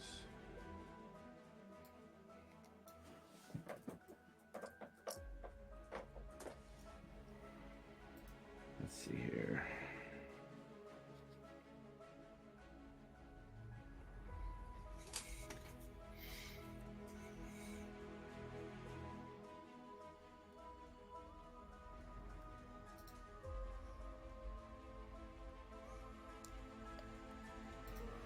I don't want to get bogged down. Here we go. Rules state that a creature that is 2 sizes larger can carry a creature without being encumbered. I don't think that's going to give me what I'm looking for here. All right, so rather than do a bunch of rule stuff, I'm going to make you roll for it right now, and then we'll get into the rules and see if it's something that's a possibility. I think you can drag them at least, but picking them up is going to be quite hard, especially if you're going directly into the air. We are breaking the laws of physics, but it's a magical world, and you can do magical things. So... let's see. 420 is your capacity. Go ahead and roll me an athletics check. It's gonna have to be pretty high because this thing's pretty huge. For the flavor, it's gonna be a 24 DC here. Okay. Fuck. That's fine. Not good. It didn't make it. Okay. You come up and dig your claws into this thing and try and lift up, but it's fucking huge. It's a large creature just like you are, and over 420 pounds. Most full-grown cows are over that, so I think it's safe to say that a little past your carrying capacity. That is fine, because grapple only takes 1 attack. Hey, there you go. So I'm going to I'm going to grapple the gnoll instead.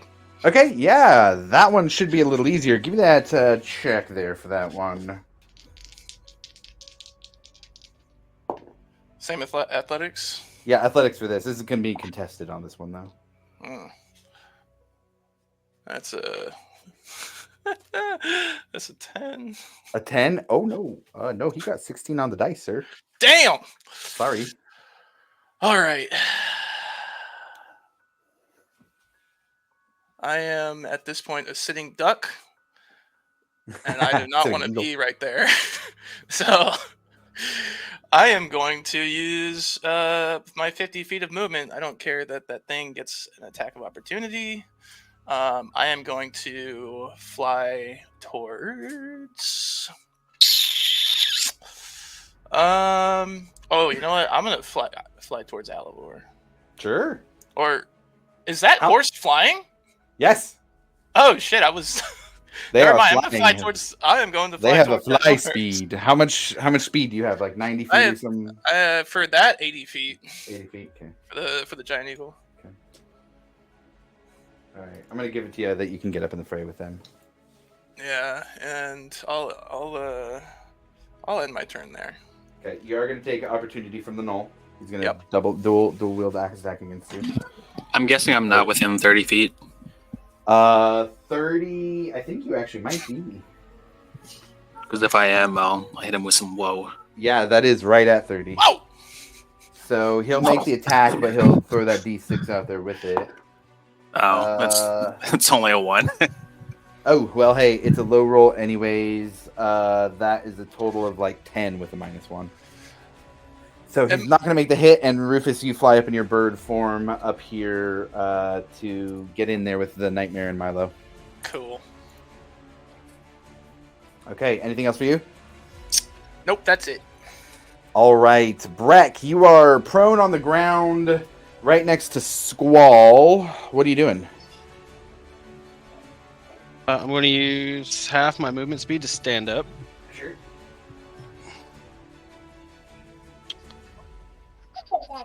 So, I would like to cast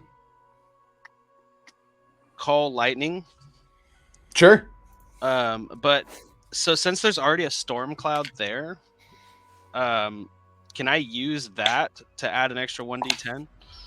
It says if you are outdoors in stormy conditions when you cast this spell, the spell gives you control over the existing storm. Yeah, I'll give you that because Squall already cast Call Lightning and there's already a cloud there. Yeah, I'll give you that. That's fine. That makes sense to me. That's a combo there. Combo move. And then if I put it between those three, so the Knoll, the Catobopusses, could I hit all three of them? No, you could hit these two or just that one. All right, I'm gonna hit those two then. Okay. Got it. So that is a B and the Knoll.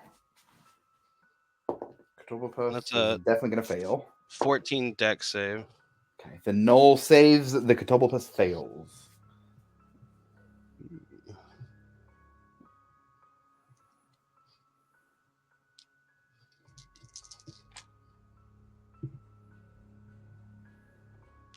So the Catobopus, or whichever one didn't make the save, takes 16 damage, and then halved for the other one. Then 8 for the Knoll. Okay, Knoll's looking pretty rough. All right, anything else for you, sir? Nope, that's it. All right, that takes us to Milo. Milo, it is your turn. You have Rufus there with you. You have a nightmare in front of you that flew up to you. Down on the ground, you have Alivor under the hooves of this giant auroch-looking creature that seems to be some kind of monstrous version. What are you doing? Be gone, Deeblin horse. Go back to whatever hell you came from, and I cast Banish. Ooh, I like it. That'd be a 17 charisma. That's a natural 1, sir. And if I'm mistaking, if it's from another place originally, I don't have to hold concentration. It's just I gone. believe that is correct. It is just there now. Go home, nightmare.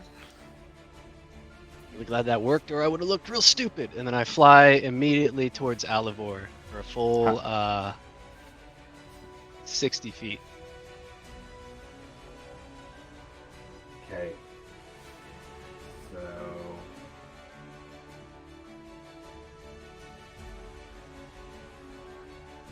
I'm coming, buddy. you get about 10 feet away and 45 feet up. I think that's my turn. Okay. Alivor. It's this creature's turn in front of you. Lovely. It has one attack. That's all it gets. It's not a multi-attack creature. This is going to be one roll against you. However, it does get advantage.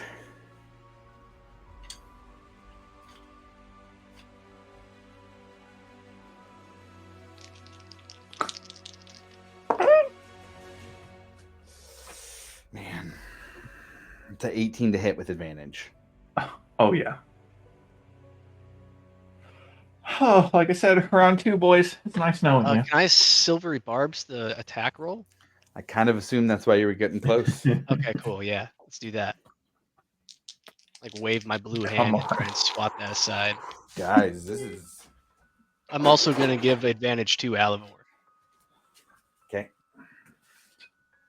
I'm going full tray here, guys. This is a character death possibility. Oh.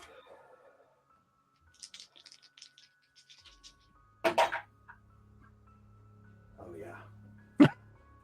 That's a 14 and a 19 on the dice. Yep. That 19, 100%. Creature rears up and stomps down on him, crushing him beneath.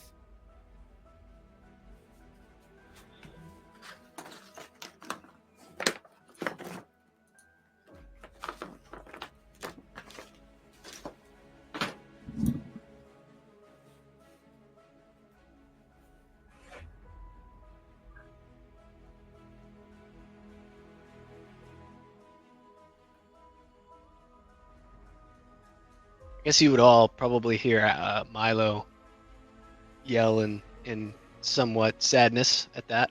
So all Milo hears is just Somewhat. Somewhat. Okay. Alivor, your call. Your last words or not, your choice.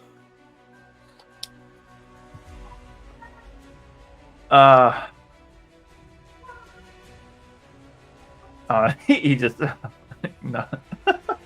Oh no, he'd be more like, oh, not again, and then just like gone. All right. That is Alivor's second death. Resurrection magic is not a guaranteed option now. Oh. So that is going to be the well, actually, now that creature knows that its foe is dead, it's going to turn around and charge the other way. What is that thing in front of it? A goat. Oh. I've I've been wondering. I've been Not wondering. goat anymore. Squall, we are to you next. What are we doing?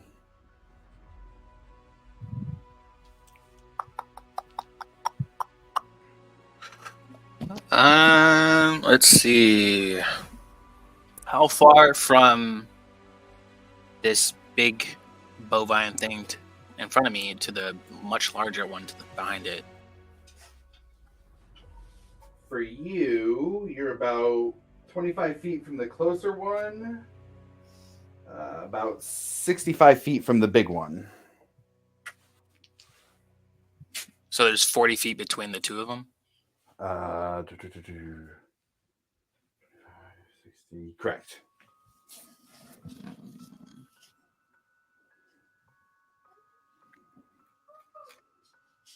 How beat up are these things looking in front of me? They are not bloodied yet. They're looking pretty good. Jesus. These are strong creatures. And you see a purple flame glowing in the Knoll's eyes. There is something at play here that is more than just Knolls stealing more bounders. Hi, Daddy.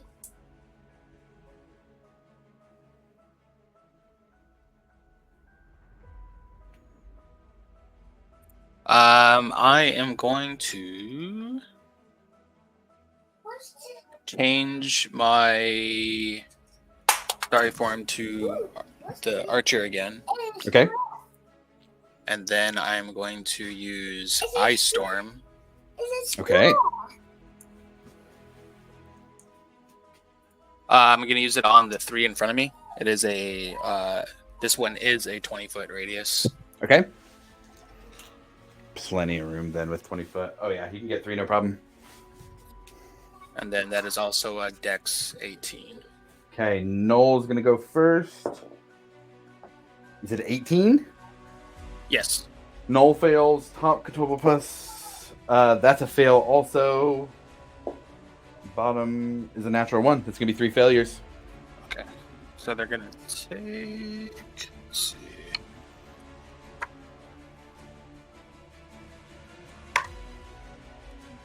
$19 bludgeoning damage. Oh, very nice. Okay. And then Oh, 19? That takes the Knoll out. perfect.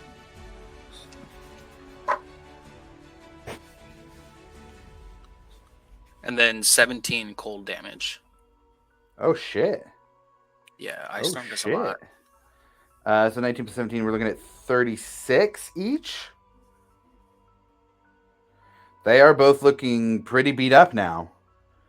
In particular, this one is barely standing. Okay. I'm going to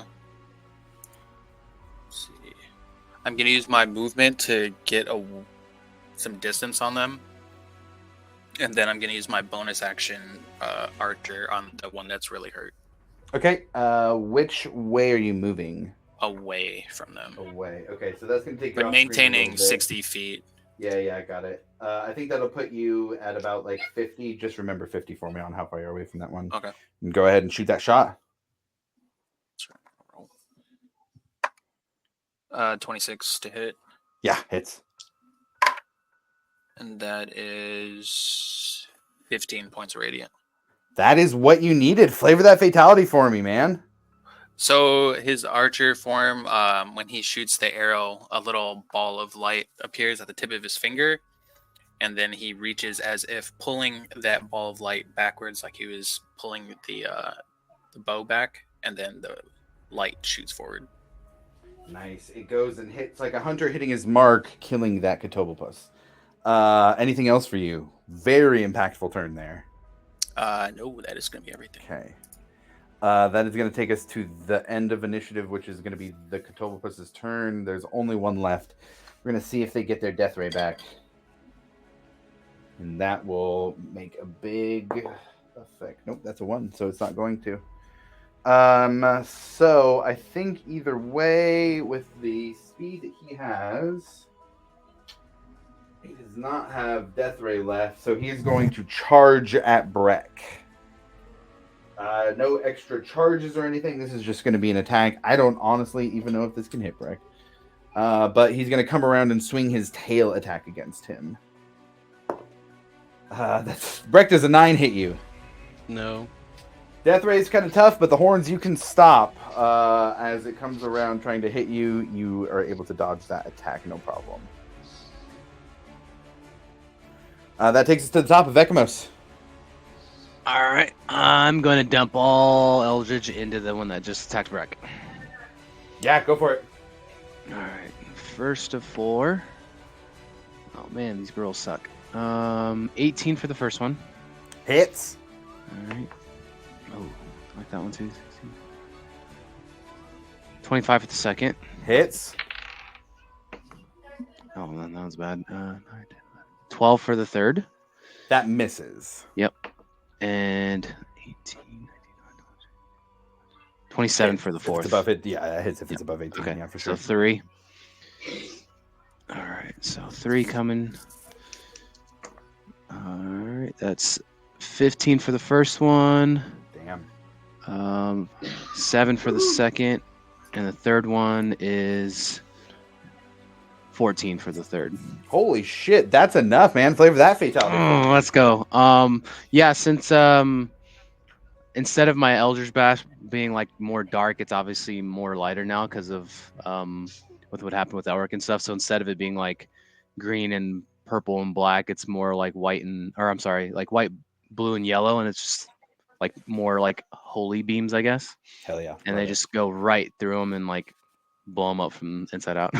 Okay, hell yeah. It explodes. Breck, you get a little bit of green viscera around you.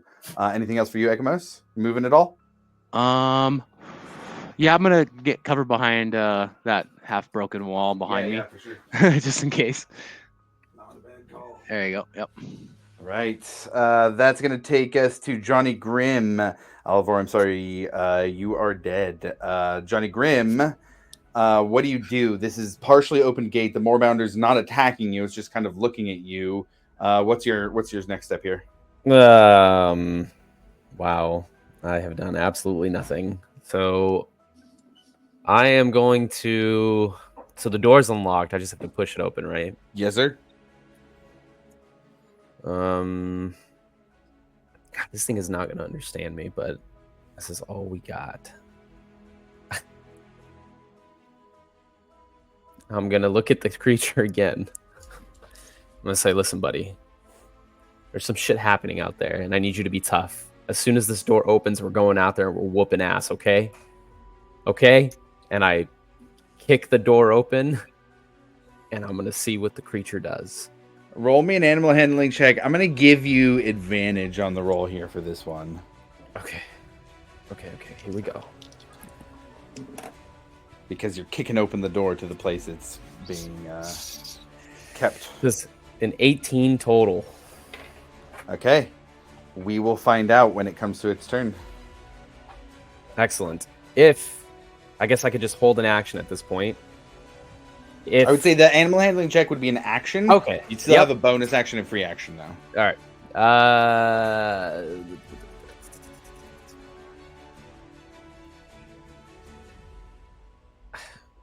The only thing I was thinking was if it starts to charge out, like if it looks like it's going out there, I'll stand outside the door with my movement, I guess. Sure. Yeah. And then, yeah, I guess we'll see what it does, huh? Okay. All right. And then that takes. Oh, sorry. Go ahead. I think I'm past 30 feet for the echo. Like we're not 30 feet. Are we within 30 feet? Yeah, you're beyond 30 feet of it. So right that now, echo about goes 6 away. feet. Oh, does it? Okay. Yeah. And then that is my turn. Okay. That takes us to Rufus next. What are you doing? Okay. I'm gonna. I will bonus action go down into my hybrid form Okay. so that I can actually make attacks that are meaningful. And then fly on down to the giant cow, just like that. Dive bomb in there, and then start making some attacks with my force might. Yeah, go for it. Okay. First one is a 29. Hits. I'm just gonna fucking do this. It's gonna be 14 damage and then stunning strike. Okay. So DC 15 con. Yeah, 21. Make another attack. Okay.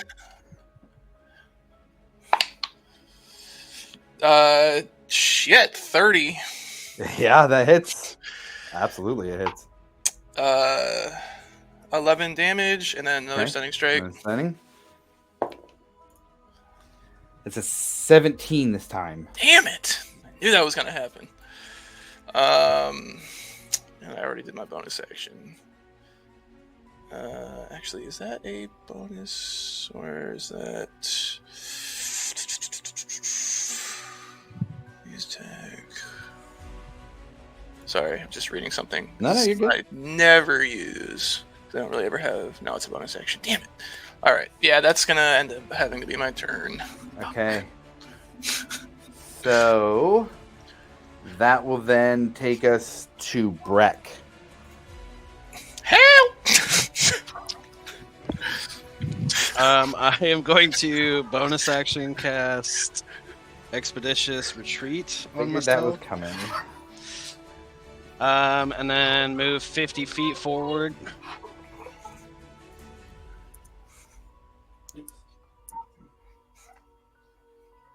How close am I to it? 50 feet. I'll give you that it'll hit at 50. Yeah, I'm gonna give him the bonk with my new weapon. Give him a bonk. Oh, you're pulling out the pick for this? Yeah. Yeah, give him a bonk.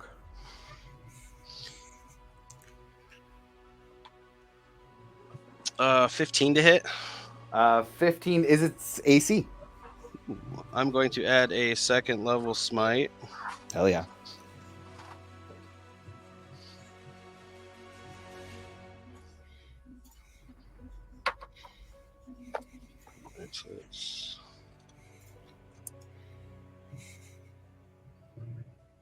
Which one's the D8? The diamond one, right? Yeah. Yep. Double pyramid. So that's 8 points of piercing damage Okay. and 17 points of radiant damage. Very nice. It's looking really hurt. I'm going to hit it again. Okay. That's another 15 to hit. That's what you needed. And I'm going to add a second level smite to that. All right. I think you might be ready to flavor this, but it's going to be close. So 9 points of piercing Okay. and 13 points of radiant. That is going to be enough. Flavor that fatality for me, killing this gigantic fucking beast. Oh man, I'm just gonna run up on it and just kind of bury the war pick kind of right in its dome.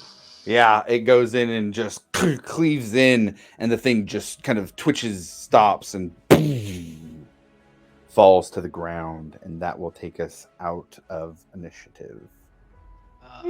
Milo is going to immediately fly down to Alivor, kind of roll him over and get him straight up and stuff like that, and start casting Gentle Repose. He just lays his hands over his body, and you guys can see like just this light blue magic going from his fingertips and just particles falling down to his body and lighten him up.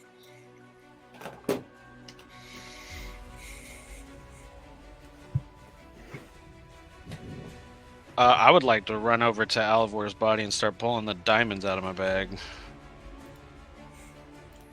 So I'm not gonna keep us in initiative because I think we have enough time to do what we're trying to do here. So I'm not gonna slow us down a bit. But I will say, yeah, we can absolutely do both of those things. Milo, you start to cast, I assume, ritually cast. Yeah. It'll take 11 minutes. Okay. So you'll start the process on that. As you do, Breck is going to come up on the side of you, pulling out diamonds. Go ahead and flavor what this looks like here as the two of you move towards the dead body of your friend. I think Milo's kind of like in a CPR sort of position over Alivor. And he still has his hands over Alivor's torso, and the magic's kind of just pouring out. But he sees Brett coming up beside him, and he kind of already knows what's about to happen. So he just doesn't break concentration and doesn't break his chant, but just shifts over on his knees and gives Breck all the room that he needs to get started, but continues his old ritual cast. Can I assist with the Revivify? You said it was going to be more difficult. Yes. I was going to let them kind of go through the flavor of what they're doing here. Then I'll explain, because this is the first time we're doing a non-guaranteed Revivify. For Breck, he would just kind of walk up, put his hand kind of on Milo's shoulder as Milo kind of steps away, and he pulls out 2 of the diamonds, lays them down, just kind of pulls his water out and starts to sprinkle it around Alivor's body in the grass. Okay. As you do so, the party begins to gather around, seeing the scene around them. The Moorbounder runs out of the fence, but you guys are distracted by seeing what happened to Alivor. They don't go far. I'm not going to make you guys worry about going to chase them down at this point. But that takes us to our first resurrection roll. Because Alivor has died already, it is not guaranteed for him to be brought back. So we are going to move towards our first DC-based Revivify. We are going to do a mini skill challenge here. 3 party members can step up and attempt a skill challenge. If they succeed in that skill challenge, they will drop the DC by 2. The DC will be 10 to start. Every time you die, the DC will go up by 2. So Alivor, if you die the next time, it starts at 12, then 14, then 16. The more you die, the harder it is to be brought back. So we are at a base of 10. It could be lowered down to potentially 4. It will be a straight roll on a D20. It will be done on camera to make sure that we are abiding by the dice here, because these are big rolls. So I will leave it up to the party. In fact, we're kind of way past our break time, so let's do this. Let's take a break here. I'm going to throw it out there. I'm down to play however long today. My wife went on a trip to Tennessee, so I've got as much time as you want. So I'm going to play as long as you guys want to play today is what I'm going to say. I'll leave that up to you guys. No pressure for anybody, but we've got side quest galore today, so keep that in mind. So let's take a quick break while you guys decide who's going to step up to do the skill challenge to try and bring back Alivor. It's 28. We're over here, 228 Pacific. So let's call it 10:43. 2:43. We'll come back and go and continue the rest of the session. Let's take a break.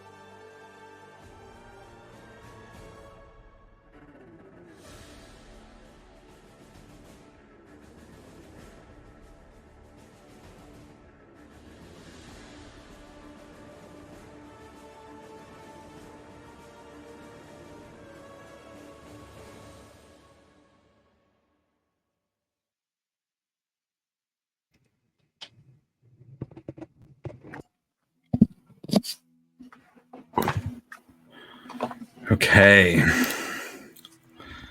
The party once again stands around the dead body of one of their team members.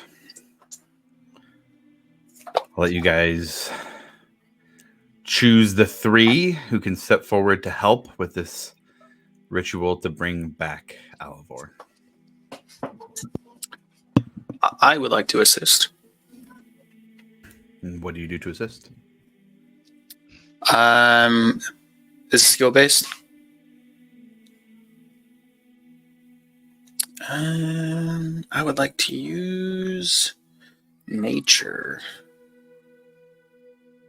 Give me some flavor for how you use nature to call Alivor back to the material plane here. I am going to use my decanter, pop the cork on it, and let almost kind of like obviously not using watery sphere, but kind of like put him in a water bubble, and just kind of call upon the nature around me to bring him back to his body. Go ahead and make the roll. I'm going to set the DC as the same DC for bringing him back. It will go up in subsequent rituals as well. Go ahead and roll DC 10 here. Also, does guidance play a part in this? No, No. not in this. Mm-mm.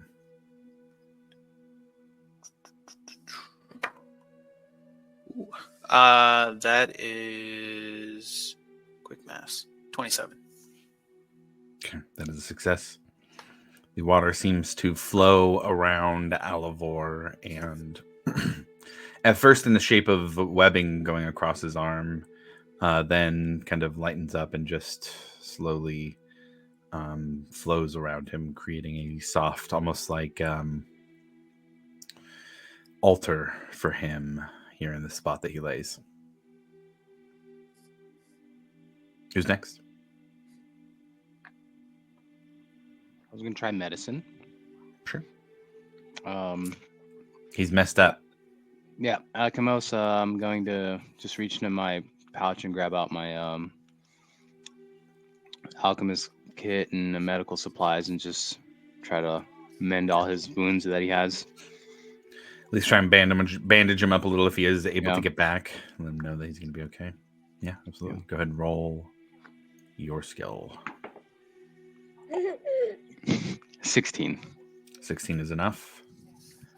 DC is now down to 6 for Alivor to come back on the resurrection roll.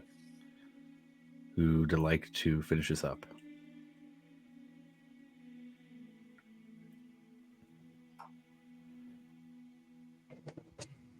Can I use my religion? Sure. Just got to describe how you do. Yeah. Just gonna, while I'm kind of sprinkling the water around Alivor's body, just reach out to Melora. This one's not ready to make that walk yet. Can you bring him back? Yeah, go ahead and make your skill check.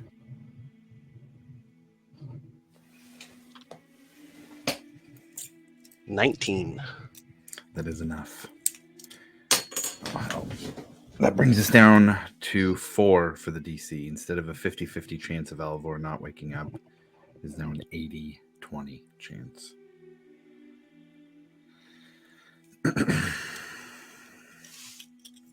My tripod broke, so gonna have to get creative with it here.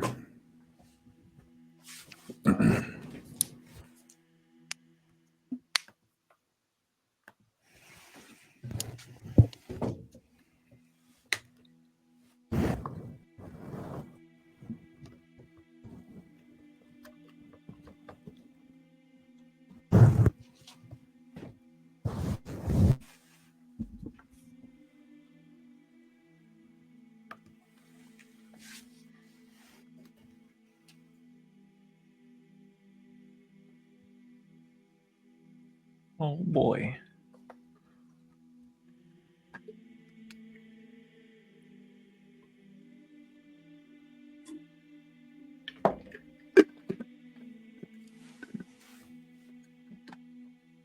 That is a 10. Let's go.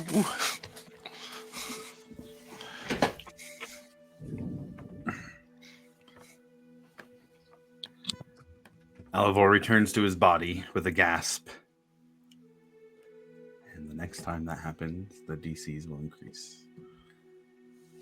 So I have a question.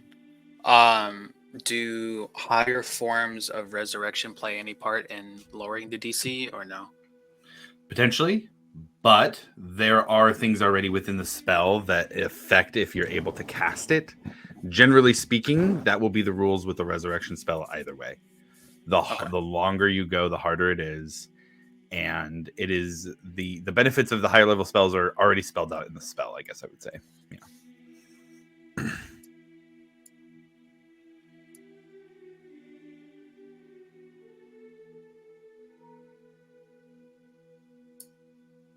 Welcome back to the world of the living, man. Yeah, this place kind of sucks. Do you get to choose to come back? I can't remember.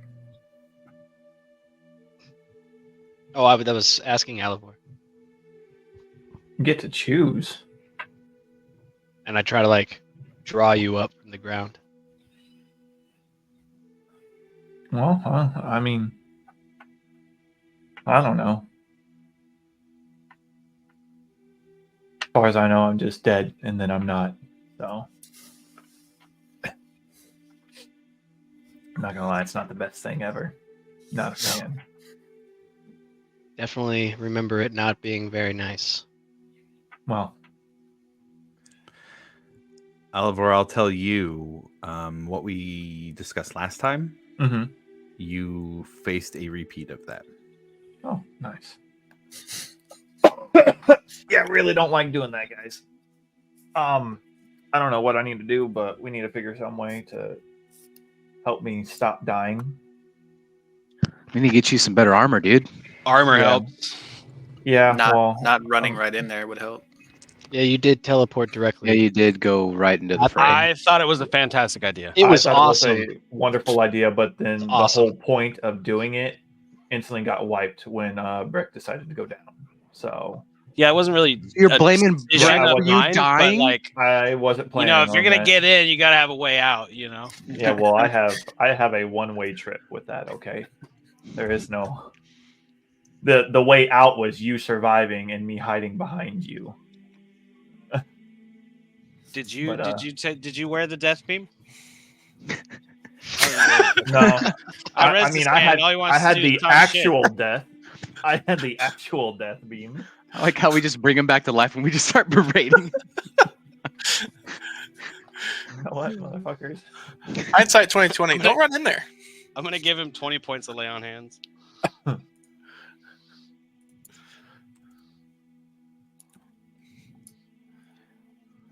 You need to stick with Oh. Johnny. Johnny died too. We've all died except Rufus and freaking Squall. I definitely We've died. all died. I When did definitely Milo died. And I died like we had to bring you back. Yeah, Yeah, Really? we had the dragon guy. That it was when he dosey-doed him for the pick. Yeah. Oh yeah. Yeah, he died. Oh, so Everybody's dying. we've all touched. Yeah. Okay. Well, I've died twice now, so that Yeah, puts you me one upped ahead. us. Oh Okay, shit, alright. dude. Yeah, you're that's right. definitely winning That's- in this scenario. Yeah, winning at dying. It's a great thing to be winning at. Okay. All right, what are we doing Alright. about this Moorbounder? Let's run some pockets. You know, you're muted. Still muted. You're muted, Yeah, Johnny. you're not. You're talking, but we're not hearing you. You're talking to yourself. There we go. I think we're good. Okay. Yes. Hey, good news. You just have to plug your cord in. Who knew? Who knew? Who knew? Who knew that's how it worked? I got the dogfish over there. Squall, if you want to go, I don't know, do your thing, talk to him. He seems okay, but obviously I don't speak dogfish. I'm going to. Yeah, my wild shape's still up, so I'm gonna heal. Gilly. Sure. Over.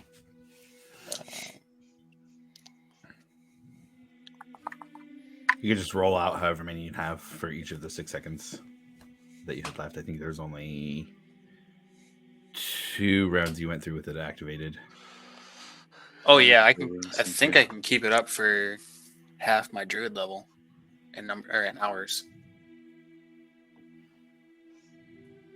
Oh, but I see. But do you have to cast a healing spell to get the extra chalice bonus?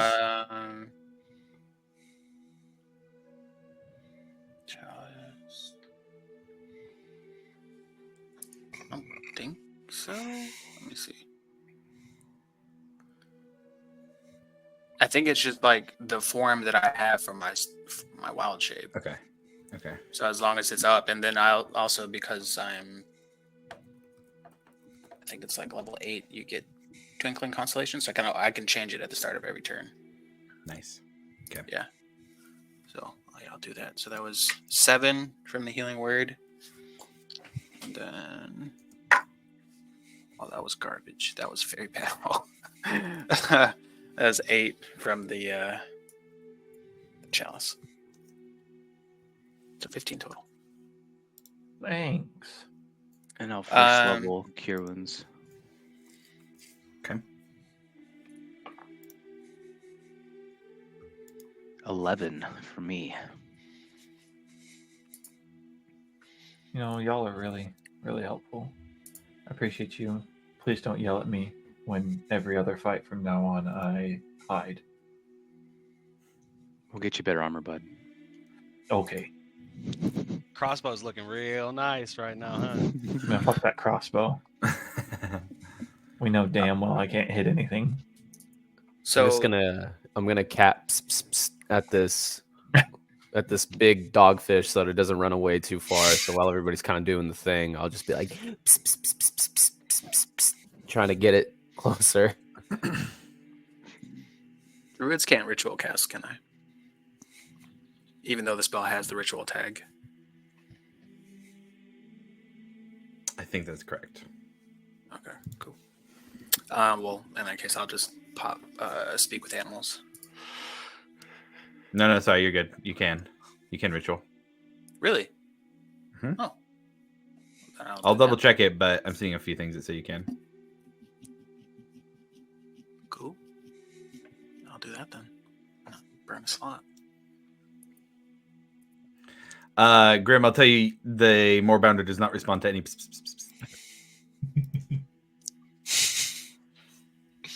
So yeah, 10 minutes or so go by. I can speak to this thing. Grim, do you do the whole time, the whole 10 minutes? Probably not. Probably after the first minute, after it doesn't work, we'll go on to like different. You bark at it, dude. Yeah, I'll try and do every other noise, but like we'll just slowly evolve into a point where I'm just doing like an interpretive dance to try and just keep its attention. You watch it for the 10 minutes. It looks like it's mostly hungry. It's jumping around the trees and the area trying to catch just like birds and stuff. I would say it's able to. You realize it's called a Moorbounder for a reason, as it jumps very high up the trees when trying to do so. Squall, you finish your ritual. I will approach the Moorbounder and just say, "Hello, friend." Kind of turns to with a surprised look. You speak like me. Yeah, apologies for my small companion over there. No apologies needed. He freed me. It's very weird, though. Does even mean anything, or is it just noises to you? It's just noises. I don't know what was happening. Okay, that's what I thought. But yeah, that was the whole point of us coming here, was to find you and free you and get you back to where you need to be. Thank you. There was something wrong with all of those creatures. They weren't right. Do you know what caused it? I don't. But whatever was over the creatures was over the knolls, too. Did you see anyone else here that may have left? They kept me in the pen.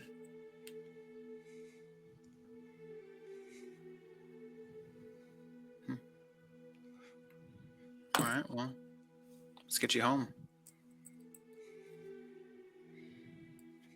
Are you taking me back to my owner? Is that what you want?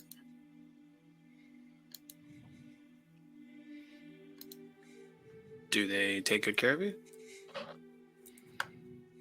Kind of see him think a little bit. They do. I would like to go back to see Daracel. Well, let's go find Daracel. And just turns and follows you. Problem solved, guys. Oh fuck! He did it. He wasn't lying. What a ghastly creature, Squall. Ugh. Ugh. Commodore Norian comes out of a bush, wiping himself off. Quite the skirmish, gentlemen. Good fight, I must say. I was dealing with a couple of the smaller ones over in the bushes, but you did quite all right. Captain, I was afraid I would have to take the lead there when you went down, but as always, you came out on top and saved our friend. Yeah, that's what I do. How was the fight over in the bushes? It was harrowing, but I was able to overcome them. You'll find a bit of blood and guts over there. Don't go look. I would like to It's go very look gruesome. over there. No, don't.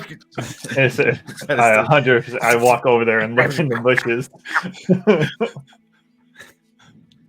Nothing. No, Yeah. It's looks like he probably was digging to try and make get as low as he could, and not good digging. I'm just gonna stare at him. If you tell them, I'll kill you. Wouldn't be my first time. Fair enough. And then I just walk back over and I don't say anything. Just pure disappointment on the Commodore. What a crazy title for someone.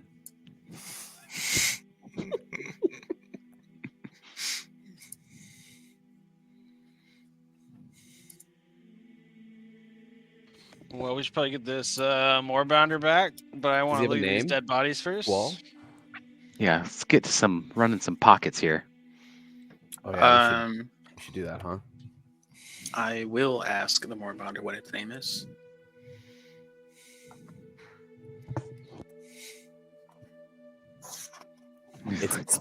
That's what it is. Is there a fantasy name Daracel- generator for Moorbounders? No, but there's one for pet names. Daracel calls me Moonbar. Moonbar.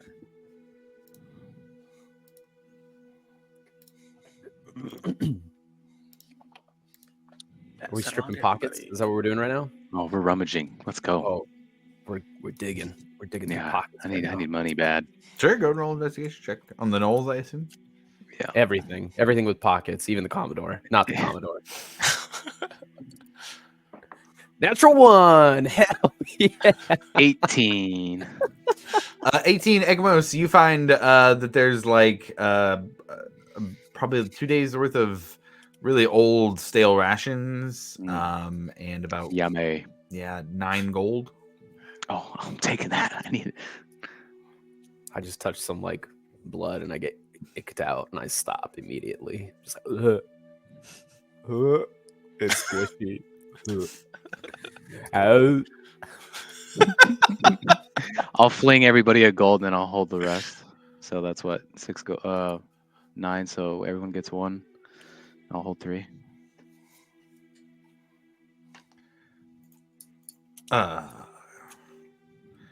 Excuse me, Ekmos. You feel a little tug. I believe you missed some of that split. I'm sorry, what? I believe you missed some of that split. I am the first mate, after all. I believe I'm entitled to a gold piece like the rest of the crew. I didn't Gold see you piece for all all the during that fight, though. thing. Where even were you? I assure you, I was doing very critical things. Where A are gold you? piece for all that work in the bushes, right, Commodore? Oh, He turns. You shut up. Sure, I'll flip him another gold. Whatever.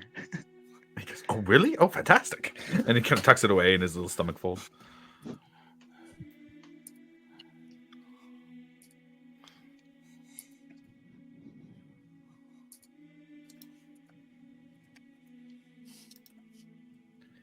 Right. What are you guys doing from here? We are escorting to his owner. Got it. You guys head back. You go, I guess where you're going? Back to the dock district? It is kind of late at night. You might have to do some searching to find this person. What's the game plan here? Does he know where to go if we get Oh, him he would back? know where the place is, yeah. So we just follow him? Squall? What time of night or what time is it? Do you say? Not terribly. I would say we're getting like between 10 and 11. It's not crazy late. But yeah, he would know where it is and you guys can talk to him. So that's a good point. You can walk right there if you'd like. Let's just deliver him. Yeah, that's fine. Okay. Yeah, if you don't mind leading the way. Let's change it up a little bit then as you guys walk through Port Damali.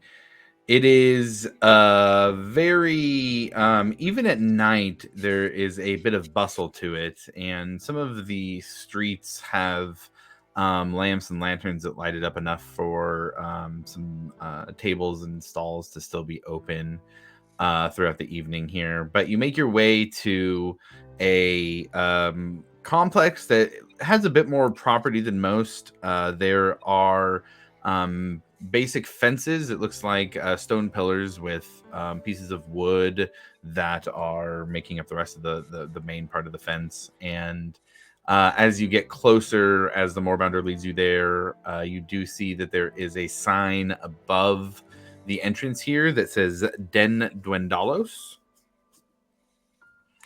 And easy enough to walk in. It's a place of business, so it kind of has like an open arch that you can walk in. There's nobody out and about, but you do see you guys are on a complex where there are some other animals and pens. You do see quite a few Moorbounders around you as well. Some of them are kind of perking their heads up and waking up as you bring this other Moorbounder back. Yeah, what do you guys do once you get in there?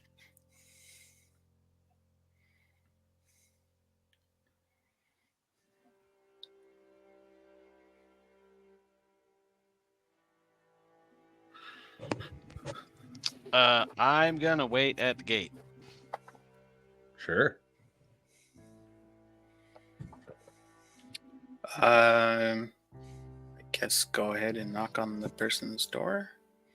Okay. You guys find a door. Any door, give it a knock.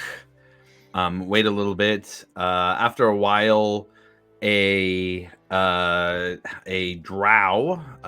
You guys haven't seen a ton of those, especially here in Port Damali, where it's usually nice and sunny. But there is a drow that comes to the door, bags under his eyes, wearing some nightwear, but is, as you open the door, he looks to see the returned Moorbounder and very excitedly goes outside and starts to pet him. And the Moorbounder starts jumping up and down in an excited jump as well as these two are reunited. And he looks to all of you and says, "My God, who are all of you? Who do I have to thank for this?"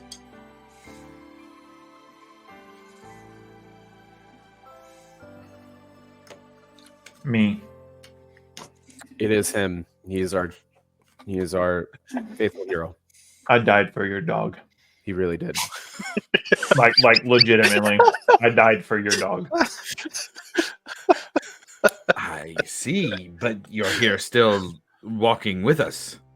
Crazy, right? That is fantastic. I thank you for your sacrifice. It means so much to me. This Moonbar means so much to me. He was my first Moorbounder, and I would be devastated. In what ways would you like to thank me?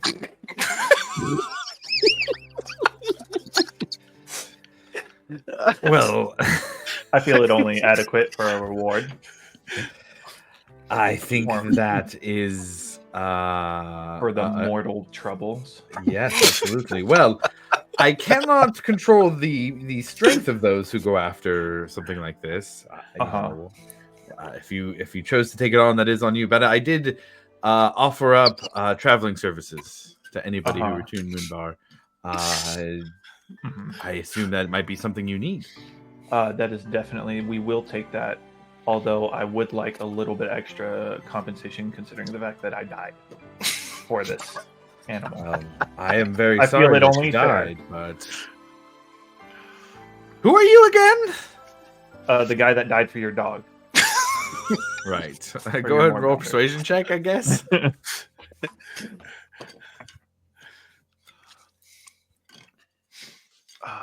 23.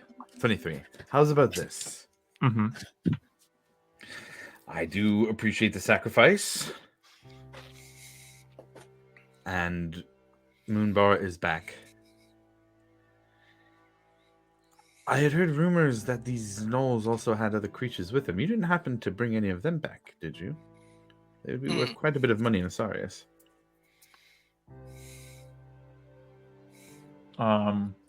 Will their carcasses do? No. Okay. Living specimens would be most appreciated. Then how about this? You say you need travel. I will help you get where you need to go. Okay. Moorbounders are fantastic at travel. They Mhm. are able to traverse most surfaces, difficult or not, where others cannot. And so I will allow the use of my Moorbounders for your travel with me as a guide, making sure that they are doing well on this trip. And in exchange for your valiant sacrifice in saving Moonbar, what did you say your role was? 23. 23. Then I will leave one of the adolescent Moorbounders with you as your steed. Oh. I feel like that is adequate. I appreciate you. Thank you. That's cool. Which one? Can I go see? Sure. And he takes you to one, and I would say this one is similar to the others. It's smaller because it's adolescent, but it's not small. It's just smaller than the others. It's still horse size. And it has like orca spot eyes, where the eyes are kind of smaller, but it has two like big white spots where a lot of the other ones don't. But otherwise seems pretty similar to the other ones. Nice. Is it just a regular one, or is it the bristled one as well? Not bristled. Not bristled. But yeah, you can add for all intents and purposes, it is a Moorbounder stat block, but you can add a adolescent Moorbounder to your inventory. Oh hell yes. Seeing as you're the one that died, buddy, maybe you should be the one to name him. Her? Him? It? Them. Her. Name the Warbounder. How do I find this? How would I add this to my stuff? It's going to be in extras. Yeah. So over in extras. Oh, okay. Extras. Yeah, and it then wasn't just popping. adolescent Moorbounder. You just put Moorbounder. There's not an adolescent specific. All right. We'll do that. I'll make up something for now, or I'll make up something for adolescent, but for now we'll just say it's same. Okay. More. Oh, what? How do you? Would it be Yeah. beast MOO. companion or pet? It's not popping. Not popping up. Okay, I'll get it in there after this. Yeah, we won't worry about too much right now. You can just bring up a Moorbounder stat block, and I'll add it into your character sheet later. Okay. Sweet. What does it look like? Can I get a description of this Moorbounder? I need to know I for naming. Put it in the chat. Yeah. So there's a picture of a Moorbounder in chat for what it looks like, and then this one in particular has like white spots around its eyes, kind of orca-like, more so than the other ones. Kind of darker black than purple black, like most of them. Oh, Squall, can you talk to him still? I'd have to spend another 10 minutes. I mean, if you don't, I mean, if we're not doing anything, then yeah. I'd like to ask him, see if he already has a name. I don't want to just give him a name if he already has one, you know. Then I will spend the 10 minutes to do it again. Yes, my friend. See, Okay, I knew you I spend liked 10 you. minutes. Yeah, absolutely. I will say that for brevity's sake, she answers and says it's her, and I don't have a name yet. I was Deriso was planning to sell her, so he did not give her a name, and they do not name themselves otherwise. So she doesn't have any in mind. Oh, okay. Hmm. Anything that she wants to go by. She said she likes the sound of the ocean waves. That's something that she didn't get until recently. That is That's the so only adorable. kind of thing. That is the most precious thing. Protect this at all costs. I'll pass it on to Alvor, and you can do with it as you will.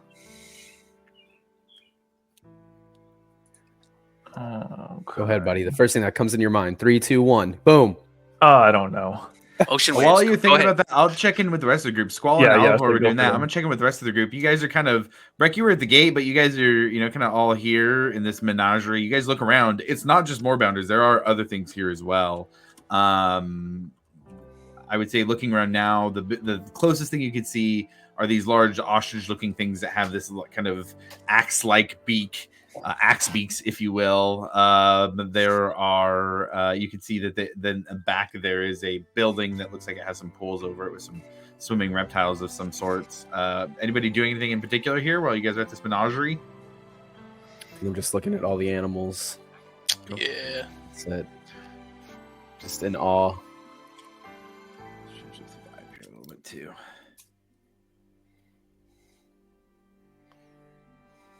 Okay. Easy enough. Breck, you do notice they do have some large insects here. And this would be a place where if you wanted to buy some food for insect-like creatures that were large, of the large variety, you could do that here. Those eggs are still in my bag, right? And they're like- Did you have them with you in your bag? Yeah, they're still an egg, right? I don't just have like a little mini scorpion thing in my bag. Roll. I'm digging the D100 rolls today for this kind of stuff, so that the dice can help decide. Roll me a D100, and I'm going to do a comparison to what I roll here. Ooh, 92. Oh wow! So I like to kind of do rolls in a, I've done it before where it's kind of close stuff. That is very close. You open your bag to 3 small of those scorpion-like creatures. They were cave fishers, I believe. Yes. You have 3 of them crawling around in your bag now, but they have created Little babies. You couldn't really see them at first because they've almost created like these little like cocoon thing, not a cocoon, but like almost a little pocket for them in the bag, so they're hiding behind it in them, and they're kind of almost just protecting themselves with that. Nice. Do I have any like rations on me? I just want to see if I can get one to come out. Go ahead and yeah, you can pull out some rations and try and get one to come out. Roll an animal handling check with advantage.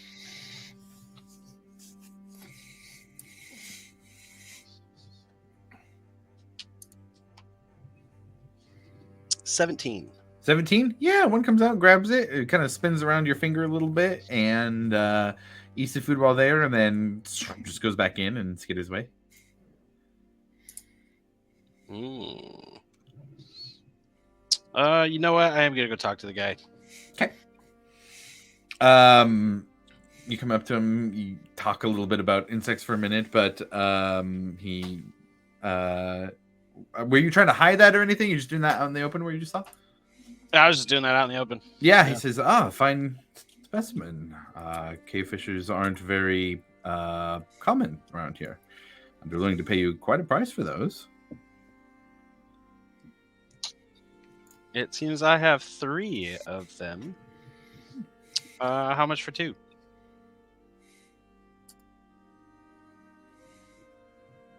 I'd give you 700 gold pieces for 2. 700 gold pieces and throw in some food for the 3rd one for me. Deal. Sweet. Got to get him out of there though. No problem at all. and he pulls out kind of a little bag that he has on his side, opens it up, gets a little tool, and it has almost like a little dangly lure at the end of it. And he kind of taps it just a little bit, and it lights up, and he goes in and puts that in there, and all three of them come out to follow it. But he puts his hand over the third one so that the vision can't see it, and he kind of goes back to his little hole and very easily draws out the other two. You may get 600 gold and you throw in one of those things. Deal. I'll take that deal. Perfect. And he gives it to you, explains it is essentially a lure of the types of creatures that the cave fishers eat in mass quantities. You guys also would have seen these underneath. I think somebody flew up to the roof and saw some of these in the Sanctuary of the Crawling King. And it's meant to kind of mimic that.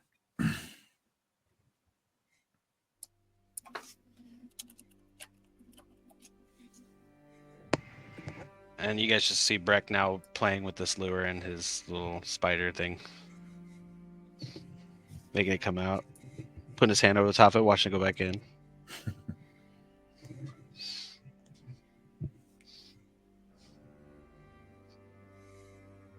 I have also decided on a name. We're going to go with Calypso. Very nice. I would let Calypso know what her name is. Okay. Or what he has chosen. Of course, ask her if she likes that. Yeah. She definitely does. She definitely Perfect. So, what is her favorite food? I'm Fish. I'm literally just going to use you as a translator until I can figure everything out about her. Fish. All right. So we can definitely come up with a lot of that. Anyone got any fish on them? Might be able to ask the Commodore. Might have Actually, some no, I advice. do. Ooh. Oh. I fished during that 3 I weeks. think you did. I think you had. Yeah. I have 19 fish. Okay. How much for 3 of those fish? 20 gold. You're fucking out of your mind. No, you can have them. Oh, sweet. I have them, and then I immediately feed her if she wants them. 3 fish. Yeah.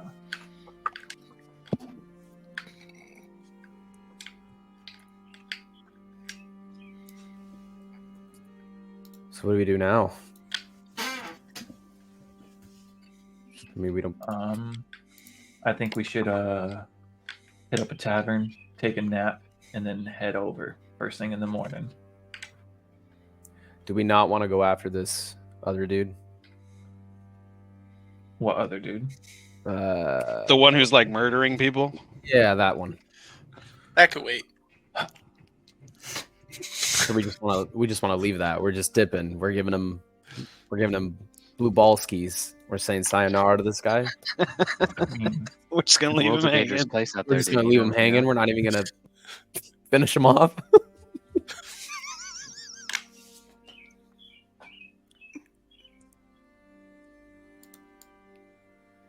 I think he's good.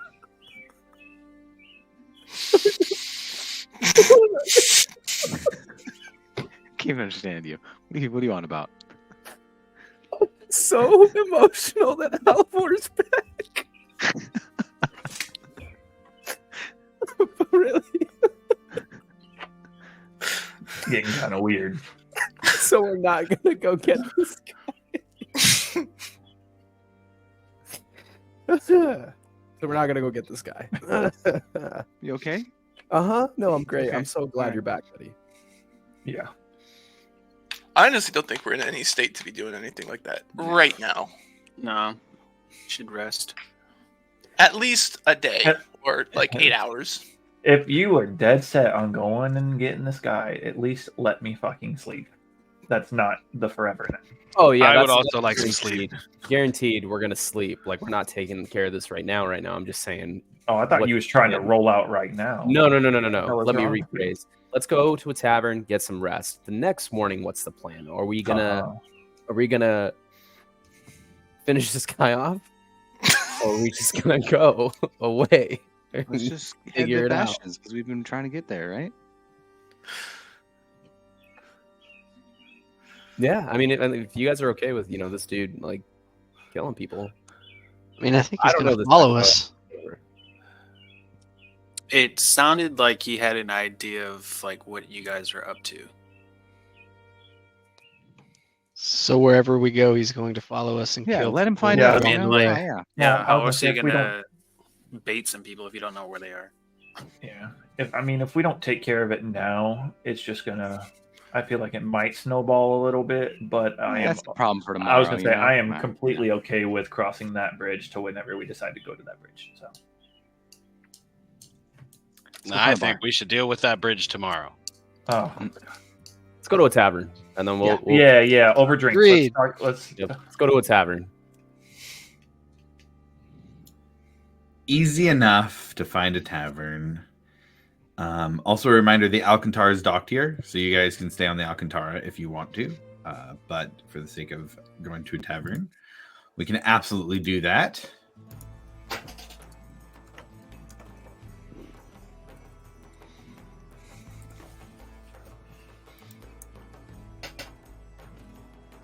You guys find the Sleeping Ship on the docks. Seems a standard dock bar, a little nicer than like a shanty. It is definitely a place where Zalezo and Righteous Brand are stationed. But you guys find the Sleeping Ship easy enough.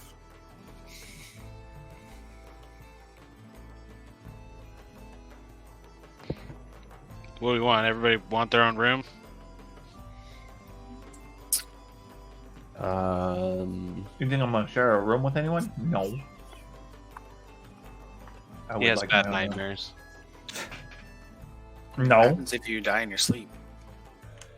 Well, And you die in real life. Sounds like you do it pretty often. I know.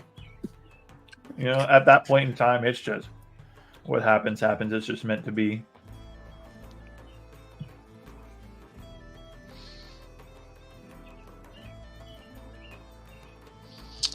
All right, well, I'm going to get myself some food. Does anybody else want anything while I'm up there? I'm going to get 7 rooms. Oh yeah. Yeah, I'll go with you. Food and I'm ale. just sounds gonna get a good. drink. Yep, I'll roll with you too. I think Rufus is actually going to go back to the ship. Sure, easy enough. You get back to the ship while everybody stays at the bar. Breck heads up to the bartender, and this is a half-elf woman who is behind the bar. She is quite... for the time of night it is, I would say there's still quite a few people in here. She's staying quite busy, but comes over to talk to you. It's a gold piece a night for the rooms. Easy enough, so it'd be 6 gold for all of you to stay there. You can also make drink orders as well. I would say 5 silver for their standard fare. Nothing special here, just basic house stuff mostly. Catering to the Zalezo and the Righteous Brand. But she does lean in at the end of the interaction, and Breck whispers into your ear, "A friend thought you might stop by here and left me this letter for you. From the Trust."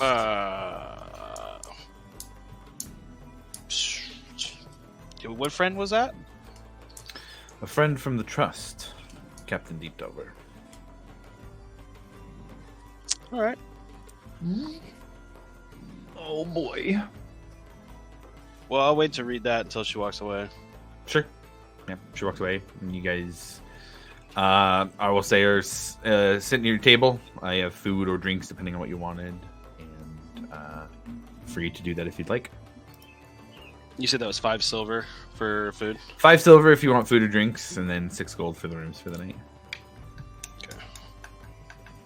I'll probably actually head back to the ship. Okay, so we'll call it 5 gold then for the rooms. I was gonna go too. Sorry.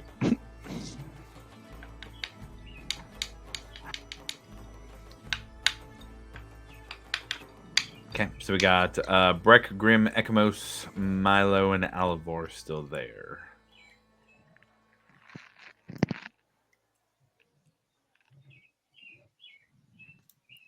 I mean, what does the note say?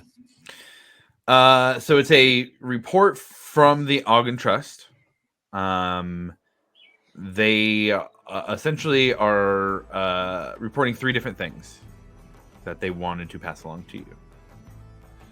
The first is that there's elevated activity around the ruins of Schattengrad. The assembly seem to be bringing in many people.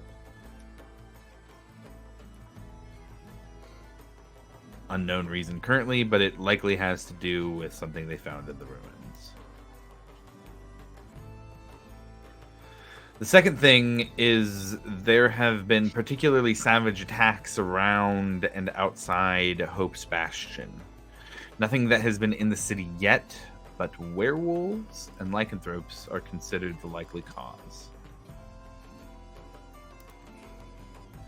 And finally, there's word of the Cobalt Soul being infiltrated and a move being made against them, with rumors of Trent Ickathon being involved. Oh.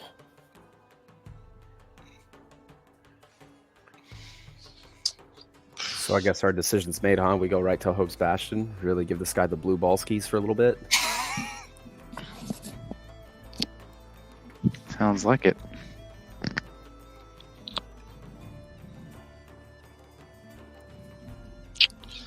Yeah, I guess we'll head out in the morning. Yeah. Yeah, it sounds pretty intense.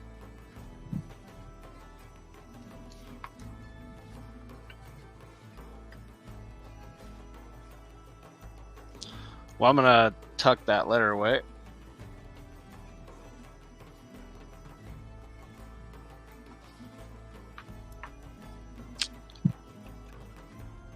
I'm just gonna go back to eating my food.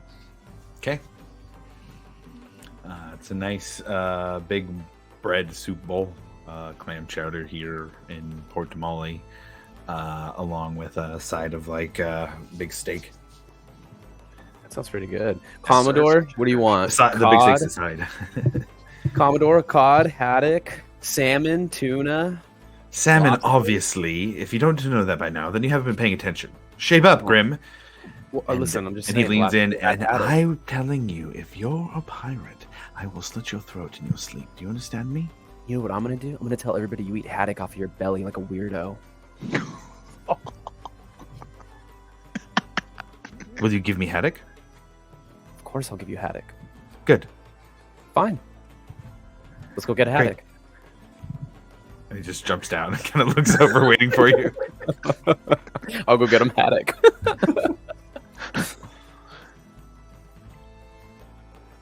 Awesome. Actually, I do have to. Hey, Milo. I need a favor. Yeah, what's up, man? I need you to send, if you can, a message to Nora because I haven't checked in with her in a long time.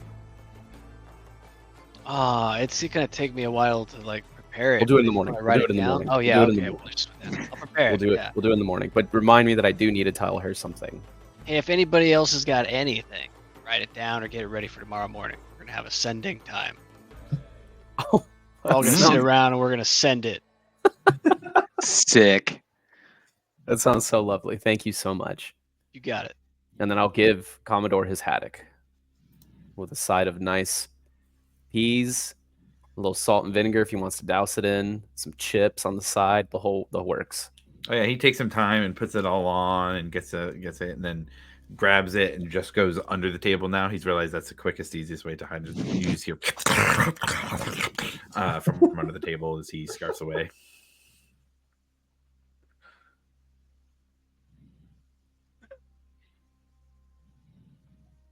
I'll just throw him a napkin at the bottom when he's done. Here you go, buddy. Don't forget. You see bones kind of thrown out the side a little bit. Checking in with Rufus and Squall. What are you guys doing back at the ship? I think when catching up and getting back to the ship with him, I feel like I didn't know you were a druid as well. I'm not. Why would you think that? Well, I mean, I saw you transform in front of me. Ah, yeah. It's complicated, actually. It's pretty. It's a long story. Let's just say a large animal man, not a druid, bit me, and yeah, now I can turn into a bigger bird. Do I have to roll for that? Like, no. Okay, just making sure. So, you're like a werebird. Yeah. It's a strain of lycanthropy that it's, I guess, from what I was told, it's worse than a regular one. But I learned I learned to get a hold of it. And I used to have some pretty bad episodes. Almost lost my cool a couple times. But it's under control now. So I willingly came back with. Oh man. I mean, so how did you stop these episodes? Weeks and weeks of training with a tribe of other lycanthropes in the Lushgut Forest.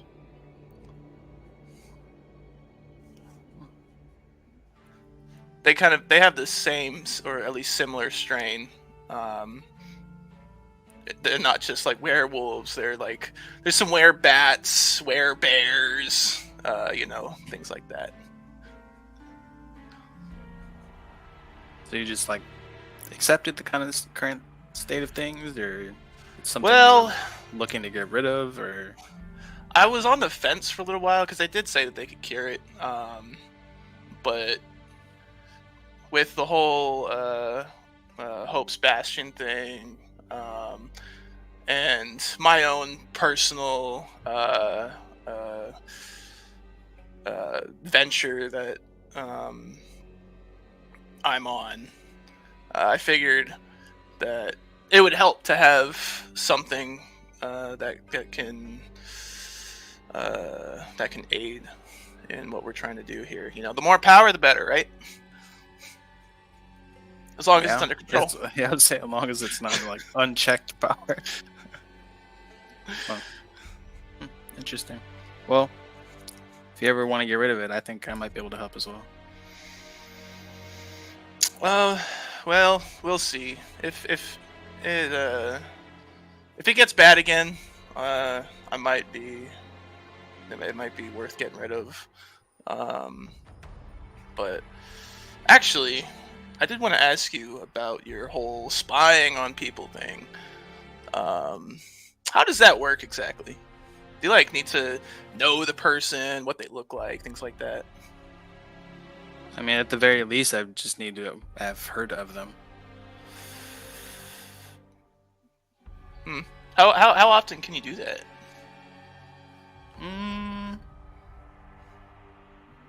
Maybe a couple times a day, as long as I get some rest.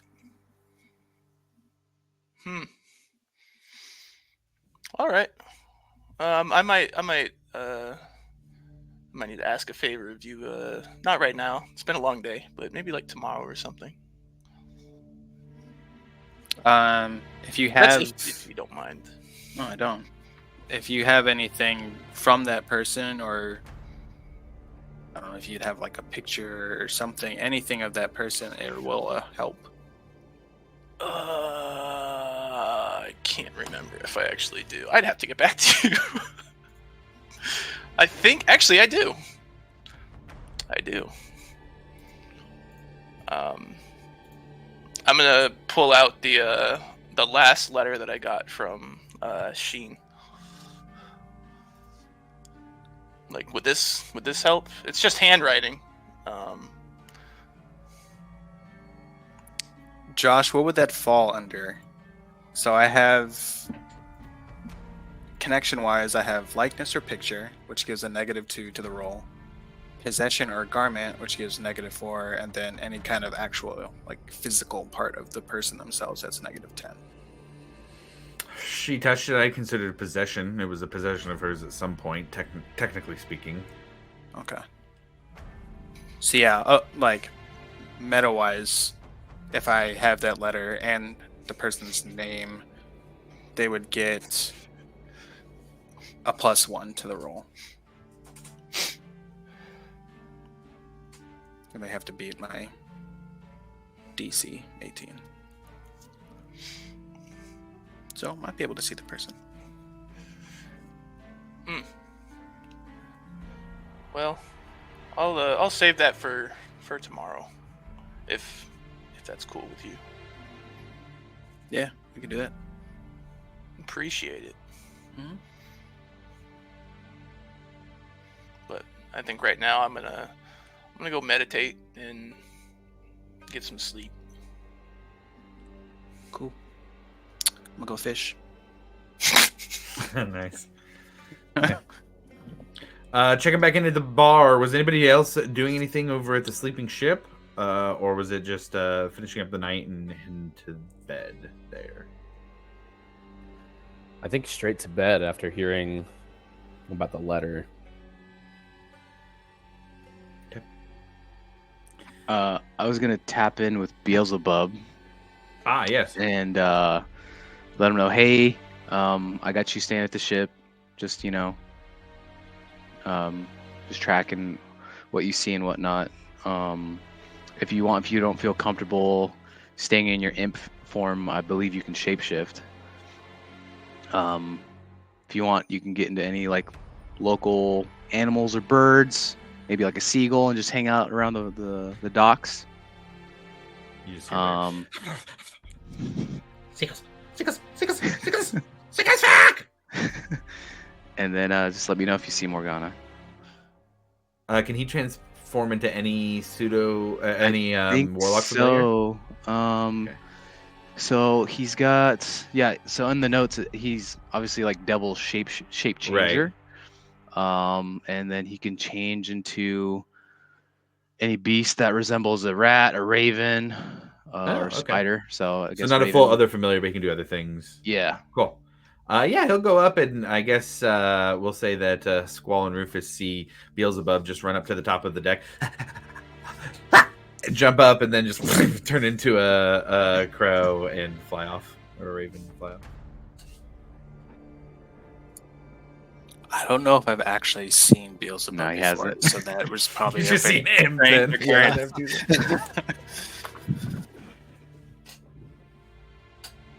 Alivor's at the same table, right? Mhm. Okay. Breck. Actually, everybody. This might be as good a time as any to get into the stuff that happened while I was away, just a little bit.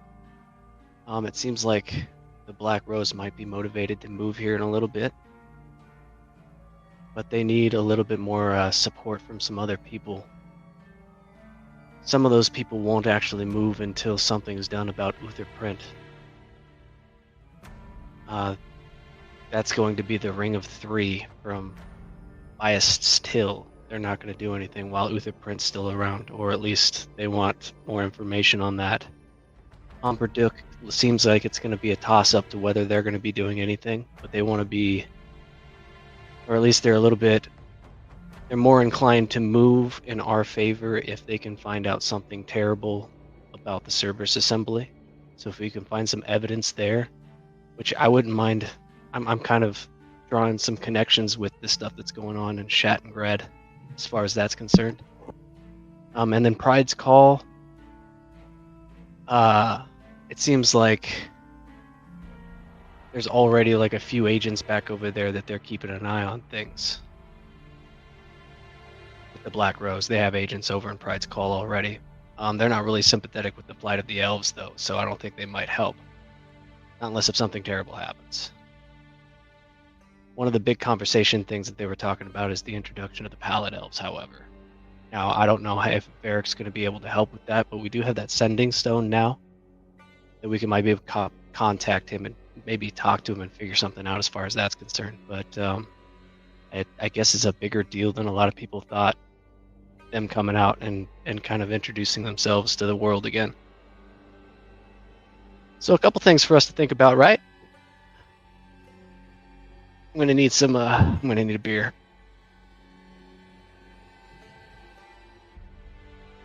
Also, the new guy, he's trustworthy. Yeah, Seems nice. He did you call know- lightning down. That was interesting.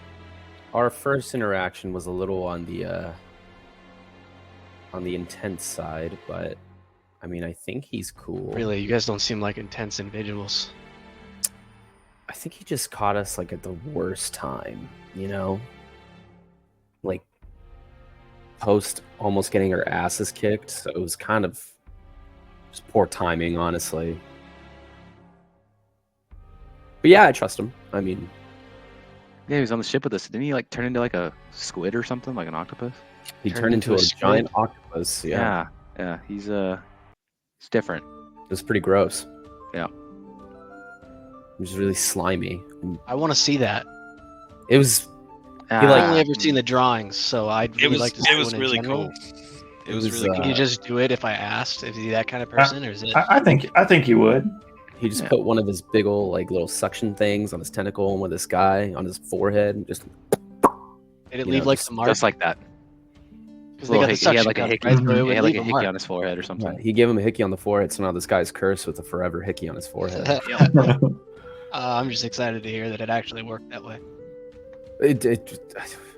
You don't trust me?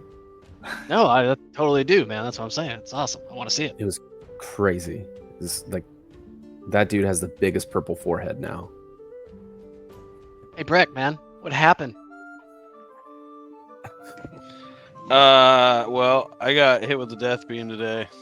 I saw that. I saw it very, Yeah. very clearly. Yeah, that was pretty sweet. How are Good we day. gonna? I feel like we need to do something about that. Yeah, man. I would like some anti-death beam armor. Would be pretty I'm sweet. I'm thinking something, right? Just keep adding to his defense. I mean, we could do some retroactive harvesting rolls if you guys wanted to have pulled some things from those creatures to try and make like antidotes or things from them because they were seemingly some kind of magical creatures. I I do would- know a little bit I of would- alchemy. I would like to do that. Yes. Let's throw out. Let's just have everybody do an investigation roll. Hell Do an investigation roll. We Let's like do that real quick. investigation rolls. Yeah. Ooh. Can I Baby. potentially swing a survival check? What did I say? Investigation? Mhm. Yeah, I'll give a survival check for that. That makes sense to me. I'm just gonna point and be like, Breck, right there. Hack right there. 26 for Ekamos. Okay. 20 Ooh. for Investigate. Milo. 21 survival. 20, dirty 20 for Grim. Mm. 14 investigation for Rufus. 14. Okay. I got a 12. Tough. Damn. 22. Okay. Some good ass rolls here, boys. Good stuff. I mean, I mean, other I'm than- just like hacking away at the one that death beamed me. Oh, not there. There. Just More fucking just working full some send. stuff out Wait, on it. I got supplies to like extract this properly instead of He it just fucking it keeps up. fucking. Oh, Jesus They're Christ. just hacking away. They're It's like just whatever I get, I get. You guys get let's see here. You guys get up to it's gonna be an up to situation. Only if you want it, don't have to take it. Up to 8 gallons of Katoba plus milk. Turns out they were both cow Katoba passes.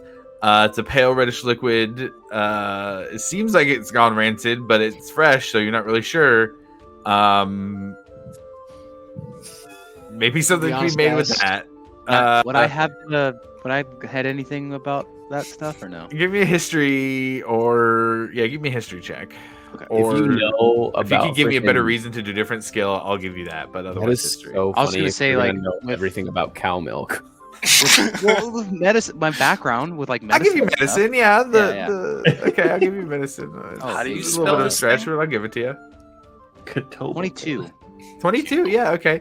So you know that it makes death cheese. It's the basis for death cheese. It's a cherished cheese among the community because it is Spicy cheese. very the flavor is you cannot get it anywhere else except Katoba Smith, especially because it has this very pungent flavor that permeates the whole cheese, and it's a really smelly. It's this weird, like it smells different than it tastes, and so it's all part of the experience. You can only get it with death. I cheese. say we take it all back to Michonne's and let him serve it up at the tavern. 8 Just gallons. I said. I just I already like said the it, words. You guys can get 8 We're gallons. we're taking all of 8 this gallons. rancid smelling I'm gonna see red if I can milk. None of that make is going in something, my all right? bag. I just All 8 gallons in the bag of holding. Not And he's see just like, anything "Oh." here that I want. And I'm Yeah, walking who's- away. Who's milking the dead cows? It's Ekamos. Ekamos is milking. Ekamos is milking. was his medicine guys, check. this is for science, guys. Yeah, he's over there. He's over there going like, "Oh, I know what this says. Hold on, Yeah. guys." Hold on, guys. I can fix up something for this. Okay, so then I know Breck and Rufus, you guys got a little bit lower. Rufus, what was yours? 14. 14. Okay, so both of you also get Katoba plus fur. It's a thick, mangy red fur. It's pretty strong. Not really sure what you guys can use that for at this Death beam point, but proof? it doesn't seem to be death beam proof. You do so for the other 5 of you, I think, who got over 20. You get a Katoba. Well, actually, only 2 of you get a Katoba plus tail because there's only 2, so you have to fight between each other. But it's a thick skin tail with a hard bulbous end that could potentially be made into a magical flail. And then there are 4 Katoba plus eyes. The eyes are potentially the thing that are most valuable that the death ray comes from. Why'd you Could say you it say that way? eyes, please? Eyes. Eyes. How do you spell this thing's name? Catoblepas. Catoblepas. I've never seen Kendall make so many disgusted faces. Like for the last I just 10 have minutes, to like see it has been his own personal that hell. thing is terrifying. Oh yeah. Here. Do I still have the minis closed? Let's see some minis here. So my God. yeah, this will look Sounds probably like a just like the hardcore picture. metal band. But we got Nice. these crazy beast creatures. Yeah, I will throw that in the chat. And the big one was probably about double the size of those. Dude, who Oh, knew nice. those Yeah. things? Jesus Christ. The I thought would that definitely those love to things- eat that is cheese made delicious from that cheese, animal. dude. That's Yeah. exactly Look what I at like. that thing. There's I even ones with mushrooms on the back. want a tail. All the best. Yes, more fungus. Bring it on. I want a tail. And an eyeball. What did the eyeballs do? Did it? Potential Lost making episode. something else out of them. Let's see. I'll just roll with Ekamos' roll. You're an alchemist. I'll give you guys the Is it uses here. yummy? The fur could be used as like a filtration thing. You could use it to filter out like gases and stuff, almost like a mask. And then the eye could potentially be, there's some goggles or lenses that the eyes can be turned into that might offer protection or additional benefits besides that. I'll take a couple of eyes. And the tail could be potentially be turned into a +1 mace, essentially. Yeah, I'll be like, hey, Breck, I can make you goggles out of their eyes. Might be able to make something out of this. Might be kind of cool. Are they death beam proof goggles? They just help you see the death come quicker. Yeah, but come quick. Yeah, so you It's react more faster. clear when it hits. Yeah, the cheese It's tastes more a lot vivid. better.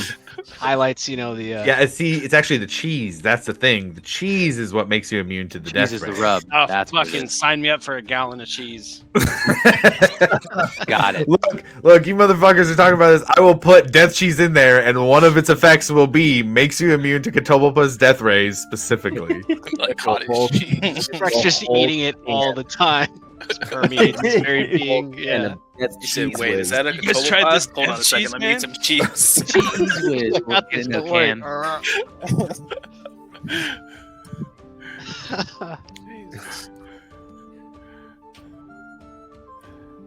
All right, back to the tavern and split up, and there we go.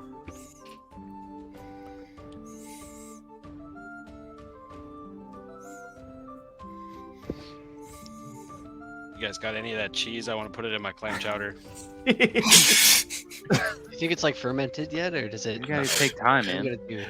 The whole Yeah. process. Months.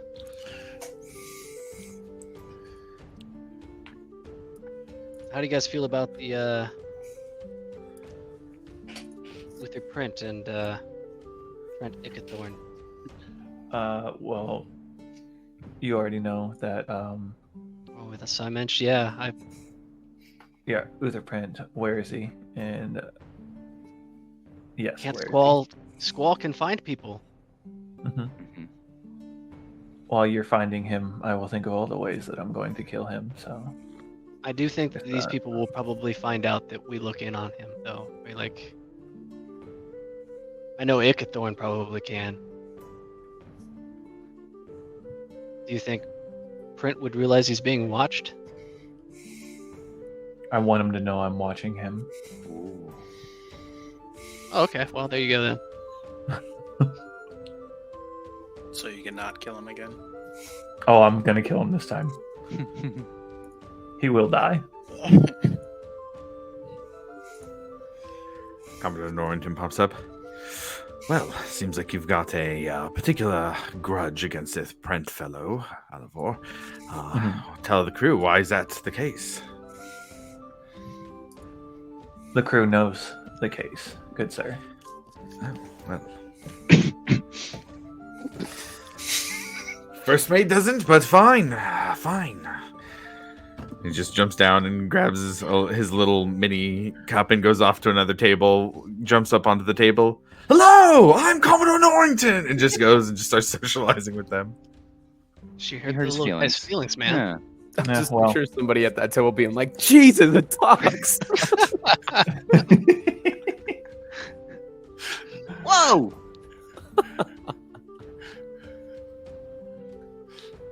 Oh, Well, tonight's been great. But I think we should get some shut eye and hit the road tomorrow, first thing in the morning. Yep.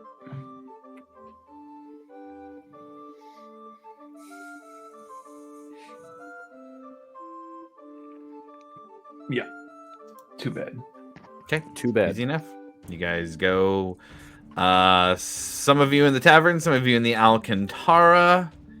But all of you can mark a long rest, change your prepared spells if you would like, and get ready for the next day. I'm just gonna zoom us in. Unless anybody has anything they want to do, just let me know. Do Oh yeah, go for it.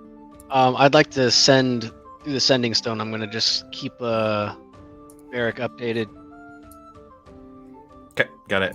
Yeah. I would guess we'll actually have to write that later. I know I was gonna say out of game we will send those messages There- because okay, I think there we we should go, still 'cause there's have that gaps. dialogue happen, but let's have it happen out of game rather than right now. Otherwise, everybody wakes up and makes their way back together, just off the dock of the Alcantara here in Port de Mali. Before we continue, is Uh-huh. everybody gonna keep going? Because I'm gonna have to go. If so, cool. I'm just gonna have to go because I gotta wake up early in the morning. This is a good time to stop if you guys want to stop here. This is okay with I'm okay with stopping here if everybody else is. Okay. All right, then Yeah. let's say this. Then Darasil is with we'll say 7 more bounders, including Calypso being one of them. and they are fitted with saddles and bags and ready to take the trek wherever the group would like to go and head back to Hope's Bastion. And we'll go ahead and end the session there. Just do housekeeping real quick. We use music from filmmusic.io. You can check out information down in the panels for each of the songs. We also use the Critical Role soundtracks because they allow streamers like us to use them. So we do, because they're great. So check that out. Information down in the panels as well. Otherwise, we'll see everyone in a couple weeks for the next one. Thanks for tuning in.